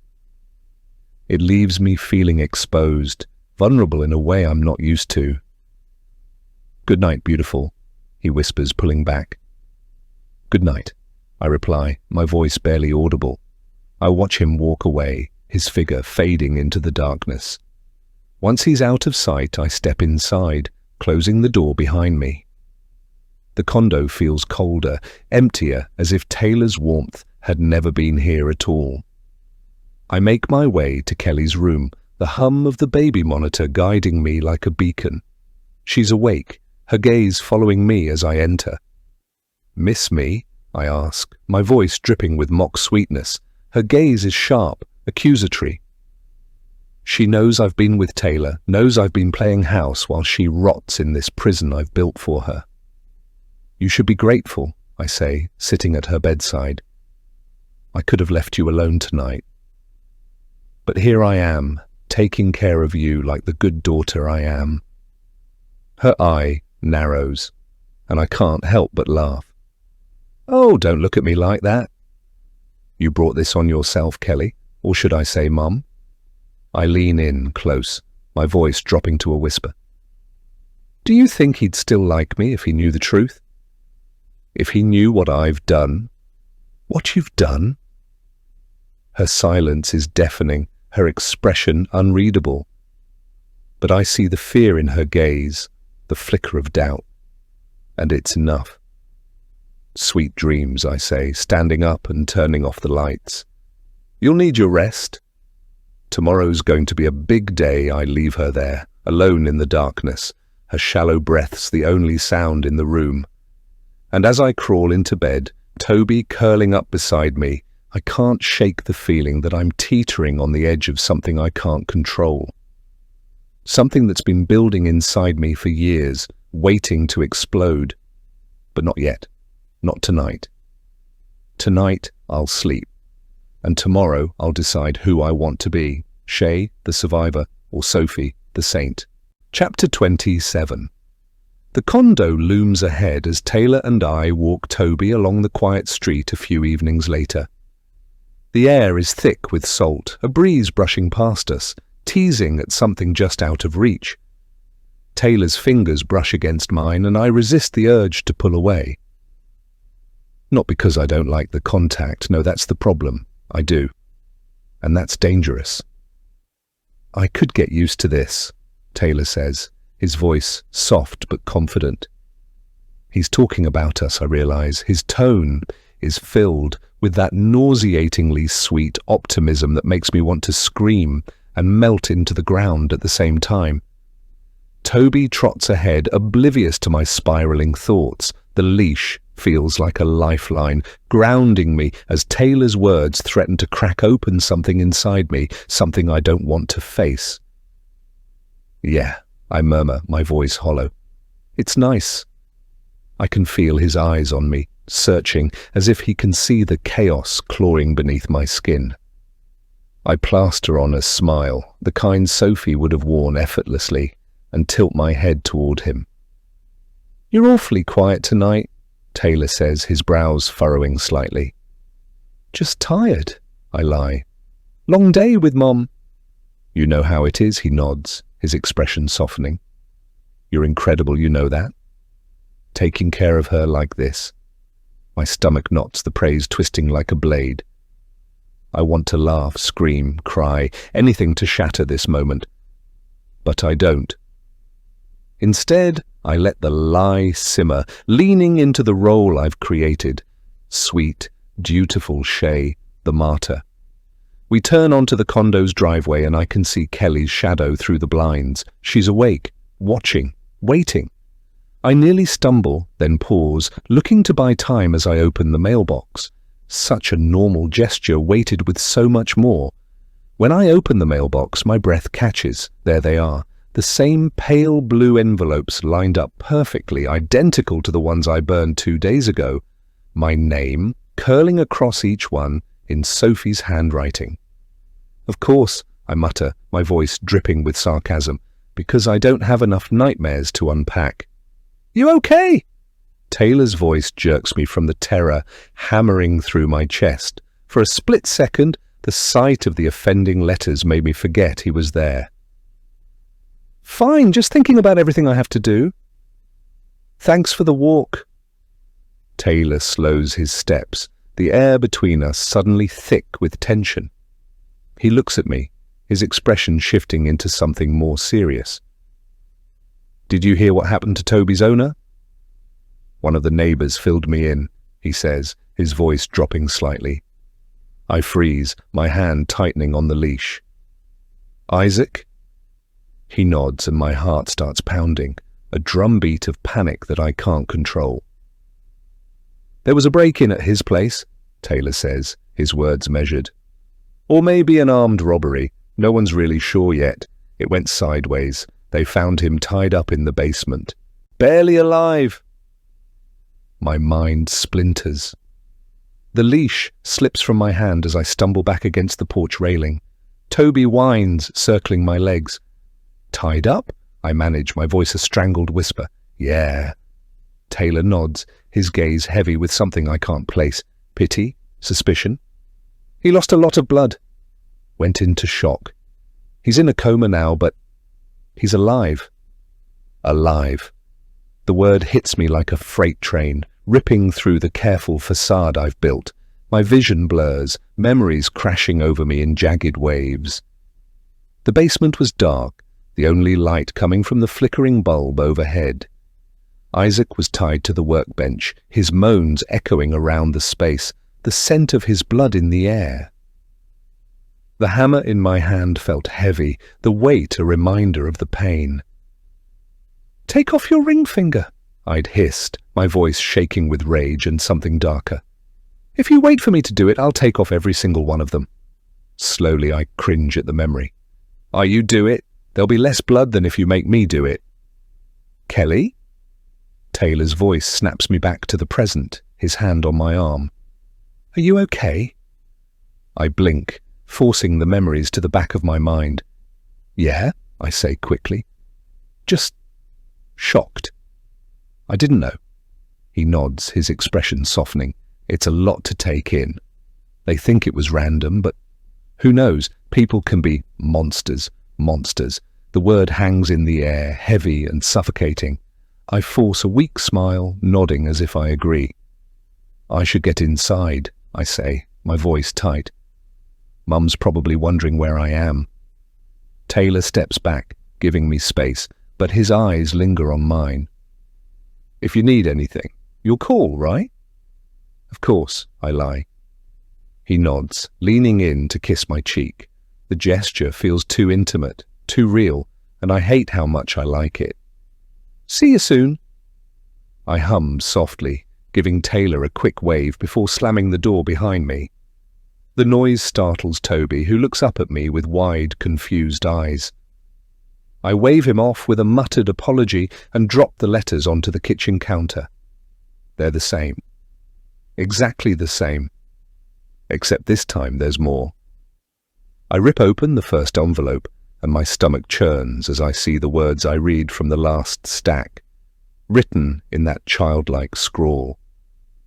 But now, in the margins, there's a new message. "You didn't mean to kill me, did you? But you still did." My throat tightens. I shove the note aside and tear into the next one. "I fell because of you, Shae. You were supposed to save me." I close my eyes, but the memories crash into me anyway. Sophie and I on the Santa Cruz wharf that night as teenagers. Jessica on the Riverwalk in Chicago a few years ago. Brianna in the sand a few months ago. The moonlight reflecting off the water, their voices trembling with frustration. My anger boiling over. The push, not hard, not meant to hurt them, just meant to silence them for a second. The splash, the silence. I shove the letter away and open the last envelope, my hands shaking now. "You didn't even try to pull me out. You just watched." The words blur in front of me. My breath comes in short, shallow bursts as my vision tunnels. I grip the counter for support, the cold surface grounding me. My heart pounds so loudly it drowns out every other sound. "No," I whisper, my voice cracking. "No, no, no." The letters taunt me, their presence like a living thing in the room. My mind races, trying to piece together an explanation, but nothing makes sense. No one else was there that night. No one else could possibly know what happened. Unless... I whirl around, scanning the room like Sophie herself might be standing there, waiting for me to crumble. My gaze lands on the window, the sheer curtains fluttering slightly in the breeze. The street outside is quiet, empty. Too quiet. I scoop up the letters and shove them into a drawer, slamming it shut with more force than necessary. My fingers tremble as I lock the drawer, as if that will keep the ghosts out. As I lean against the counter, my chest heaving, one thought rises above the chaos in my mind. Whoever sent these, they're not done with me. The shadows in the hallway stretching long and thin across the walls. I head straight for Kelly's room, my heart pounding like a war drum. She's sitting up, her eye wide and alert. She knows. She always knows. "You look worried," I say, my voice dripping with mock concern. "Did you miss me?" Her gaze flickers with fear, or is it satisfaction? "I've got news," I say. "Guess who's still alive?" Her expression doesn't change, but I can see the slight twitch of her fingers. She's not as paralyzed as she pretends to be. "Isaac," I say, leaning in close. He was my first boyfriend. He took my virginity and then left me right after. Let's just say I got my revenge when he found me, or you, to be his therapist. He's in a coma now, but he's alive, which means I trail off, letting the implications sink in. She blinks, a single tear sliding down her disfigured cheek. Oh, don't cry, I coo, my tone sweet. This is a good thing. It means the universe isn't done punishing him yet. Her breathing quickens, the sound ragged and uneven. It's almost enough to make me feel something. Almost. But you, I continue, my voice dropping to a whisper. You're not off the hook either. Not by a long shot, I stand, turning off the bedside lamp. The darkness swallows the room, leaving only the faint glow of the baby monitor. Sweet dreams, I say, heading for the door. We've got a big day tomorrow. As I crawl into bed, Toby curling up beside me, I can't shake the weight of Taylor's words. Isaac is alive. The thought churns in my stomach, a cocktail of fear and rage. I close my eyes, the darkness behind my lids alive with memories. The closet, Sophie's laughter, Isaac's groans, the smell of whiskey on my father's breath. Sleep doesn't come easily. It never does. But when it does, it's fitful and shallow, haunted by ghosts that refuse to stay buried. Chapter 28. The sun is barely up, but the air already has that salty tang that clings to everything around here. I'm perched on the edge of Kelly's bed, holding a needle between my fingers, the point gleaming in the weak morning light. It's a tiny thing, really, but oh, how it commands attention. Kelly's stare, wide and frantic, dart from the needle to my face. She tries to move her hands, tries to summon strength to protest, but all she manages is a pathetic twitch, weak, powerless, exactly the way I like her. Oh, don't look at me like that, I say, feigning indignation. This is therapeutic. Pain builds character, or did they not cover that in your fancy psych classes? The corners of her mouth twitch in what might be an attempt at speech, but nothing coherent comes out. I lean in closer, the needle hovering just above her pale, scarred forearm. You should be grateful I'm even here. You'd be rotting in some state-run hellhole if it weren't for me. Her breathing quickens, shallow and erratic, and for a moment I let the silence stretch. It's a delicious kind of tension, the way she's trapped between fear and fury. She deserves this. Every pinprick is a tally against years of abandonment, neglect, and lies. I press the tip of the needle against her skin, not too hard, not yet, and watch as her body tenses. It's almost a reflex now, this dance of torment and power. But before I can savor the next step, there's a sharp knock at the door. Kelly! Taylor's voice, warm and familiar, cuts through the air. My stomach clenches. What the hell is he doing here? Kelly's gaze widens further, her panic palpable, and I hiss under my breath. Don't even think about it, I whisper, setting the needle down on the tray beside the bed. I smooth my hair, adjust my expression into something resembling innocence, and head to the door. Toby barks from the living room, his stubby tail wagging as Taylor's voice filters in again. Hey, I brought breakfast, Taylor says when I open the door, holding up a brown paper bag and a coffee carrier. His smile falters slightly as he takes me in, his eyes scanning my face. You okay? You look tense, try murderous, but I force a laugh, brushing it off. I'm just tired. You know how it is, long night with Mom? He nods, stepping inside, his presence immediately too big for the space. I thought you could use something sweet to start the day, he says, setting the bag on the counter. Pastries from that little place down the street. It's a kind gesture, annoyingly so, and I hate how my chest tightens at the thought of someone doing something thoughtful for me. This isn't how it works. People don't just give without expecting something in return. Thanks, I say, my voice strained as I glance toward the hallway. Kelly's moans are faint but persistent, a low, guttural reminder of what I was in the middle of. Taylor's brow furrows. "Is everything okay?" I thought I heard something when I came in. My heart pounds as I step in front of him, blocking his view of the hallway. "She's just having a rough morning." Happens sometimes. You know how it is, but he doesn't look convinced. He tilts his head, his gaze slipping past me. Maybe I should say hi. She might like the company. No. The word comes out too sharp, too forceful, and his eyes snap back to mine. I scramble for an explanation, something that doesn't reek of desperation. "I mean, she's not really up for visitors." She had a rough night, medications and all. He hesitates, and for a moment I think I've won. But then there's another faint moan from Kelly's room, and concern crosses his features. "She's fine," I say, my voice too high, too defensive.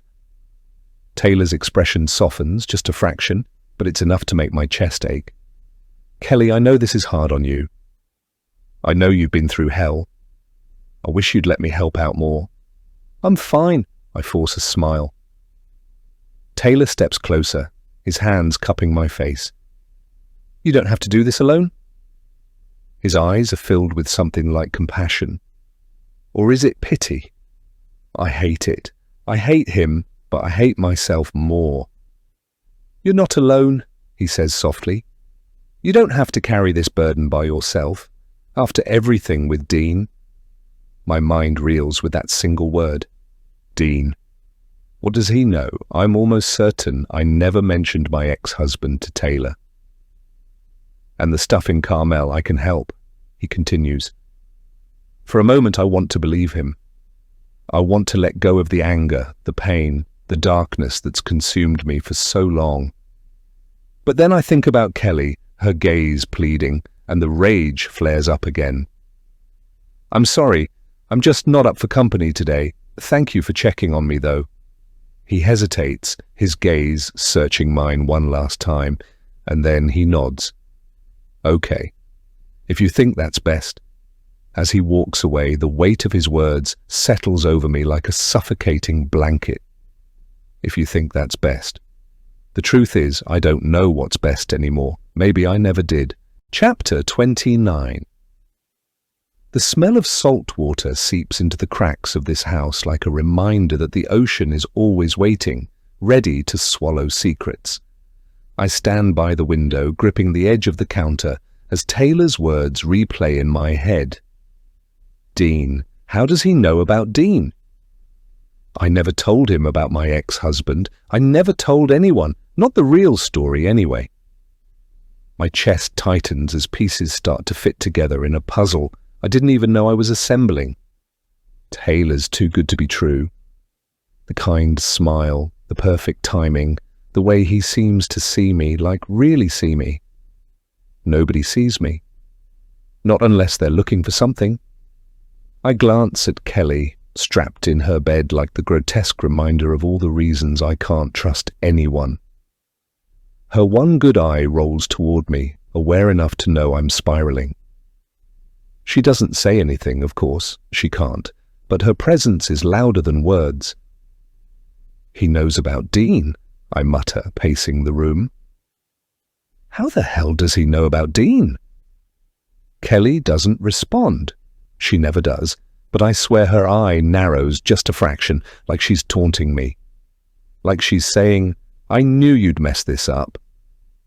I snap my head toward her, my voice sharp. What are you looking at?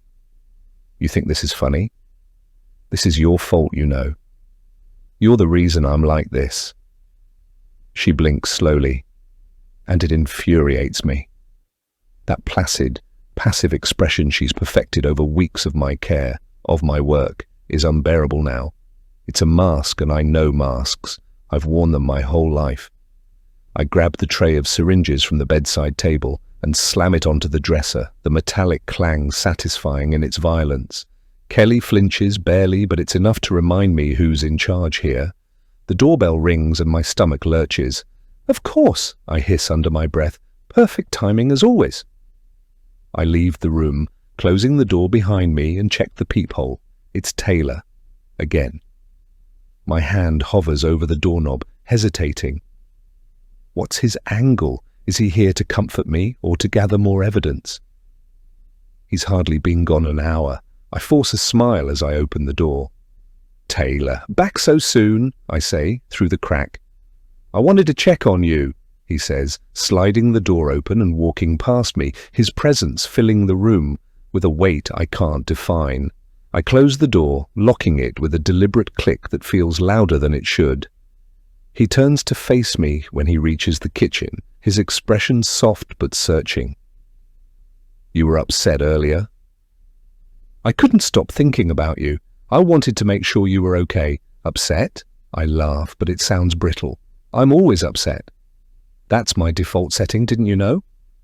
His smile falters. Kelly, you don't have to do this.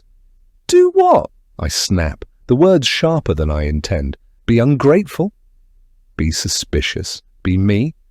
Push people away, he says quietly. And the gentleness in his voice feels like a slap. I cross my arms, leaning against the counter. I don't push people away. They leave. Big difference. I'm not leaving, he says, stepping closer. No matter how hard you try to make me. For a moment, I almost believe him. But then the memory of his earlier slip rushes back, cold and cutting. Dean, I say, the word hanging heavy between us. How do you know about him? Taylor's face changes just slightly, a flicker of something he tries to hide, but I see it. I always see it. I told you I'm a good listener, he says, too casually. You mentioned him once. No, I didn't. My voice is ice now, each word deliberate. I never said his name. So how do you know, Taylor? He hesitates, and that's all the confirmation I need. My chest tightens, and I feel the walls closing in. He's been playing me this whole time, and I fell for it. Stupid, stupid Shae. I need you to trust me, he says, his tone careful now, measured. I can explain. You're not who you say you are, I whisper, more to myself than him. You're a liar. Just like the rest of them. No! I don't let him finish. I lunge for the tray on the counter, grabbing the syringe I prepped earlier for Kelly. It's loaded with a paralytic, just enough to keep her still compliant. It'll work on him too. What are you doing? He says, his voice calm but firm. He raises his hands, taking a step back. We can talk about this. You don't get to talk about anything, I hiss, advancing on him. You think you can just waltz into my life, pretend to care, and then what? Arrest me? Lock me up? Do you even know what I've done? Of course not. Listen to me. No, I scream, the sound tearing from my throat like a feral animal. You don't get to do this. You don't get to do anything. Before he can react, I stab the syringe into his arm and press the plunger. His eyes widen in shock, and he stumbles back, clutching at his arm. Kelly. His voice is already slurring, his movements sluggish. What? Did you? I watch as his legs give out, and he collapses to the floor, his breathing labored. I crouch beside him, my heart racing as I stare into his panicked eyes. You wanted to help me? I say, my voice dripping with mock sweetness.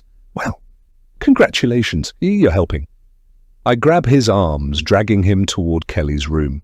He's heavier than he looks, and by the time I get him inside, I'm sweating. I tie his wrists to the radiator with the cord from the blinds, yanking it tight. He groans, barely conscious, and I slap his face lightly. Stay with me, Taylor, I coo. We're just getting started. Kelly's eye rolls toward him, her breathing shallow. She looks at me, then at him, and I swear there's a flicker of something in her expression. Pity? Number? Amusement? The bitch is amused. This is your fault, I tell her, my voice venomous. You started this. You made me like this. Taylor groans again, his head lolling to the side. I crouch beside him, brushing his hair back like a lover. You thought you could save me, I whisper. That's adorable. Really? He tries to speak, but the paralytic is working fast. His lips move, but no sound comes out. Don't worry, I say, standing. I'll take good care of both of you. After all, I'm very good at this. Kelly's gaze burns into me, and for the first time I feel a flicker of doubt. Not regret, never regret, but something close. It doesn't matter. This is my game now, and I always win. Chapter 30. The room is suffocatingly quiet, except for the rhythmic creak of the old chair as I lean back, balancing on two legs.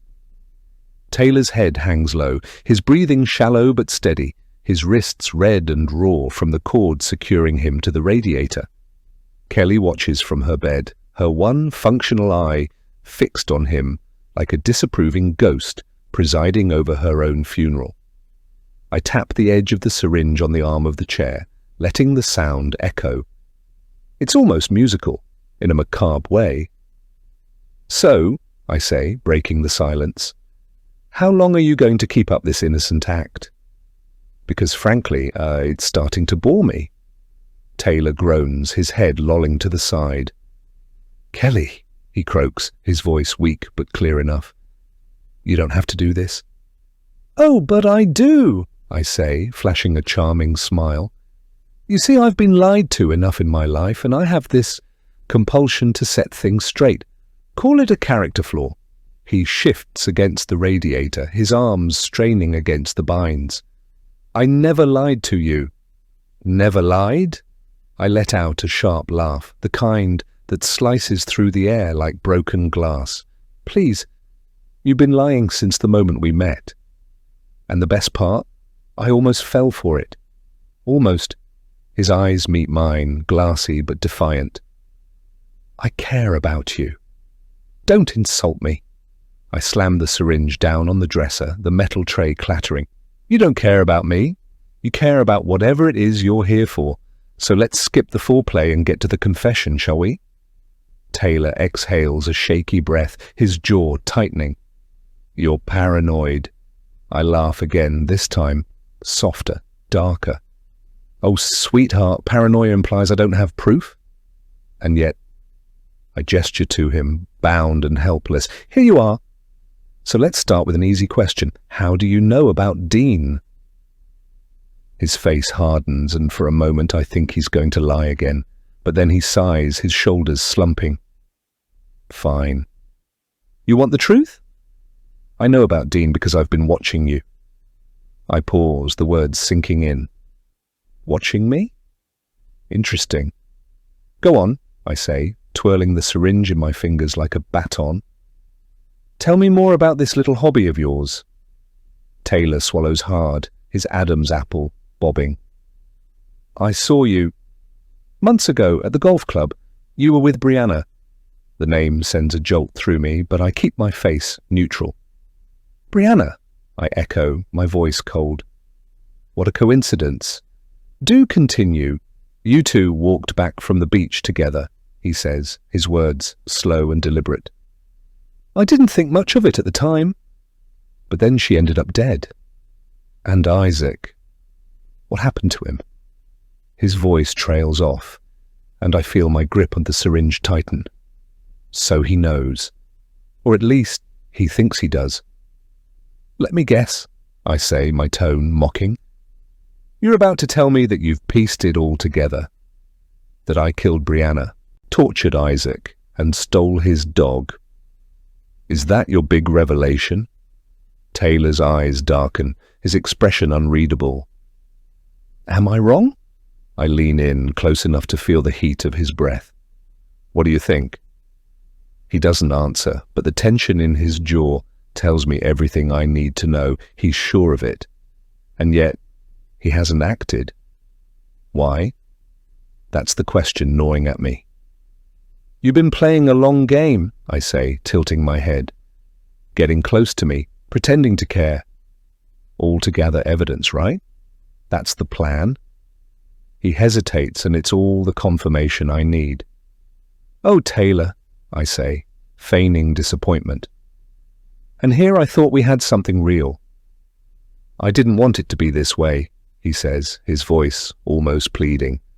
But you're dangerous. People have died because of you. People have died because they deserved it. I snap, my voice rising. Don't act like you know me. You don't know the first thing about what I've been through. Toby trots over then, nuzzling into Taylor's neck. And then Taylor's eyes round, as awareness seems to dawn.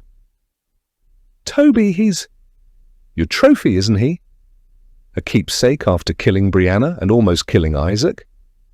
I narrow my eyes, uncomfortable with the way Taylor is looking at me right now, with a combination of pity and horror. It's not like that. Then tell me, he says, his tone softer now. Help me understand. For a moment, his words catch me off guard. Help him understand? Is he serious? But then I see it, the glimmer of manipulation in his eyes. He's trying to play me. Again. You don't get to understand, I say, my voice cold. You don't get to anything. Not anymore. I jab the second syringe into his arm, just enough to make him flinch. He winces, but he doesn't look away. Tell me everything, I demand. How long have you known? And who else knows? Taylor exhales shakily, his head leaning back against the radiator. A week, he admits. I've known for about a week. Liar? I hiss, pressing the syringe deeper. Try again. I swear, he says quickly, his voice strained. I started putting it together after I saw the police report about Isaac. About how he was found tied up in his basement. And then I remembered the dog. Toby. I glance at Toby, curled up in the corner, oblivious to the chaos. My stomach churns. How careless was I? You're working with the authorities, I say, more statement than question. Aren't you? Taylor doesn't answer, but his silence is enough. You're helping the FBI, I say, the realization hitting me like a freight train. This whole time you've been working with them. His jaw tightens, and I feel a surge of rage. How could I have been so blind? You think you're so clever, I say, my voice trembling with fury. But you're just like the rest of them. Liars, manipulators, users. Shae, he says, using my real name. It doesn't have to end like this. Oh, but it does, I say, my smile sharp and cruel, anger threatening to unleash like a geyser at his use of my real name. And the best part? No one will ever know I stand, the syringe still in my hand, and look at Kelly. Her eye is wide now, panicked. Good, let her be scared. You, I say, pointing the syringe at her, started this. And now I'm going to finish it. Shae, Taylor says, his voice desperate. Stop, please, I turn to him, my smile widening. Why? Are you scared, Taylor? Afraid of what I'll do? He doesn't answer, but the fear in his eyes is answer enough. And for the first time in a long time, I feel truly in control. Chapter 31. Taylor's breath hitches, shallow and ragged, as the syringe in my hand gleams under the cold fluorescent light. The moment stretches taut, the silence broken only by the faint hum of the air conditioning unit and Kelly's uneven wheeze from across the room. Her one functional eye darts between us, wide and glassy, as if she's silently begging for something. Mercy, perhaps. But mercy isn't on the menu tonight. I run my fingers along the plunger of the syringe, letting the tension build. You know, Taylor, I say, my voice honeyed and venomous, I almost believed you. Almost, isn't that funny? Me, of all people, falling for the kind-hearted neighbor routine. Bravo, you played your part beautifully. His eyes, bloodshot and desperate, lock onto mine. Shae, he rasps, his voice cracked and barely audible. You don't have to do this. Don't I? I tilt my head, feigning thoughtfulness. See, that's the thing. You made me think I didn't have to do this. You dangled this ridiculous notion of trust and goodness in front of me like a carrot. And for a second, I wondered if I could actually have it. But then I remembered. I lean in close, my breath brushing against his ear. People like me? We don't get to have that. And people like you? You're the reason why I straighten, forcing the smile back onto my face, even as my chest tightens with something I refuse to name. Let's take a trip down memory lane, shall we? I waved the syringe lazily, pacing in front of him like a predator savoring its prey. The tacos in caramel. The long walks, the little notes you left me. God, you were good. So good, I almost forgot to hate you. Shae, please, don't beg. My voice sharpens, cutting through his plea. It's pathetic. And it won't save you. His silence hangs heavy in the air, and I relish the weight of it. It's the sound of his surrender, his realization that he's lost. I kneel in front of him, meeting his gaze head-on. You had me, Taylor. I'll give you that. But you got greedy. You couldn't just let me be. You had to dig, had to push. And now here we are. I press the third syringe to his neck, feeling the pulse of his life beneath my fingers. This, I whisper, is what happens when you try to take from me. He closes his eyes, his jaw tightening as he braces himself. For a moment I see it, the fear, the regret, the resignation. And then I push the plunger. The fluid disappears into his vein, and his body jerks slightly as the paralytic takes hold. His breathing slows, his chest rising and falling with agonizing effort. I sit back, watching him, my heart pounding in a rhythm that doesn't quite match the smirk I wear. You know, I say, my voice almost conversational, I actually liked you. Isn't that funny? Me, liking someone, it almost feels human. He tries to speak, but the words catch in his throat, swallowed by the drug coursing through his system. His eyes stay locked on mine, wide and pleading, and for a moment I almost falter. Almost.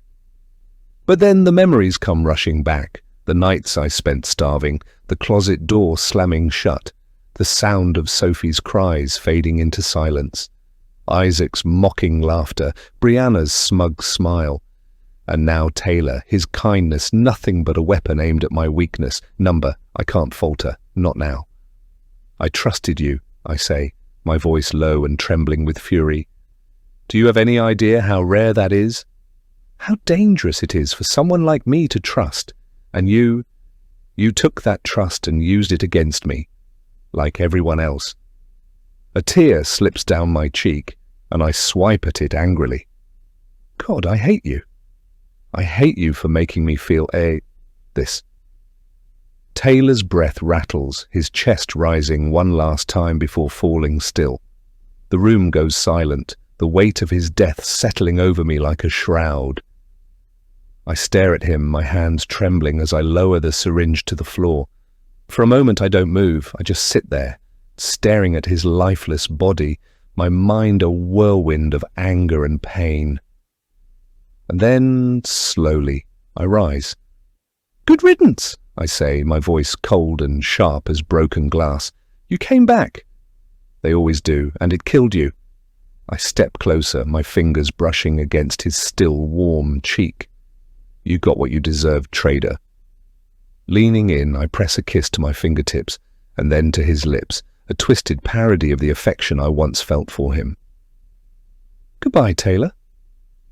I turn to Kelly, her eye wide and filled with something I can only describe as horror. Don't look at me like that, I snap. He was a liar. A manipulator. He would have turned me in. Is that what you want? To see me in a cage? She doesn't answer, of course. She can't. But her silence speaks volumes, and it fuels the fire burning in my chest. I did this for us, I say, my voice trembling. Don't you see that? I'm protecting us, protecting me. Because if I don't, who will? She doesn't respond, and the emptiness of her gaze sends a shiver down my spine. I turn away, unable to face her, and focus on the task at hand, cleaning up Taylor's mess. It takes hours to scrub the room of any trace of him. The syringes go into a plastic bag, along with the cords that bound him and the bloodied rag I used to wipe his neck. His body, now covered with a tarp, is stuffed in the closet until I can find time to dispose of him for good, waiting for the ocean to claim him, just like the others. As I drive Taylor's Jeep to the park and ride a mile away, the night air cool against my skin, I replay the last few hours in my mind. The look in Taylor's eyes as he realized I knew, the way his body jerked when the drug took hold, the silence that followed. I should feel victorious, I should feel powerful, but all I feel is empty. When I return to the condo, the moonlight casts an eerie glow over the room, and for a moment I just sit there, staring at the endless expanse of black that is my life. "You deserved it," I whisper, my voice barely audible. "You all did. And yet I can't help but wonder if I'll ever stop feeling this way. Hollow, haunted, alone." Kelly's eye follows me as I move about the room, her silence heavier than ever. I sit down beside her, my hands trembling as I take hers in mine. "It's over," I say, my voice soft. "He's gone. He can't hurt us anymore." Her fingers twitch, the only response she can manage, and it sends a pang of something, guilt, through me. I push it down, forcing a smile onto my face. "We're safe now," I say, more to myself than to her. "Everything's going to be fine." But even as I say the words, I know they're a lie. Nothing will ever be fine.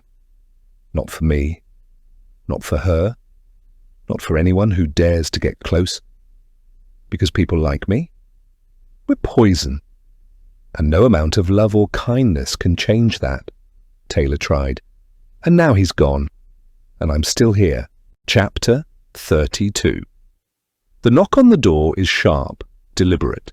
Nothing like Taylor's gentle tap or the casual thud of a delivery. It slices through the quiet like a blade, stopping me mid-step as I cross the living room. Kelly's moans faint in the background. My pulse quickens, instinct screaming for me to freeze, to let whoever it is think I'm not home. But then it comes again, more insistent, rattling the frame.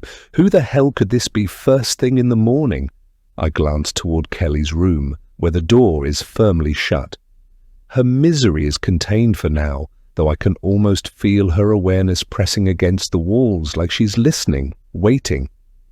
I take a breath and plaster on the mask, the polite, composed Shae who neighbors nod at and delivery drivers smile for. I crack the door just enough to see who's on the other side, and my stomach drops. "Shae?" The man standing there is older now, grey streaking his once dark hair, but his face is unmistakable. He's thinner than I remember, his skin weathered, his eyes glassy with something I can't quite place. Regret? Relief? Both? "Dad," I whisper, my voice cracking like a teenager's. My hand tightens on the doorknob. "What are you... how—" He smiles, faintly, awkwardly, like he's unsure of his welcome. "I know it's been a long time." "Too long." He glances past me into the house, his brow furrowing slightly. "I wasn't sure you'd be here." For a second, I forget how to breathe. The sight of him floods me with memories I've spent years burying. The sound of his voice slurred with whiskey, the smell of cigarette smoke clinging to his clothes, the way he'd laugh too loudly and then disappear for days. But there's something different now. He looks fragile. "I shouldn't have come unannounced," he says, rubbing the back of his neck. I had to see you. To make things right. Like that's possible. I want to slam the door in his face, scream at him for daring to show up after 2 decades of silence. But instead, my grip on the doorknob loosens, and before I can stop myself, I step aside. "Come in." The words taste foreign, wrong, but they're out before I can swallow them. He hesitates, as if he didn't expect me to agree, then steps inside, his gaze darting around the house. "It's nice," he says, his voice tentative. "Cozy?" I close the door, leaning against it for support. "How did you find me?" "A friend from the old neighborhood," he says, turning to face me. "She mentioned you'd moved here. Said you were working as a caregiver?" His tone lifts at the end, a question he's too nervous to ask outright. "Something like that," I say, my throat dry, wondering if it's one of those snarky girls from brunch a few days ago that clued him into my whereabouts. My mind races, scrambling to piece together an explanation, a way to keep him from digging too deep. "What do you want, Dad?" His face softens, and for a moment he looks almost kind. "To see you. To talk. To apologize. The word hits me like a punch and I laugh before I can stop myself. A sharp, bitter sound that makes him flinch. "Apologize? For what? Abandoning me? Leaving me and Sophie to rot while you ran off to who knows where?" "I didn't..." He stops, his jaw tightening. "I didn't mean to leave you like that. I wasn't in a good place." "Clearly." My voice drips with sarcasm, but my hands are trembling. "So what? You just decided now's the time to show up? After 20 years? What changed?" He sighs, his shoulders slumping. "I've been clean for nearly a year, Shae. I've been trying to put my life back together, and part of that is making amends. I know I can't undo the past, but I want to. I need to try. I don't know whether to laugh or cry." "Amends," I repeat, the word tasting like ash. "You think showing up here and saying sorry is going to fix anything?"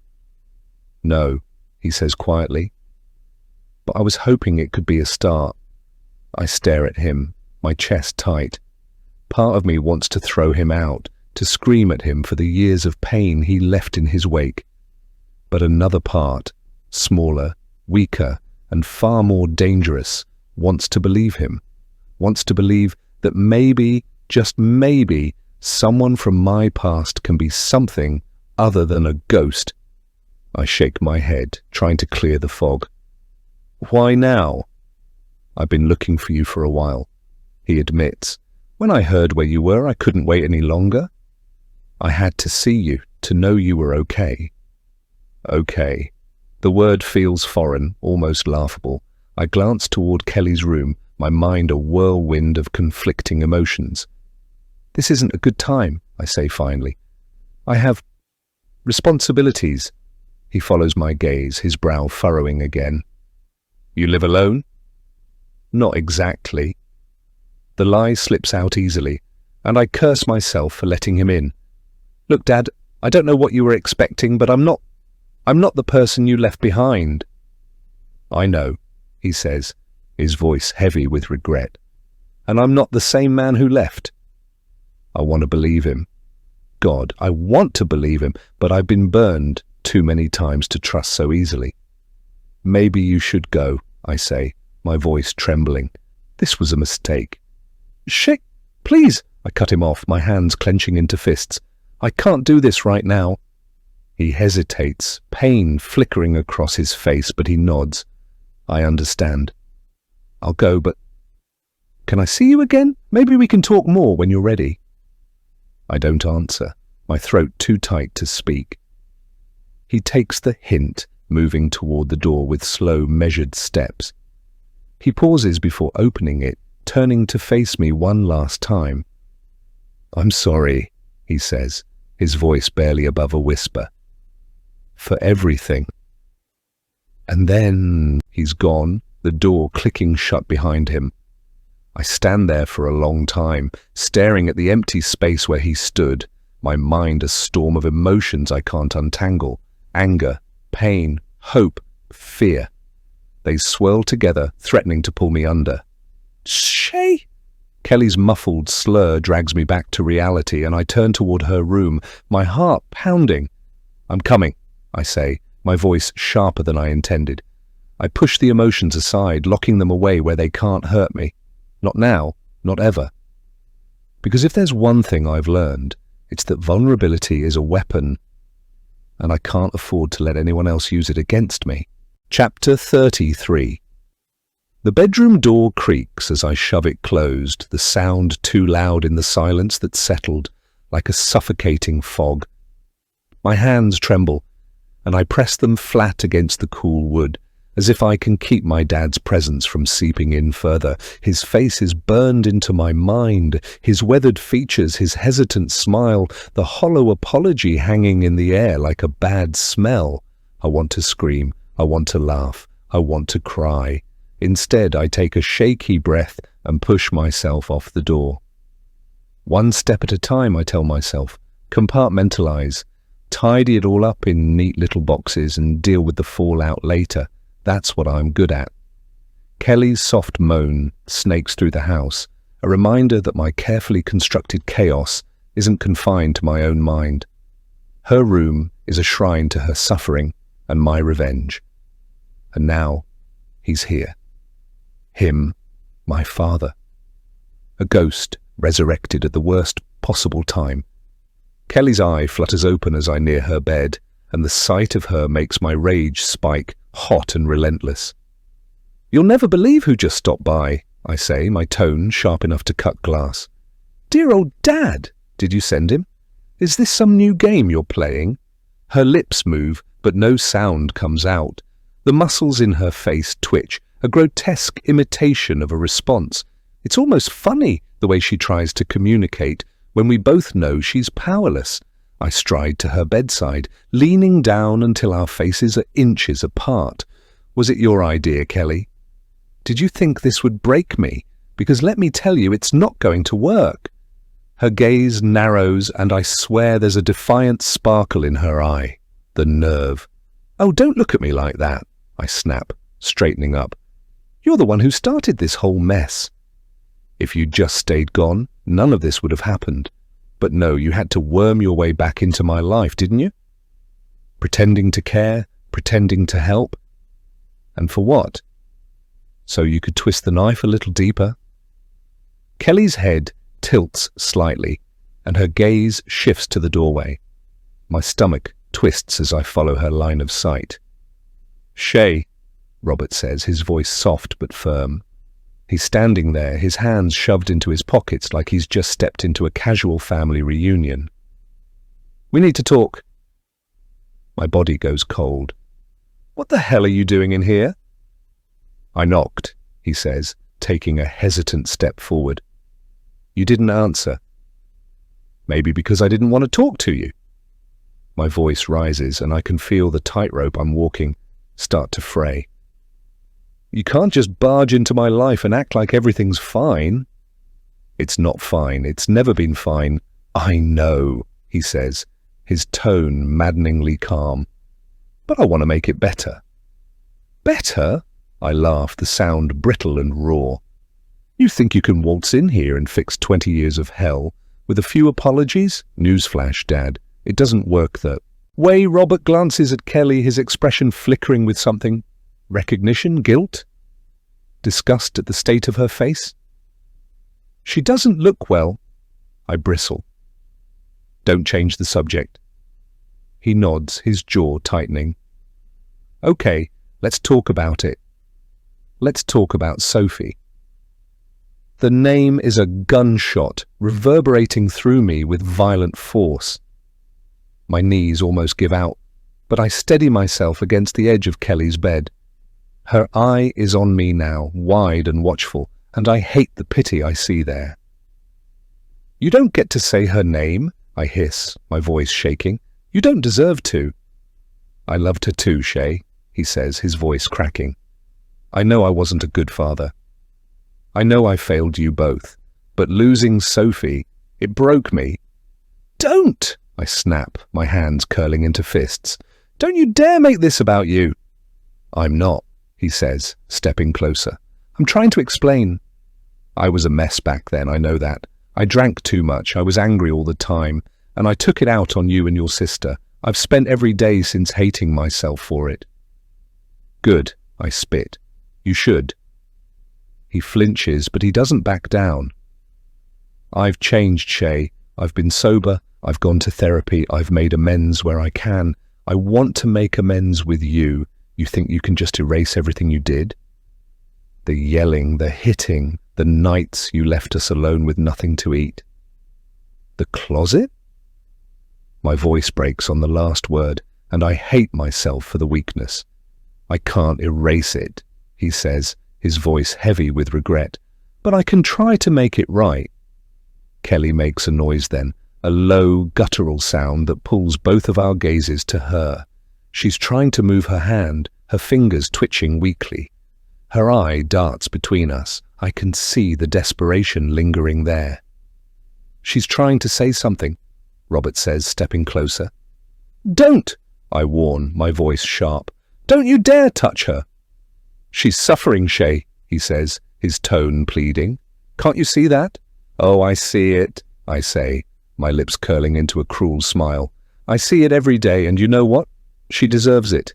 My dad stares at me, his expression a mix of horror and disbelief. What are you talking about? I laugh, the sound bitter and hollow. You think she's innocent in all this? She abandoned me, just like you did. She walked away and left me to pick up the pieces. She's no better than you. She's your patient, he says, his voice rising. She's helpless. Whatever she did, this isn't the way to handle it. Don't tell me how to handle anything, I snap, stepping between him and the bed. You lost that right a long time ago. His jaw tightens, and for a moment I think he's going to argue. But then he takes a step back, his shoulders slumping. I don't know what's happened to you, Shae, but this isn't who you are. You don't know a damn thing about who I am, I say, my voice dripping with venom. You never did. He nods slowly, his gaze heavy with something that looks like sorrow. Maybe not. But I want to. I want to know you, Shae, the real you. His words hit me harder than I want to admit, and for a moment I can't breathe. I want to scream at him, to throw him out and lock the door behind him. But instead, I stand there, trembling, as the storm inside me threatens to tear me apart. Bullshit, I finally seethe. You were my first broken heart. Dad, the first man to use me and discard me, the first man that taught me that love is weakness, that people will always leave. Kelly makes another noise, louder this time, and his gaze snaps to her. She needs help, he ignores my admission, his voice remaining firm. Real help. She's fine, I say through gritted teeth. I'm taking care of her. This isn't care, he says, his eyes boring into mine. This is vengeance. The word slices through me, raw and unrelenting. I want to deny it, to lash out, but the truth of it clings to me like a second skin. I think you should leave, I say, finally, my voice trembling. I'm not leaving you like this, he says, his voice soft but resolute. Not again. I'm not giving up on you. There's nothing left to save, I say, my voice cold. He looks at me for a long moment, his expression heavy with regret. I hate the pity I see there. I hate her. I hate him. I hate myself. I sink into the chair by her bed, my head in my hands, as the weight of everything crashes down around me, the rage, the pain, the regret. It's too much, too loud, too suffocating, and for the first time in a long time, I let myself cry. Chapter 34. You killed her, Shae. You killed Sophie. Dad's voice isn't loud. He doesn't shout or accuse. It's worse than that. It's matter of fact, like recounting the weather. And it's slicing through me, the weight of it so immense, I can barely stand. I stare at him, waiting for the punchline, the twisted joke. But it doesn't come. His eyes, shadowed and wet, hold mine. There's no triumph, no malice, just pain. The truth has been rotting inside him for years, and now it's here, festering between us. I laugh. It's not a good laugh. It's the laugh of someone trying to plug a dam with duct tape, knowing full well it's going to blow. Wow, you've really outdone yourself, Dad. Of all the garbage excuses you could make for being a failure, you pick this. You don't remember, do you? His voice is soft, trembling, like he's more afraid of my response than I am of his accusation. No, I don't, I snap. Because it didn't happen. Dad steps closer, his hands open and empty. It did. Get out, I say, my voice shaking. Sophie loved you so much, Shae, he says, ignoring me. Even after everything, even when you... Stop, I scream, my throat raw.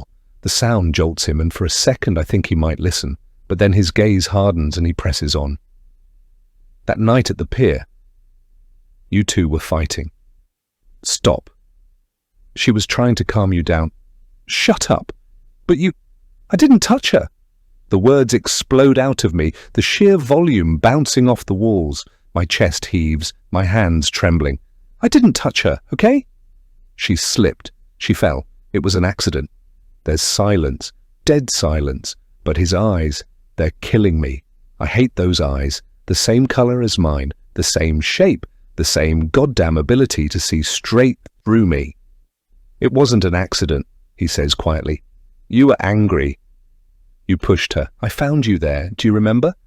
You were standing at the edge of the pier, just staring down at her. No. I shake my head, but my voice is smaller now, brittle. No, you're lying. You were screaming her name, he continues. You kept saying you didn't mean to. You said you just wanted her to stop. Stop it! My fists clench so tightly my nails dig into my palms. The pain is sharp, grounding. You've blocked it out, he says, and I let you. I thought, maybe it was better that way. You were so young and I couldn't stand losing both of you. I didn't push her, I whisper, more to myself than him. I didn't. The memories are a blur, a smear of sound and colour. The ice cream parlour, Sophie's stupid laugh, the way she always smiled even when I didn't deserve it. The pier, the water, the fight. It comes back in shards, each one stabbing deeper than the last.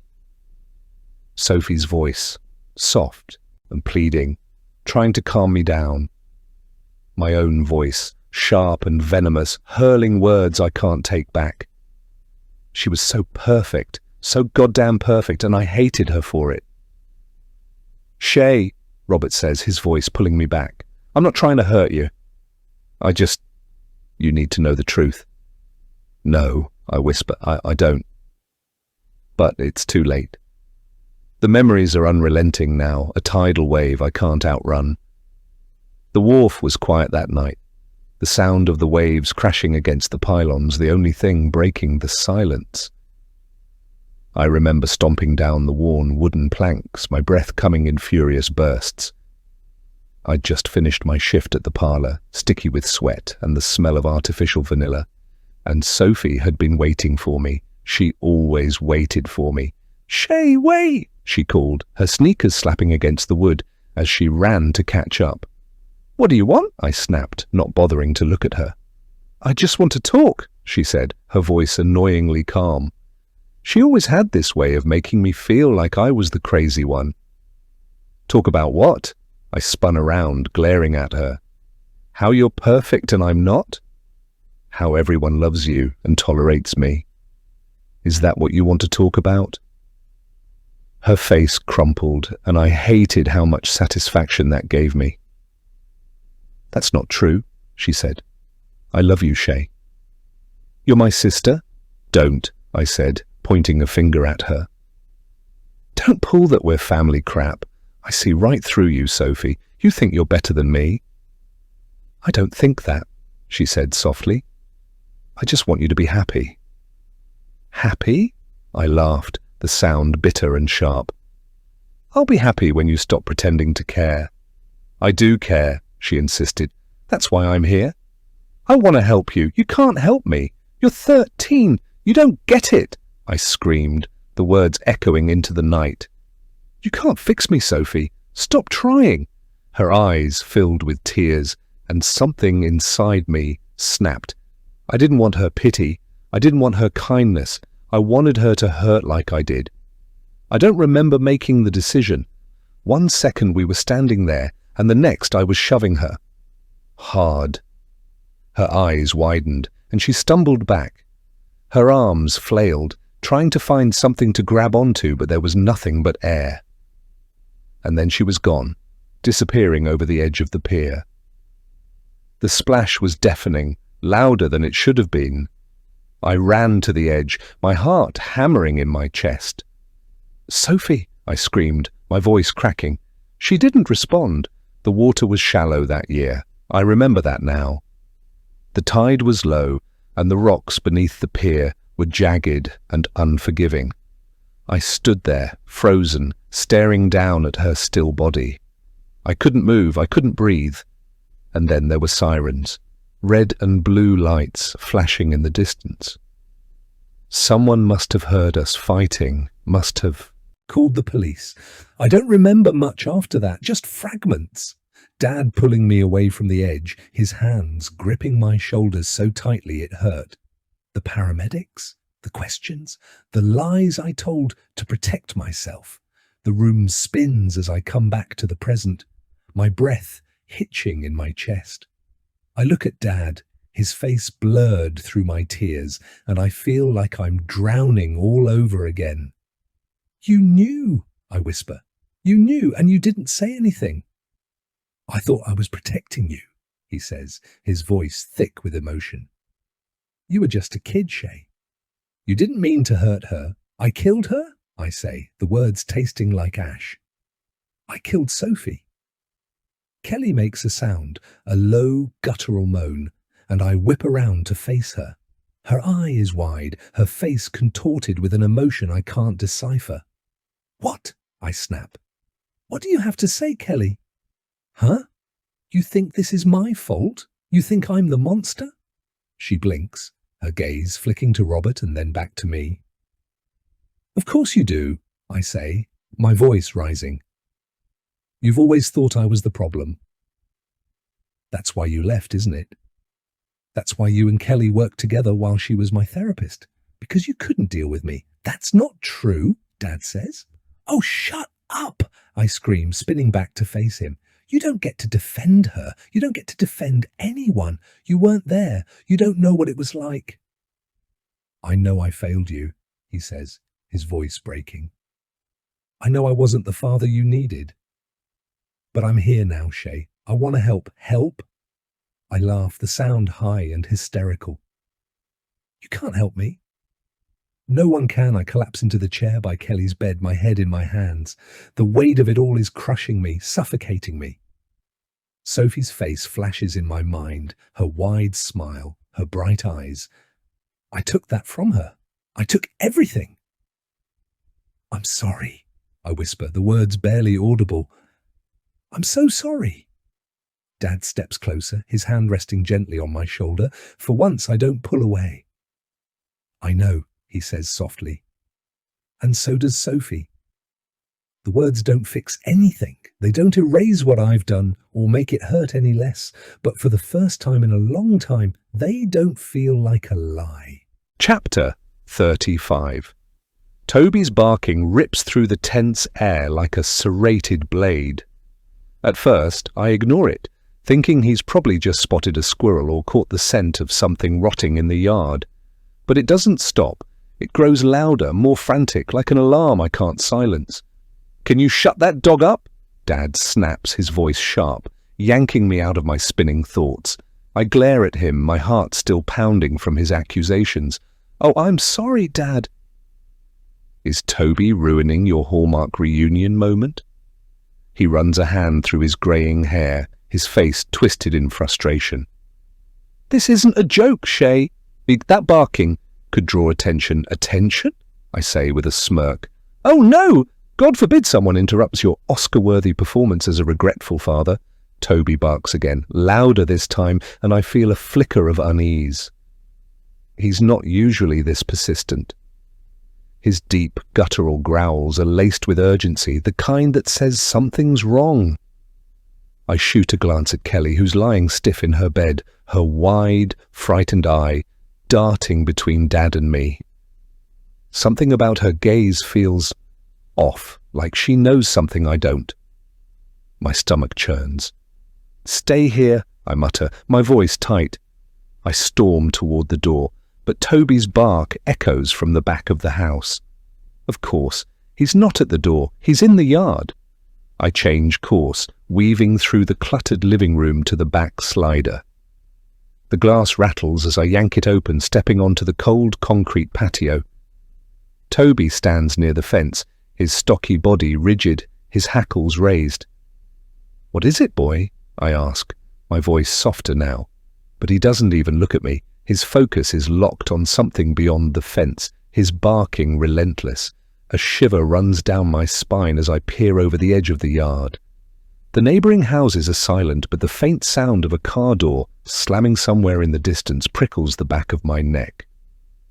"Get inside," I hiss at Toby, snapping my fingers, but he ignores me. "Toby, now!" The sharpness in my voice finally gets through. He hesitates, growling low in his throat before slinking back toward the house. I watch him go, the unease settling deeper into my chest. Inside, Dad is pacing the living room, his hands on his hips. "What's going on out there?" "Probably nothing," I say, though the words feel hollow. "Just the dog being dramatic."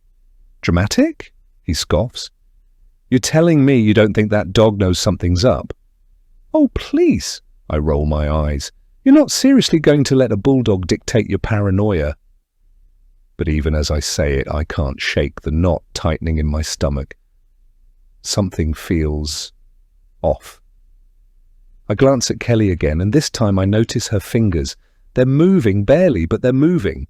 A tremor of panic races through me as I realize what she's doing. Her hand is creeping toward my phone, which I left too close to her bed.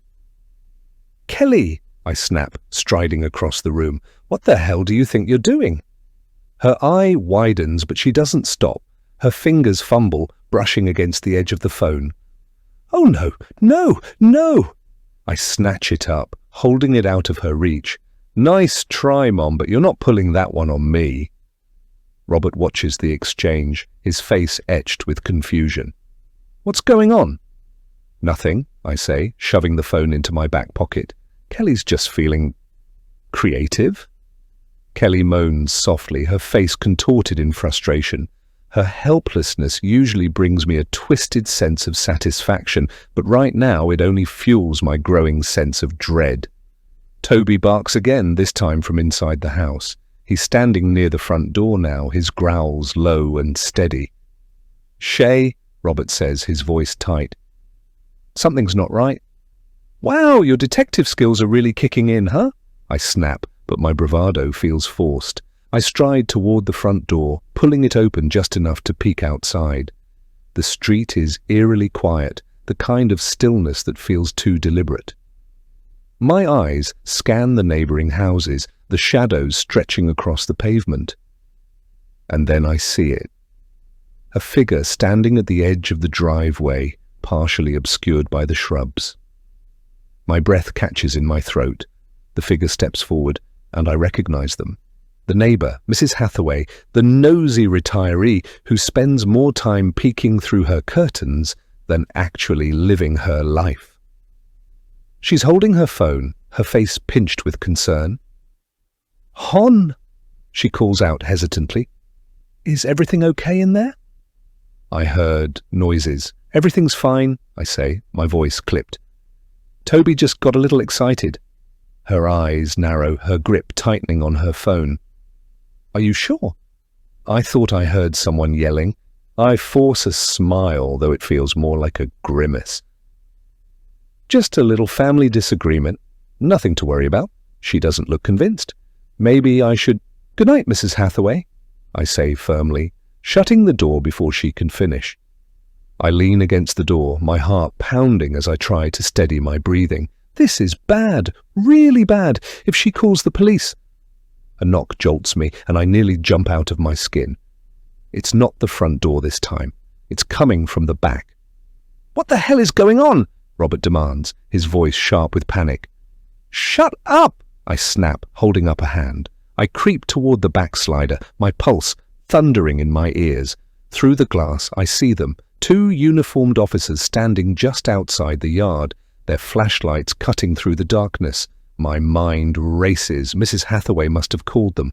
She heard the barking, the yelling, and now they're here. "Stay here!" I hiss at my dad, and you keep your mouth shut. "You owe me that." Before he can respond, I open the slider, just enough to step outside, shutting it behind me. The officers look up as I approach, their expressions cautious but professional. "Good evening, ma'am," one of them says, his flashlight lowering. "Sorry to bother you, but we got a call from a neighbor." They said they heard some loud noises and were concerned. I force a smile, though my palms are sweating. "Oh, that. Yeah, my dog got a little worked up, and we had some family over earlier. Things got a bit noisy, but it's all fine now." The second officer studies me, his eyes sharp. "Mind if we take a look around?" Just to be sure everything's okay, my heart skips a beat. "I don't think that's necessary," I say, my voice tighter than I'd like. Like I said, everything's fine. The first officer exchanges a glance with his partner. "It won't take long." Just a quick check. I clench my fists, my nails digging into my palms. This is spiraling out of control. "Of course," I say, forcing another smile. "Come on in." I lead them back toward the house, my mind racing. I need to control this. I need to fix this before they see too much. I say a quick prayer of thanks for having the foresight to drop Taylor's Jeep off at the park and ride lot, and then walk back to the condo. Now I just have to hope they don't search Kelly's closet and discover his pathetic, traitorous, lifeless body. Inside, Robert is standing near the couch, his face pale and his hands trembling. Kelly is motionless in her bed, her gaze wide and filled with terror. "Evening, folks," one of the officers says as they step inside. "Just doing a quick welfare check."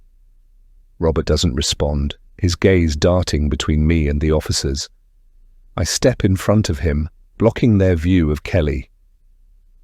"As you can see, everything's fine. My dad was just visiting, and my mum's not feeling well, but we're all fine."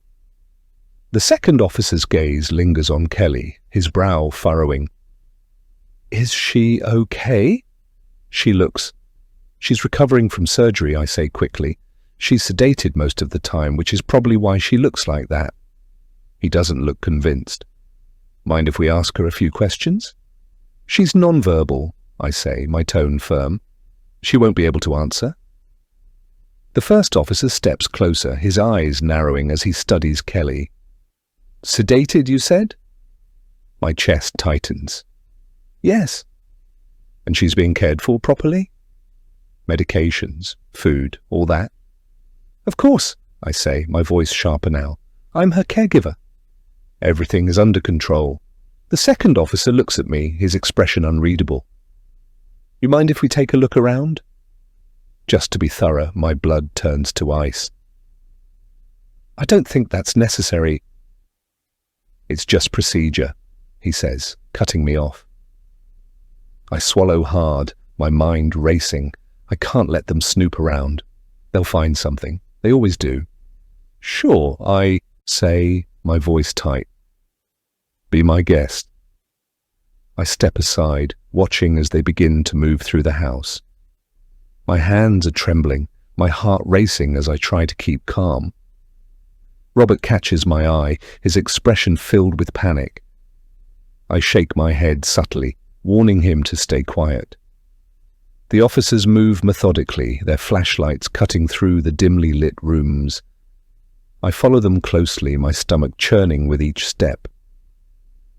I'm praying Toby doesn't alert them to Taylor's decaying body in the locked closet. He's already proved himself a traitor. I can't trust this dog like I thought. Finally, they return to the living room, their expressions unreadable. "Well, everything seems to be in order," the first officer says, though his tone is cautious. But if you need anything, don't hesitate to call." "Of course," I say, forcing another smile. "Thank you for checking in." They nod, their eyes lingering on me for a moment before they head toward the door. As soon as they're gone, I collapse onto the couch, my head in my hands. My entire body is shaking, my mind spinning with what-ifs and could-have-beens. Robert is still standing there, his face pale and his hands trembling. What the hell just happened? I don't answer. I can't. My mind is too consumed with the realization that I'm running out of time. Chapter 36. I pace the living room, the carpet wearing thin beneath my feet as my thoughts spiral into a chaotic blur. Toby watches me from his perch by the couch, his head tilted, his usually wrinkled face now one of cautious concern. Even the dog knows I'm unraveling.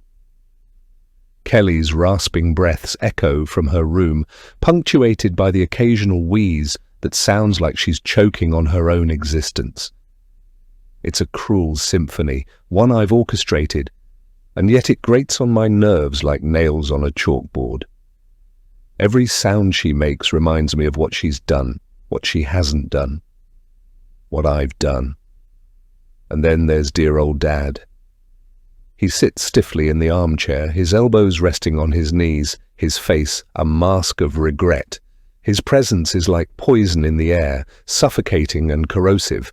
The man who was supposed to protect me, the man who abandoned me, who let Sophie die, who turned me into this. You broke me, I say, my voice low and venomous as I whirl to face him. My fingers curl into fists and I have to fight the urge to throw something. Do you get that? You shattered me, and then you left me to sweep up the pieces. Robert flinches, his jaw tightening. I know I failed you, Shae. Failed? I bark out a bitter laugh, the sound hollow and jagged. Failed doesn't even begin to cover it. You didn't just fail, you destroyed me, you destroyed us, and now you're doing it again. His eyes glisten with unshed tears, and for a brief moment, I see the shadow of the man he could have been. The man who might have loved me, protected me. But that shadow is meaningless now. I thought I was doing what was best, he says quietly, his voice trembling. I thought leaving would... Don't you dare, I snap, cutting him off. Don't you dare try to spin this into some noble sacrifice. You didn't leave for us. You left for yourself. You left because you couldn't handle the mess you made. His head drops, and he stares at the floor like a chastised child. It's pathetic, really. My father reduced to this. I nearly died of a broken heart, I whisper, my voice cracking as tears sting my eyes. The words hang in the air, heavy and raw, and for a moment I can't breathe. I see his shoulders shake and I realize he's crying. Good. He should cry. He should feel every ounce of the pain he inflicted on me. Shae, he croaks, his voice thick with emotion. I don't know how to fix this. I don't know how to make it right. You can't, I say, my voice ice cold now. There's no fixing this. There's no making it right. His gaze snaps up to mine, desperation etched into every line of his face. But I want to try. I want to be here for you now. I laugh again, a harsh, derisive sound. Now? Now when it's too late? You're 20 years too late, Dad. The room feels suffocating, the walls closing in as my rage bubbles over. I stride. Toward him, my fists clenched at my sides. Do you know what it's like to grow up without love? To watch your sister die and know it's your fault? He looks up at me, startled. Your fault? Shae, you were just a kid. You were mentally ill. It wasn't... Shut up! I scream, the sound ripping through the room. Don't you dare try to absolve me! I killed her. I killed Sophie, and I've been paying for it every single day since. Dad recoils as if I've struck him, his face pale and stricken. I didn't know, he whispers. I didn't know you... Of course you didn't know, I snap, my voice trembling. You weren't there. You were never there. I turn away from him, my chest heaving as I struggle to catch my breath. My gaze falls on Kelly, her wide, terrified eye locked on me. The sight of her, helpless and broken, ignites a fresh wave of rage. And you, I hiss, stalking toward her bed. You're just as guilty. You left me. You abandoned us. You pretended to be my therapist, like that would somehow make up for everything. Kelly's lips move, but no sound comes out. She's trying to say something, but it doesn't matter. Nothing she says matters. I grab the edge of her bed, shaking it violently. Say it! Admit it! Tell me you're the monster I know you are. Shae, stop!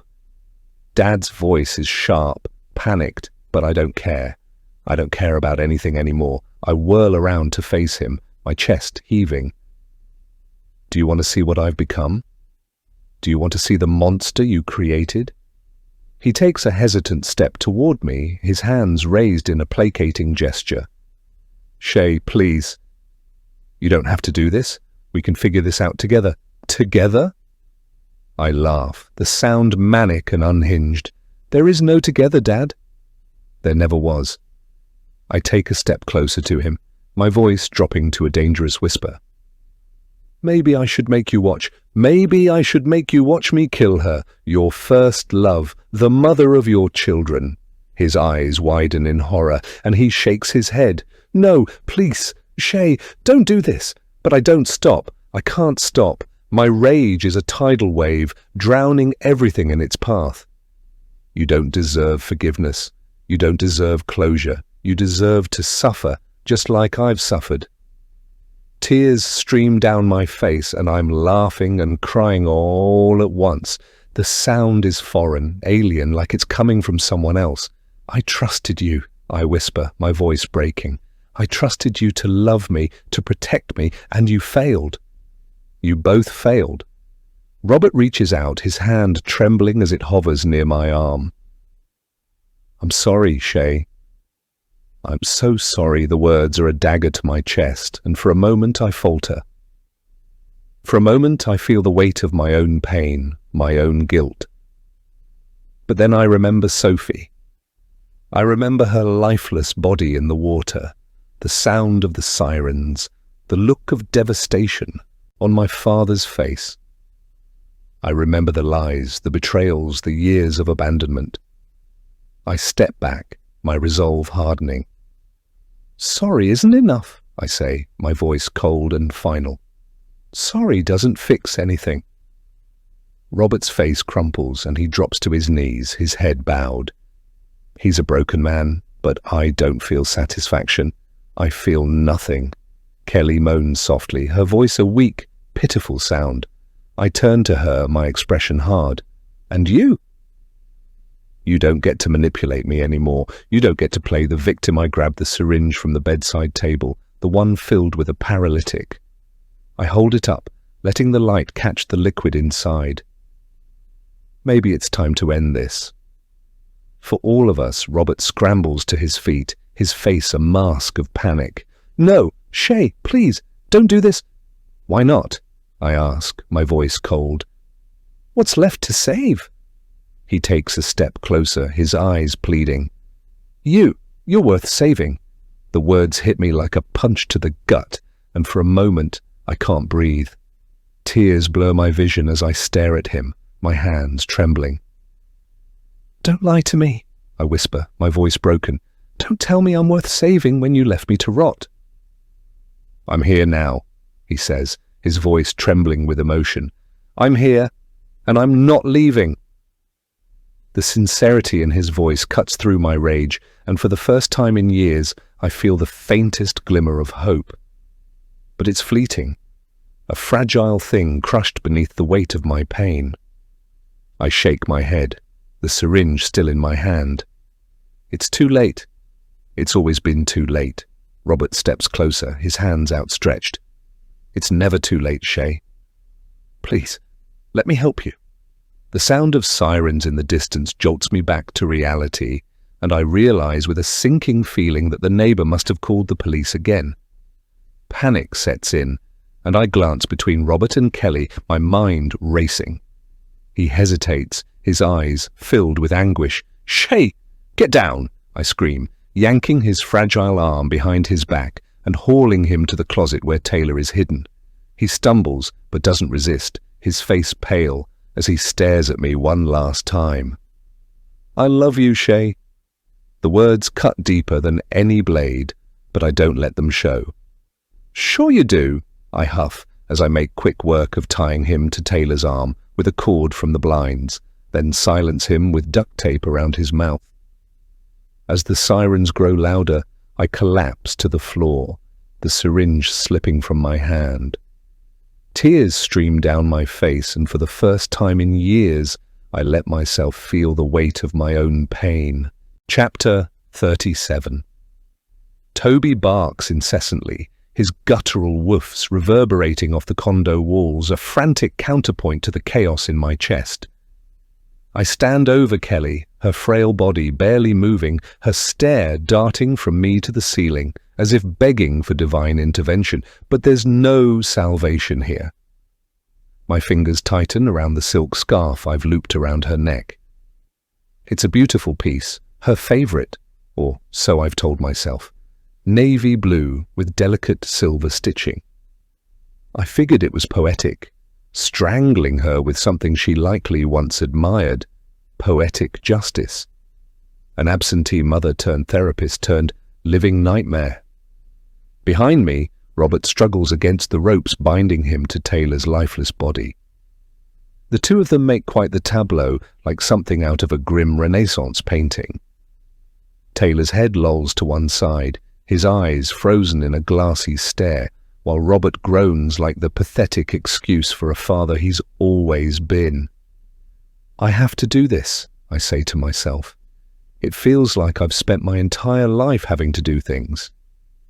Starving as a kid because you were too drunk to remember we existed.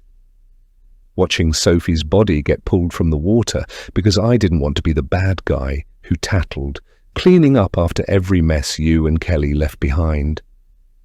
I have to do this. The sirens are deafening now, their wails bouncing off the street outside.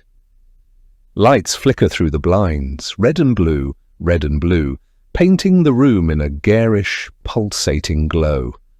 Toby's barking crescendos and my heart pounds with a wild, erratic rhythm. It's all unraveling. My perfectly crafted web of control is falling apart, strand by strand, and I don't know if I should laugh, cry, or burn the whole house down. I turn back to Kelly, who's making feeble attempts to move her lips. Maybe she's trying to plead for her life, but all that comes out are pathetic gurgles. The scarf trembles in my hands as I lift it, positioning it under her jaw. "Any last words, Mom?" I sneer, leaning close enough to see the fear etched into her ruined face. "Oh, wait, you can't talk!" Convenient, isn't it? After years of making me spill my soul to you in therapy, you finally have nothing to say. Her eye widens, and for a split second I hesitate. Not out of guilt, I've long since numbed myself to that, but out of something more insidious, satisfaction. She's terrified of me. She should be. The front door bursts open, the sound like a gunshot in the tension-filled room. I freeze, a scarf still taut in my hands, and whirl toward the commotion. "FBI! Hands in the air!" A man's voice booms through the space, commanding, unyielding. Two plainclothes agents storm in, guns drawn, their gazes flicking between me, Kelly, and the grotesque scene in the corner where Robert and Taylor sit bound together like unwilling partners in a macabre dance. Toby bolts toward them, barking furiously, and one of the officers shouts for him to stay back. I drop the scarf and throw my hands up, my mind racing for an exit strategy. "This isn't what it looks like," I blurt, my voice high-pitched, frantic. "I'm trying to save her." She's choking, and I... "Step away from the bed!" One agent barks, his gun trained on me. His partner moves toward Robert, cutting the ropes with a swift motion and pulling him to his feet. Robert gasps as the duct tape is removed, clutching his side as he's freed. "She was going to kill her! Shut up!" I snap, my composure cracking as I point a trembling finger at him. "You don't know anything, you worthless piece of—" "Enough!" The officer steps closer, his tone brooking no argument. "Ma'am, you're under arrest. Turn around and put your hands behind your head." My mind races, adrenaline pumping through my veins as I weigh my options. Fight, flee, beg for mercy. None of them seem viable, not with 2 guns pointed at me and my carefully constructed world crumbling around me. "You don't understand?" I say, my voice shaking but still laced with defiance. "She deserved this." "They all deserve this. Turn around," the agent repeats, his patience clearly wearing thin. I take a step back, my heels bumping against the edge of Kelly's bed. She moans softly, her eye fluttering shut, as if she's already resigned herself to whatever comes next. Traitor. "I'm not going anywhere," I hiss, my voice low and dangerous. "Not until you hear me out." "Ma'am, this is your last warning. Turn around or we'll have to—" Before he can finish, I lunge for the nightstand, grabbing the syringe I'd prepared for Kelly. It's my last-ditch effort, my final play in a game I've already lost. I whirl around, brandishing it like a weapon, my eyes wild. "Stay back!" I scream, the needle shaking in my grip. "I'll use it!" "Drop the syringe!" the officer shouts, his gun now trained squarely on my chest. His partner moves to the side, flanking me, their coordinated movements like a predator circling its prey. "Shae, please," Robert says, his voice trembling. "Don't do this." "Shut up!" I scream again, my voice cracking under the weight of my own desperation. "You don't get to talk." "None of you get to talk," Toby barks wildly, darting between me and the officers, his small body vibrating with panic. The room is a cacophony of noise, shouts, barks, the distant hum of the sirens still wailing outside. It's too much. It's all too much. "I just wanted peace," I whisper, my voice barely audible over the chaos. "I just wanted to make it all stop." One of the agents takes a cautious step forward, his hands outstretched in a placating gesture. "We can help you, Shae," he says, his tone calm but firm. "Put the syringe down and we'll talk. We'll figure this out together." I laugh bitterly, the sound hollow and broken. "Figure this out? You think you can fix this? You think you can fix me?" The officer doesn't respond, his expression unreadable. He takes another step and I tighten my grip on the syringe, my knuckles white. "I'm not broken," I say, more to myself than to anyone else. "I'm not." But the words feel like a lie, even as they leave my lips. Before I can react, the second officer lunges, grabbing my wrist and twisting it with practiced precision. The syringe clatters to the floor, and I let out a strangled cry as he pulls my arms behind my back, the cold metal of handcuffs snapping around my wrists. "We've been looking for you for a while, Shae Halston." "No!" I scream, thrashing against his grip. "You don't understand. She's the monster, not me." The officers ignore my protests, dragging me toward the door as Robert collapses onto the couch, his face pale and stricken.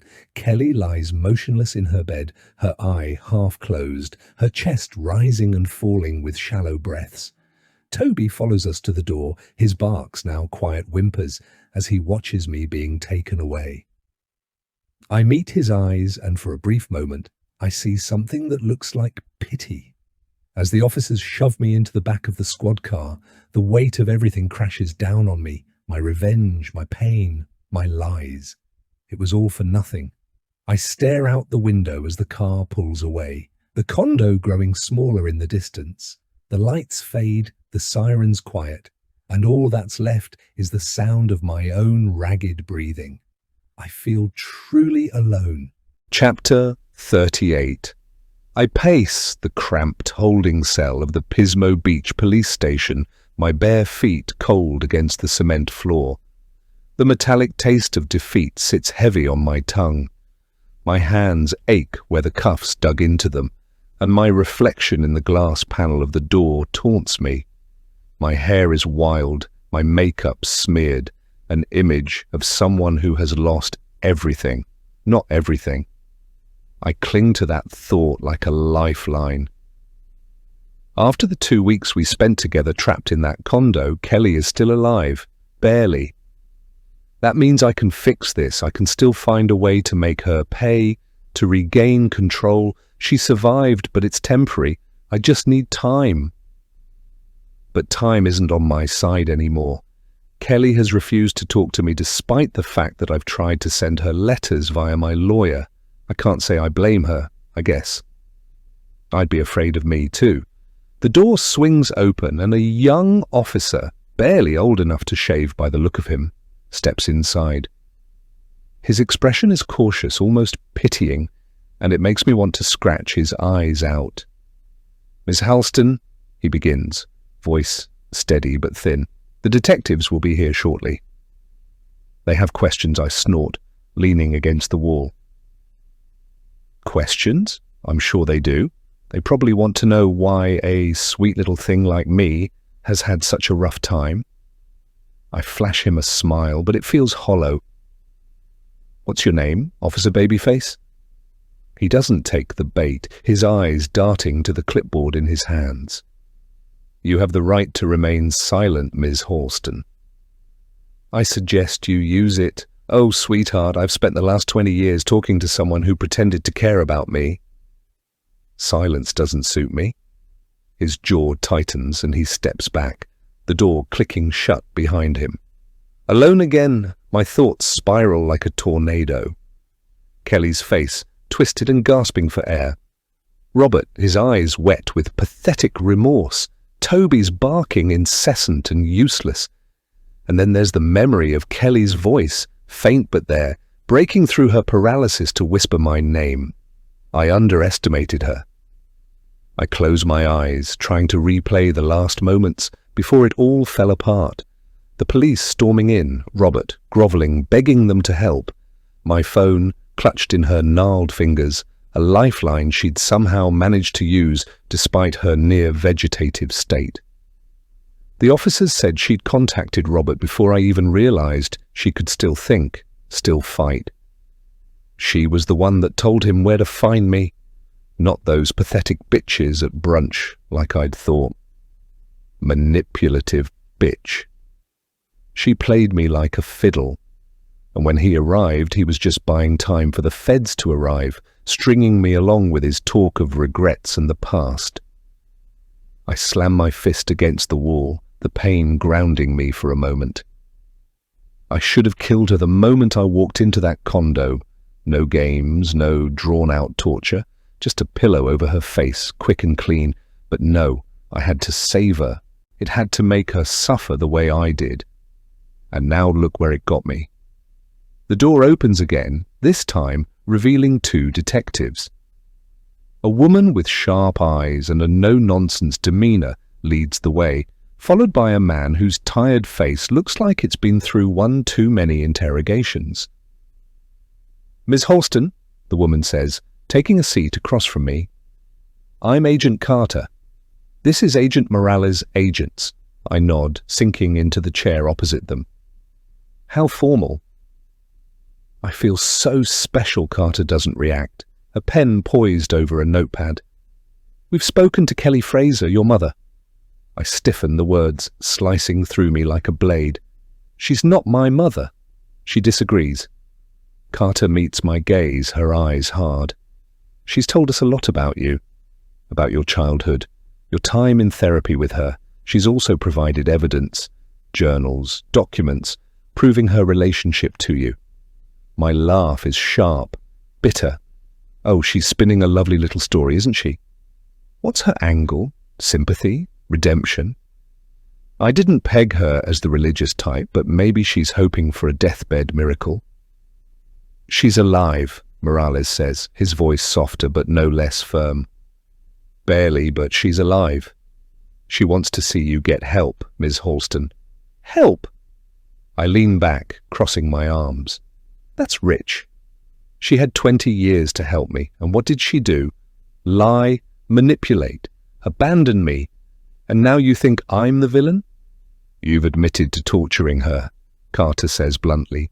You impersonated her, killed Brianna, tortured Isaac, and then when Agent Taylor Newsome didn't call for his nightly check-in. Allegedly, I interrupt, my lips curling into a smirk. Let's not get ahead of ourselves. It dawns on me then that Taylor was working with them. I fell in love with and then killed a federal agent. Agent Morales leans forward, his tired eyes locking onto mine. We have evidence. Witnesses. Security footage of the two of you together before Brianna vanished and then when her body was found in the bay, with evidence of being weighted down by an anchor. Well, we just needed time to gather the evidence against you. Taylor was more than willing to help, and then Kelly reached out to Robert, told him she feared for her life.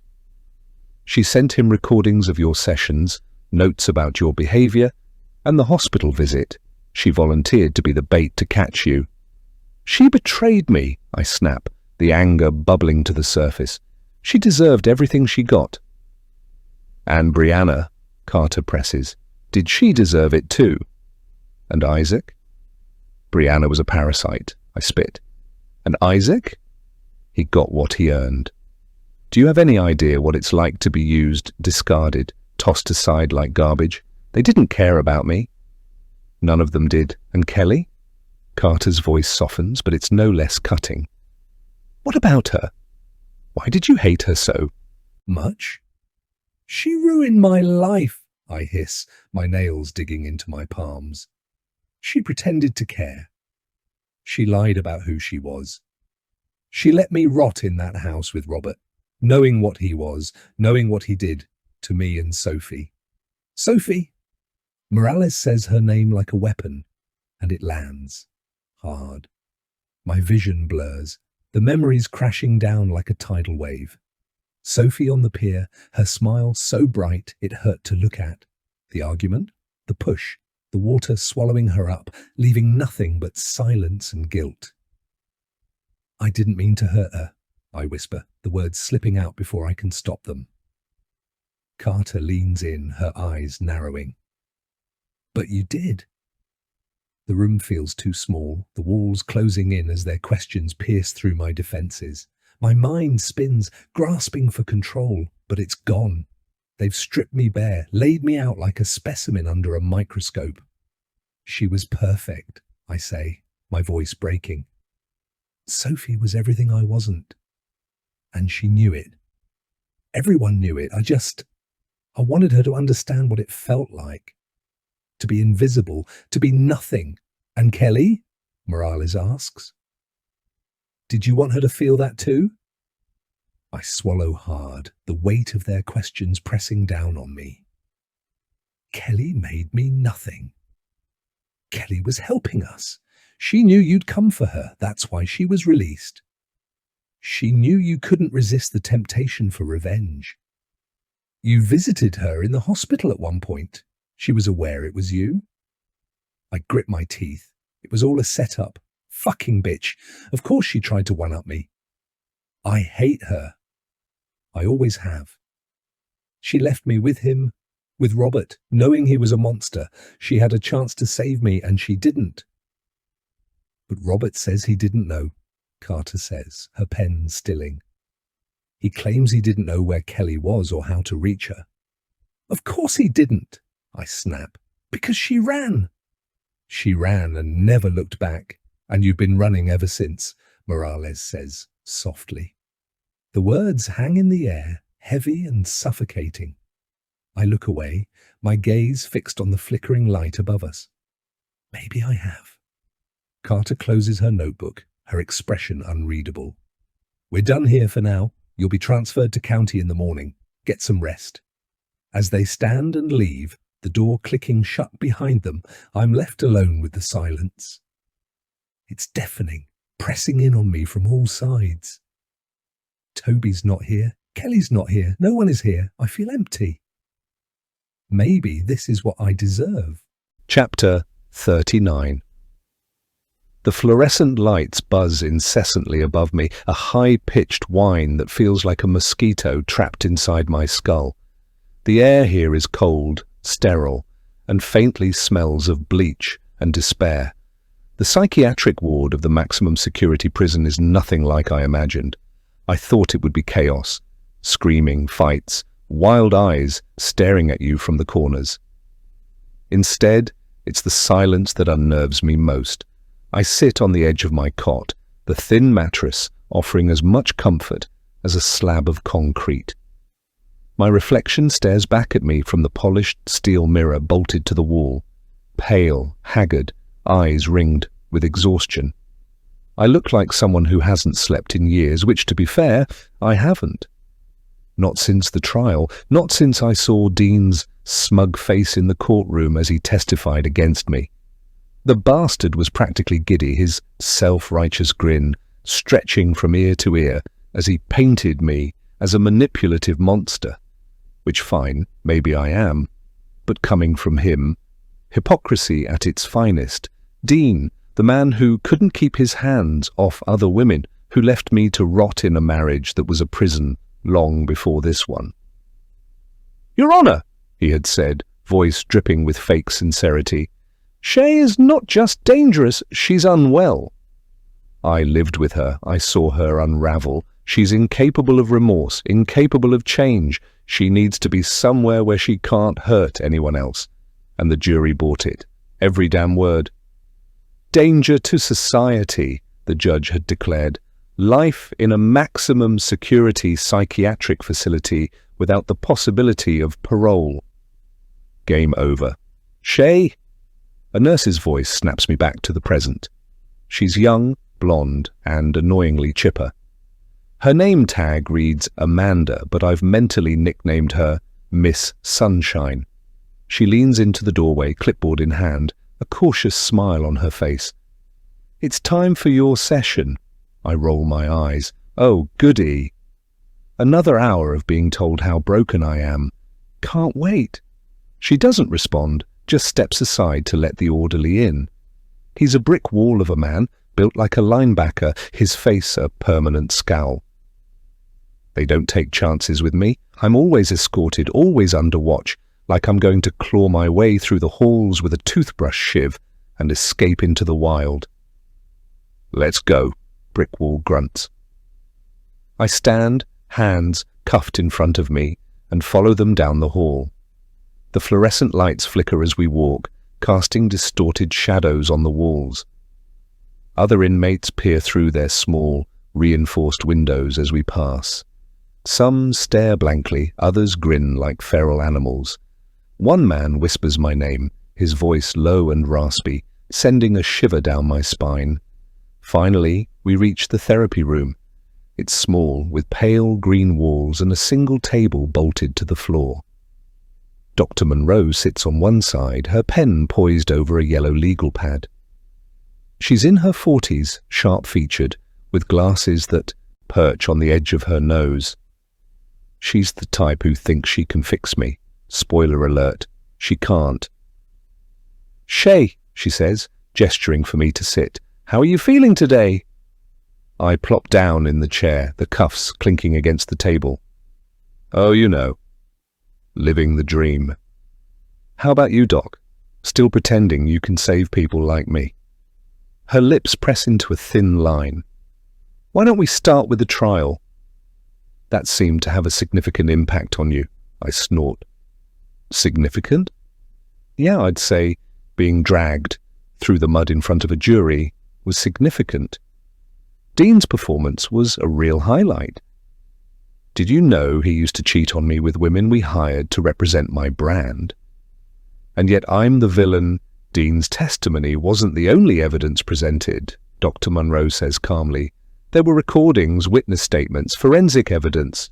"Spare me the recap," I snap. "I lived it, remember?" She leans back in her chair, studying me like I'm a puzzle she can solve. "Do you ever think about Kelly?" My stomach tightens, but I keep my expression neutral. Why would I? "She's irrelevant now. She survived," Dr. Monroe points out. "She's recovering." Does that bother you? Should it? I tilt my head, feigning indifference. Good for her. Maybe she can write a memoir. How I Survived My Psychotic Daughter. I'm sure it'll be a bestseller. Monroe doesn't flinch. She's good at that, staying composed, refusing to rise to my bait. It's infuriating. Do you ever wonder why you did it? She asks. Why you felt the need to hurt her, to control her? Because she deserved it, I say flatly. She lied to me, manipulated me, abandoned me. Everything I am, everything I've done, it's her fault. Is that what you truly believe, or is that what you tell yourself to avoid facing the truth? My jaw tightens. And what truth is that, Dr. Freud? That you're afraid, she says softly. Afraid of being powerless. Of being abandoned again, so you create chaos, control others, to avoid feeling that vulnerability. I laugh, but it's hollow, forced. Save the psychoanalysis. You're not going to crack me, Doc. She doesn't respond, just scribbles something on her notepad. The silence stretches, heavy and oppressive, until I can't take it anymore. Fine, I snap. You want the truth? Here it is. I don't regret a damn thing. Not Kelly, not Dean, not Brianna. They all got what they deserved. And Sophie. Monroe's voice is a dagger piercing through my defenses. I freeze, the air sucked from my lungs. Sophie's name is a wound that never heals, a ghost that haunts every corner of my mind. I think of the letters in her handwriting, the letters that were never really real, the visions in the mirror, the woman at the cemetery that looked just like her. I don't want to talk about her, I say, my voice low and dangerous. But she's the reason you're here, isn't she? Monroe presses. Everything you've done, every decision you've made, it all traces back to her. To that night. Shut up, I hiss, my nails digging into the table. You blame Kelly for abandoning you, she continues, relentless. You blame Dean for betraying you. You blame Isaac and Brianna for using you. But Sophie, she was innocent. She loved you, and you killed her. Shut up! The words explode from me, raw and venomous. I lunge forward, but the cuffs and the bolted table hold me back. You don't know anything about her. About me, Monroe doesn't flinch. I think I do. I think Sophie was the one person who truly cared for you, and losing her broke you, but instead of grieving, you turned that pain outward onto everyone else. My chest heaves, rage and grief battling for control. She was perfect, I whisper, the words barely audible, and I hated her for it. Monroe leans forward, her voice softening. But you didn't mean to hurt her, did you? You just wanted her to feel what you felt. The dam breaks and the memories flood in. The pier, the argument, the push, her body hitting the water, the silence that followed, the guilt that clawed at me, consuming me until there was nothing left but anger. I didn't mean to, I whisper, tears streaming down my face. I just wanted her to stop being so perfect. Monroe's expression softens, and for a moment I see something I haven't seen in years, compassion. Shae, you can't change the past, but you can choose what you do with the future. You can let this go, or you can let it destroy you. I look away, my vision blurred by tears. The words hang in the air, heavy and suffocating. Let it go? How can I let it go when it's all I have left? The session ends and I'm escorted back to my cell. The fluorescent lights buzz overhead, a reminder of where I am, of what I've lost. As I lie on the cold, hard mattress, Sophie's face fills my mind, her smile, her laughter, the way she used to look at me like I was her hero. I close my eyes, the tears falling freely. Maybe Monroe is right. Maybe it's time to let go, but how do you let go of a ghost when it's the only thing keeping you alive? Chapter 40. The walls of the solitary confinement cell are my canvas, blank and unyielding. The faint scratching of my nails against the concrete is my lullaby. The guards think they've won by shoving me in here, but I've always thrived in silence. Solitude isn't a punishment, it's clarity. It's the space where the world outside can't taint me. No Kelly, no Robert, no Taylor, no Isaac.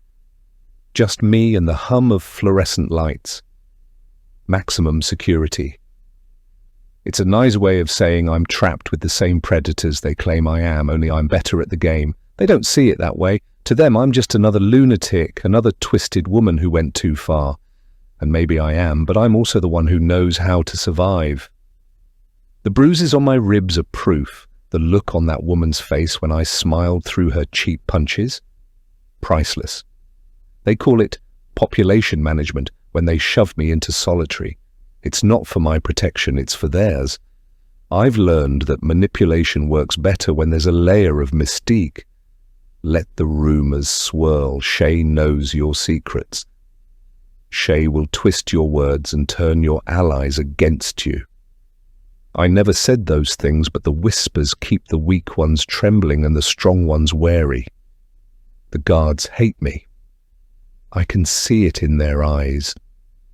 Not just because of what I did out there in the world, but because I make their lives harder in here. They don't like a prisoner who smiles too much, who takes her lumps without breaking, who grins up at them like they're the punchline to a joke they don't understand.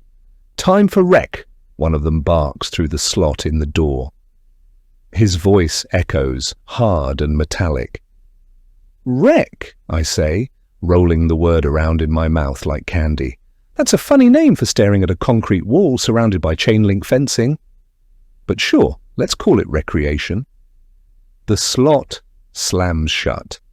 My favorite part of the day is getting under their skin. When the door opens, I don't bother looking at the guard. I know the drill. Hands behind my back, shuffle forward. They escort me like I'm some feral animal they've barely tamed. And maybe I am. Out in the yard, the other women glance at me, some with curiosity, some with outright hostility. I don't meet their eyes. I've learned to play it cool.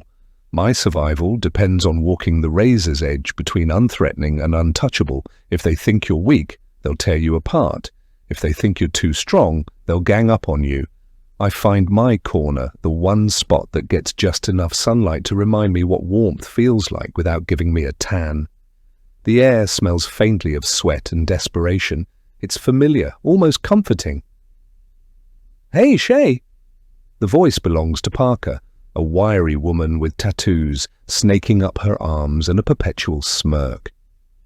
She's one of the few who doesn't hate me outright. We have an understanding.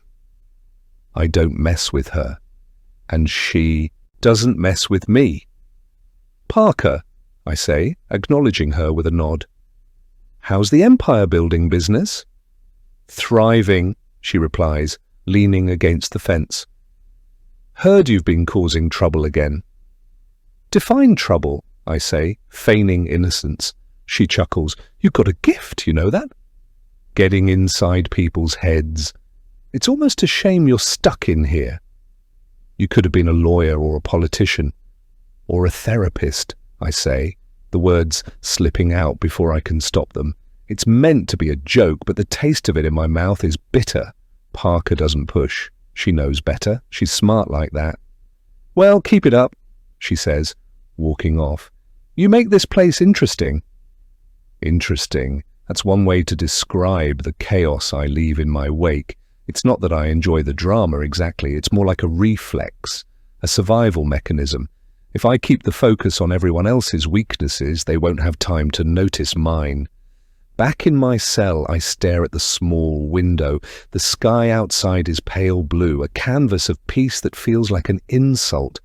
I can almost hear Kelly's voice, faint and accusing, telling me how I ruined everything, but Kelly survived. So did Robert. That's the cruel irony. They're out there, breathing, living, while I'm in here. The monster they created, locked away like a secret they're too ashamed to admit. I wonder if they think about me. I wonder if Kelly, in her hospital bed, ever feels a twinge of guilt. Probably not. People like her don't dwell on their mistakes. They rewrite the narrative to make themselves the victim. I learned that from the best after all. A month later, they assign me a new therapist, Dr. Vega. He's young, bright-eyed, and clearly thinks he's going to make a difference. He sits across from me in the therapy room, his notebook open, pen poised like he's about to capture the essence of my soul in bullet points. "Shae," he begins, his voice calm and measured. "How are you feeling today?" I lean back in my chair, crossing my arms. "Oh, you know? Just another day in paradise." He doesn't react, doesn't flinch. Good. That means he'll last at least a few sessions before he gives up. "Why don't we talk about your family?" he suggests. I snort. "You mean the people who set the stage for this circus act?" "Sure, let's talk about them."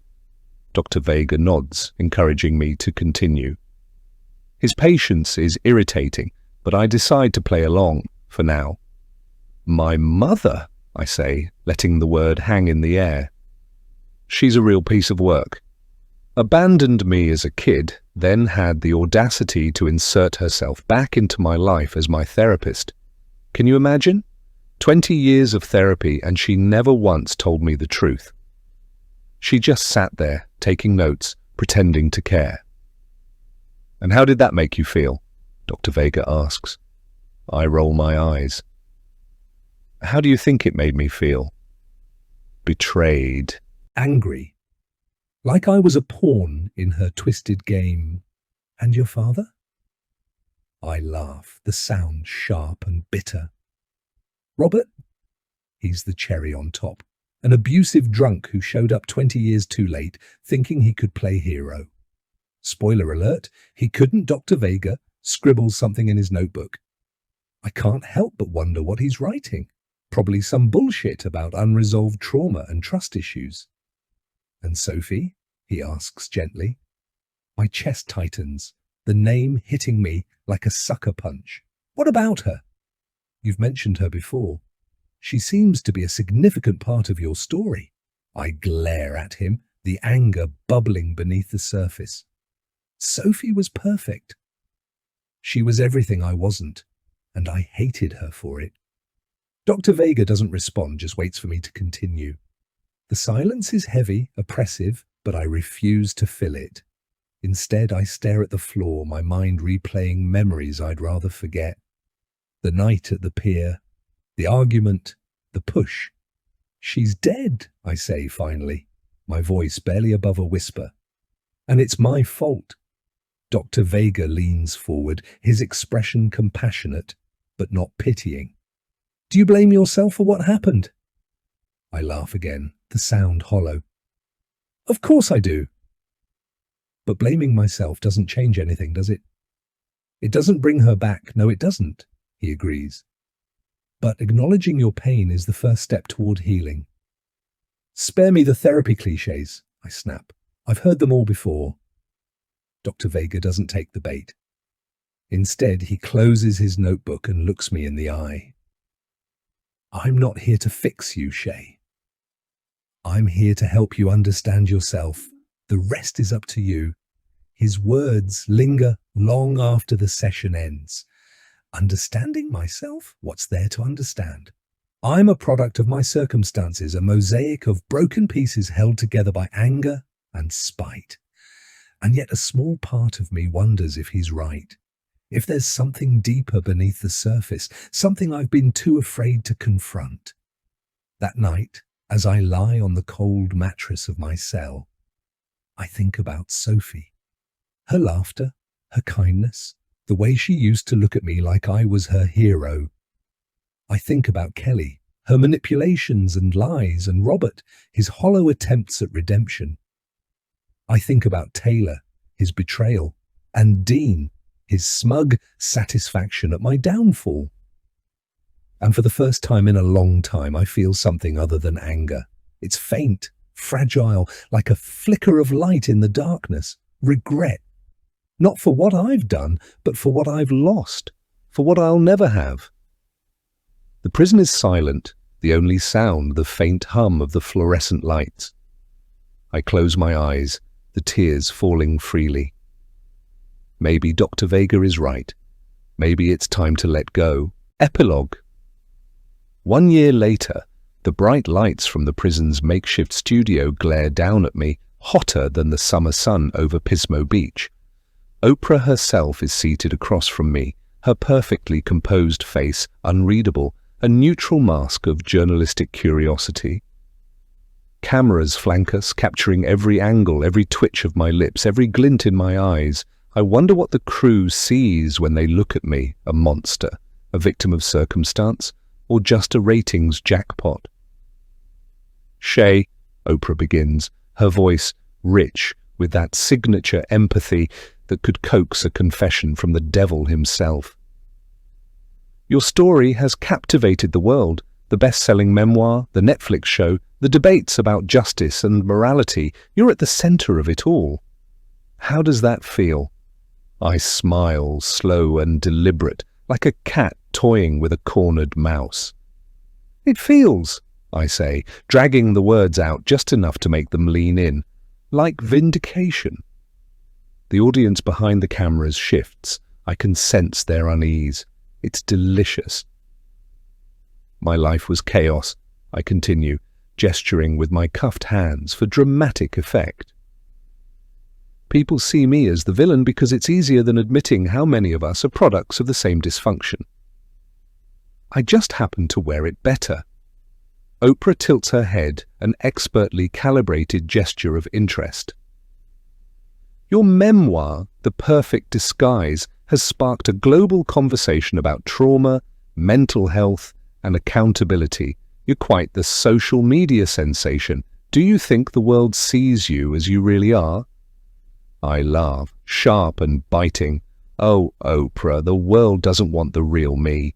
They want the curated version, the Netflix-ready drama queen. The sob story wrapped in blood and betrayal. I gave them exactly what they wanted. It all started with the memoir. I had nothing but time in solitary confinement, and writing was a more interesting way to pass it than counting the cracks in the wall. The guards brought me a stack of composition notebooks and a chewed-up pen, probably expecting me to scribble out some sad apologies or maybe a plea for redemption. Instead, I gave them my truth. Raw, unapologetic, and spiked with just enough snark to make it sting. By the time I'd finished the first draft, word had spread through the prison grapevine. Guards whispered, inmates stared. One of the staff, a journalism student moonlighting as a corrections officer, smuggled the pages to her professor, who happened to know a literary agent. The rest was inevitable. Netflix came next, sniffing around with their promises of authentic storytelling and artistic integrity. I didn't believe a word of it, but I played along, nodding and smiling in those early production meetings like a good little sociopath. They cast a brunette with sharp cheekbones and dead eyes to play me, which felt fitting.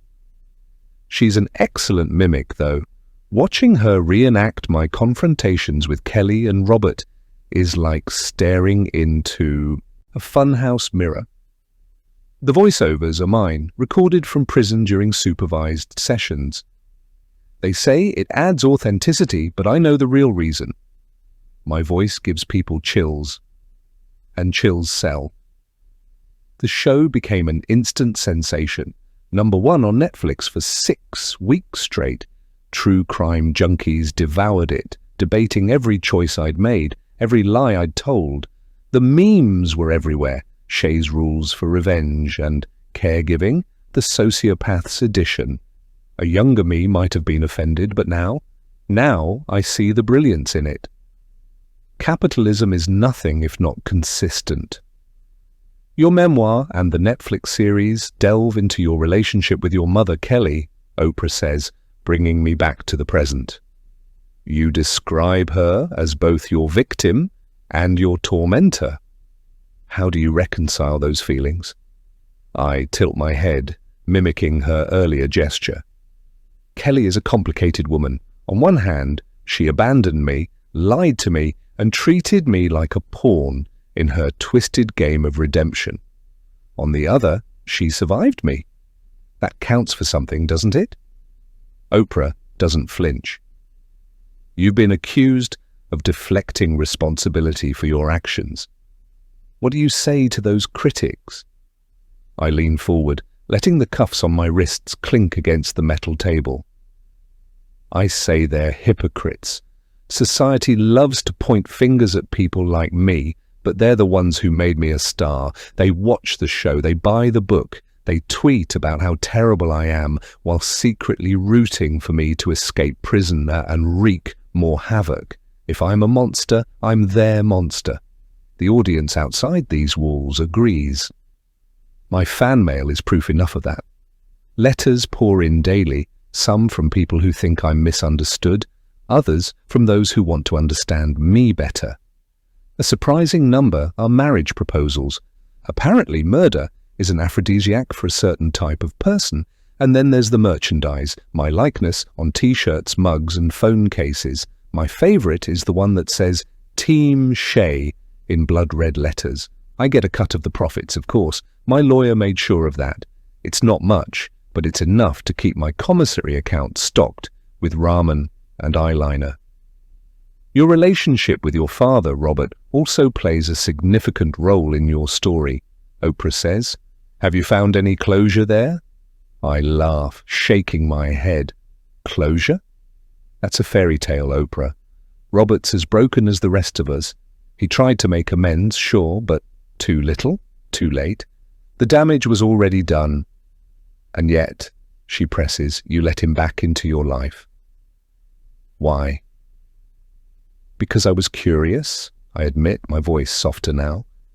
Curiosity is a dangerous thing, but it's also the only thing that kept me alive for so long. I wanted to see if he was capable of change. Spoiler alert, he wasn't. The LA Innocence Project reached out last month.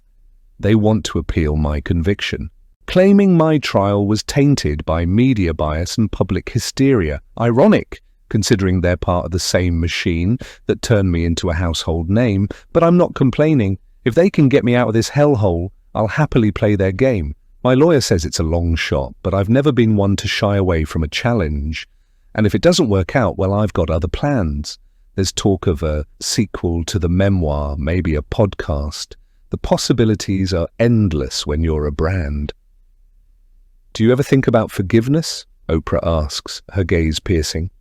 I pause, letting the question hang in the air. Forgiveness? It's such a pretty word, so clean and pure. It doesn't belong in my vocabulary. Forgiveness, I say slowly, is a luxury for people who don't have blood on their hands. I'm not one of those people. But could you be?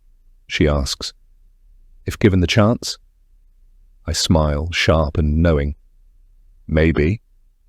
But where's the fun in that? As the interview wraps up, Oprah thanks me for my honesty. Honesty, that's a laugh. I haven't been honest a day in my life. But she doesn't need to know that. The cameras don't need to know that. The world doesn't need to know that. Back in my cell, I replay the interview in my mind, analyzing every word, every gesture. It went well, better than I expected. The producers will be thrilled. The ratings will skyrocket. And me? I'll be one step closer to whatever comes next. Because if there's one thing I've learned, it's that survival isn't about being the strongest or the smartest. It's about being the most adaptable. And I'm nothing if not adaptable. The end.